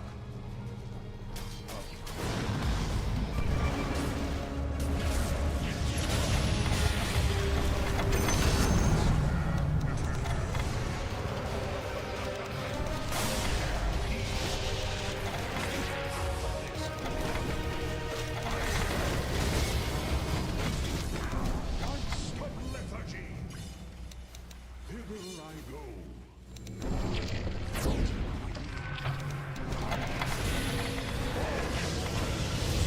Trying to knock down your middle tower.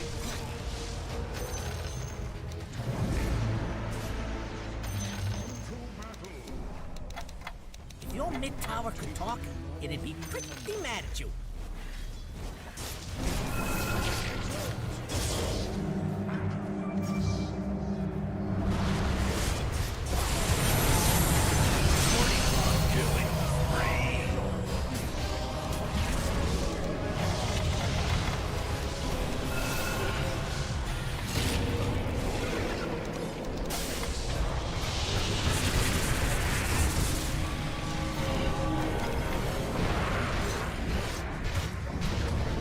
Double kill. Oh, man.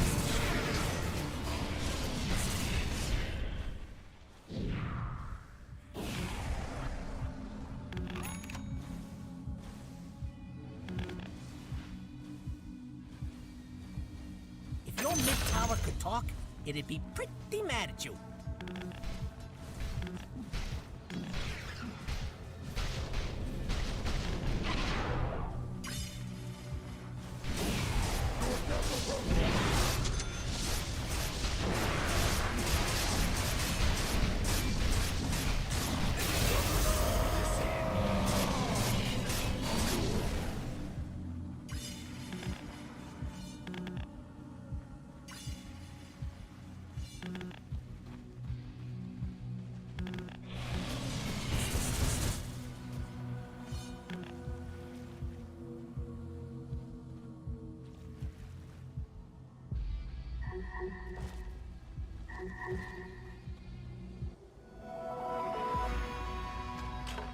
I return with nary a mark upon me.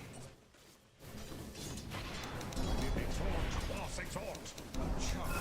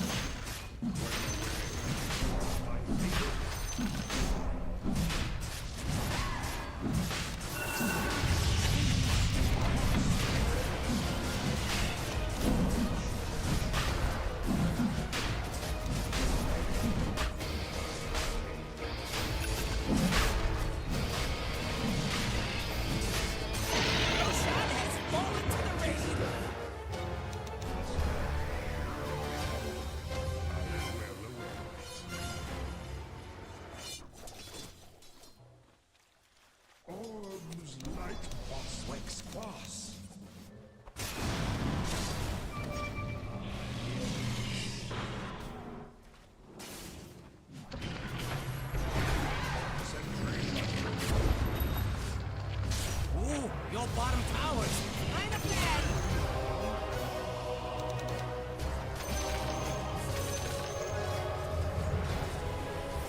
You better poof on over to your bottom tower. Rally the troops and get over there. Behold, with speed, forge spirit.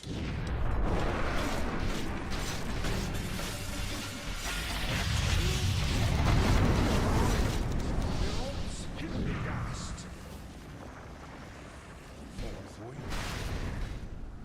Plucked from the arcane. Regeneration. So it is said.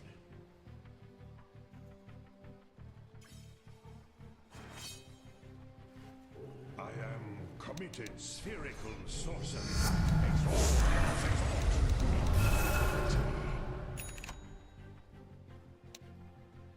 Away head through arcanery. We rely not upon fortune. Orbs light my path. Away hence. Exalt Trisolar. With speed. This ill-fated spell.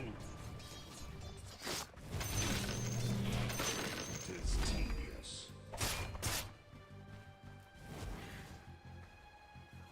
Draw, breathe, elementals. This bores me. Words of power.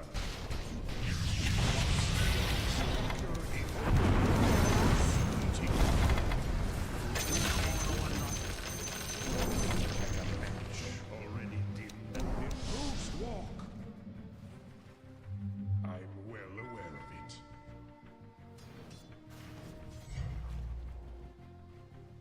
Mindfully.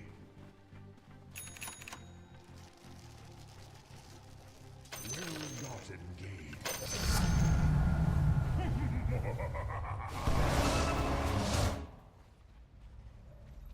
Your middle tower is under attack. You and a couple of friends can probably stop that. Ownage.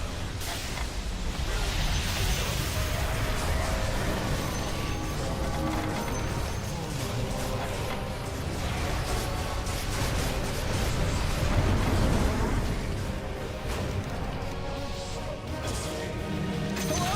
Can anyone hear me? It's a killing spree over here. Whoa, initiating killing spree mode.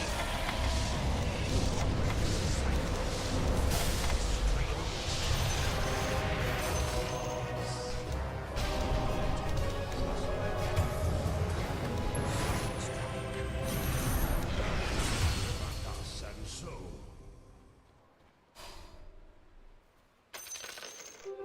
Invisibility.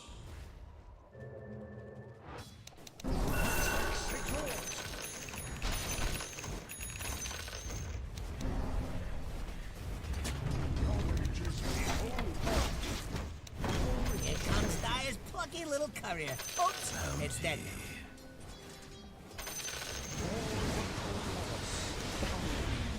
Cunning fabrications. As need be. From the great mystery. Concentration.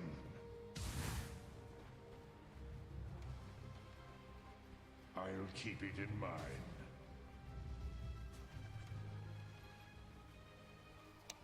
Over yon. I ravagers of armor and will. Experience true swiftness. The profundities are mine to ransack. Fine.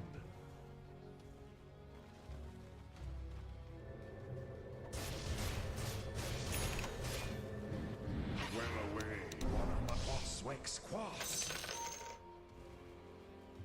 A charming mix. Arcana known only to me. Of course.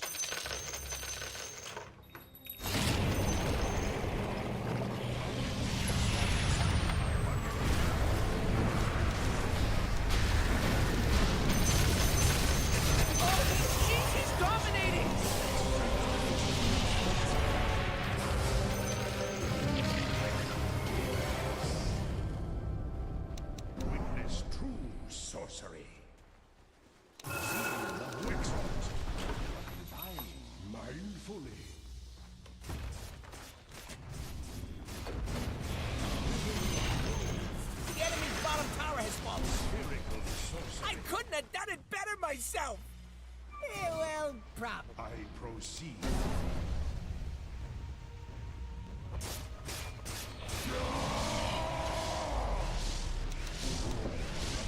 Away on experience true swiftness. Incantation long remembered. 'Tis tedious. My ghost walk. Forthwith.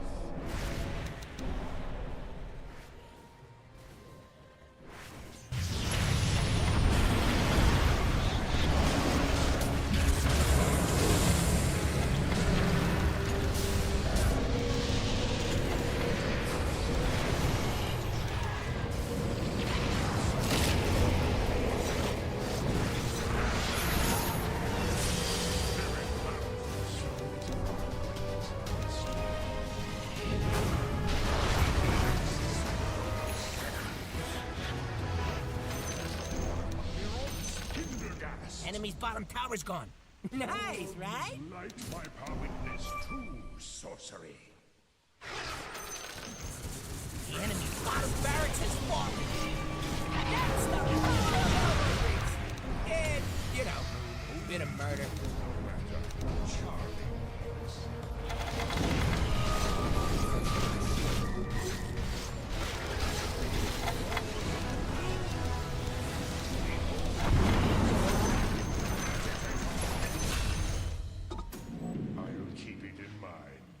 Your middle tower's under attack. Killing spree. This is one of the Wubble up a dub dub. Such tedium.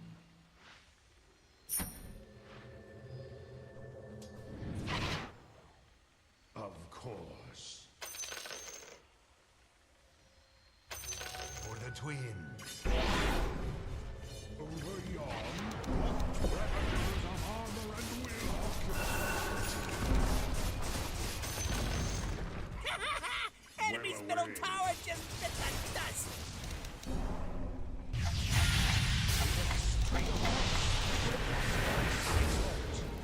Oh, mega kill.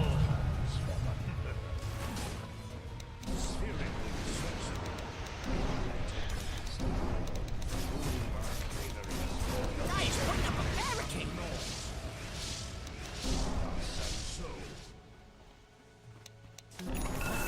Exhort! Incantation words of power.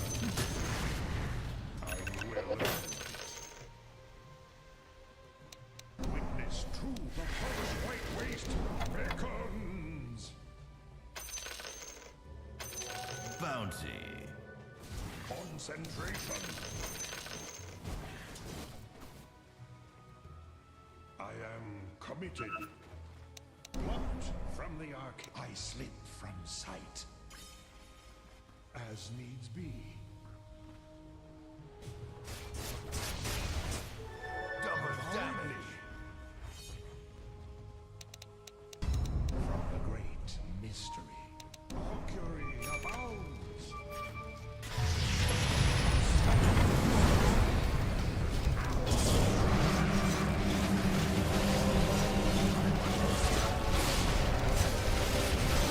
Oh my god! Four! He's now dragging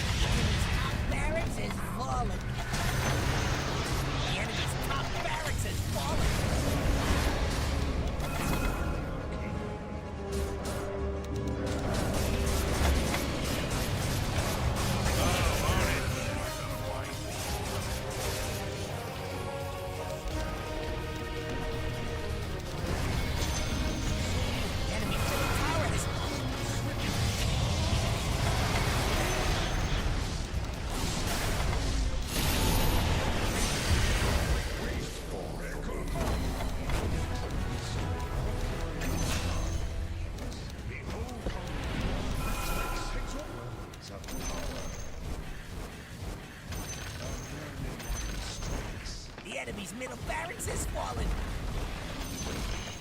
The enemy's middle barracks are just a soothing memory. Fire structures are fortified. Double kill. Whoa, killing spree. Oh! Oh, Rick! He's dominating Double now! kill. He's dominating! Man. Veins running. The enemy's bottom barracks has fallen. You now have mega creeps.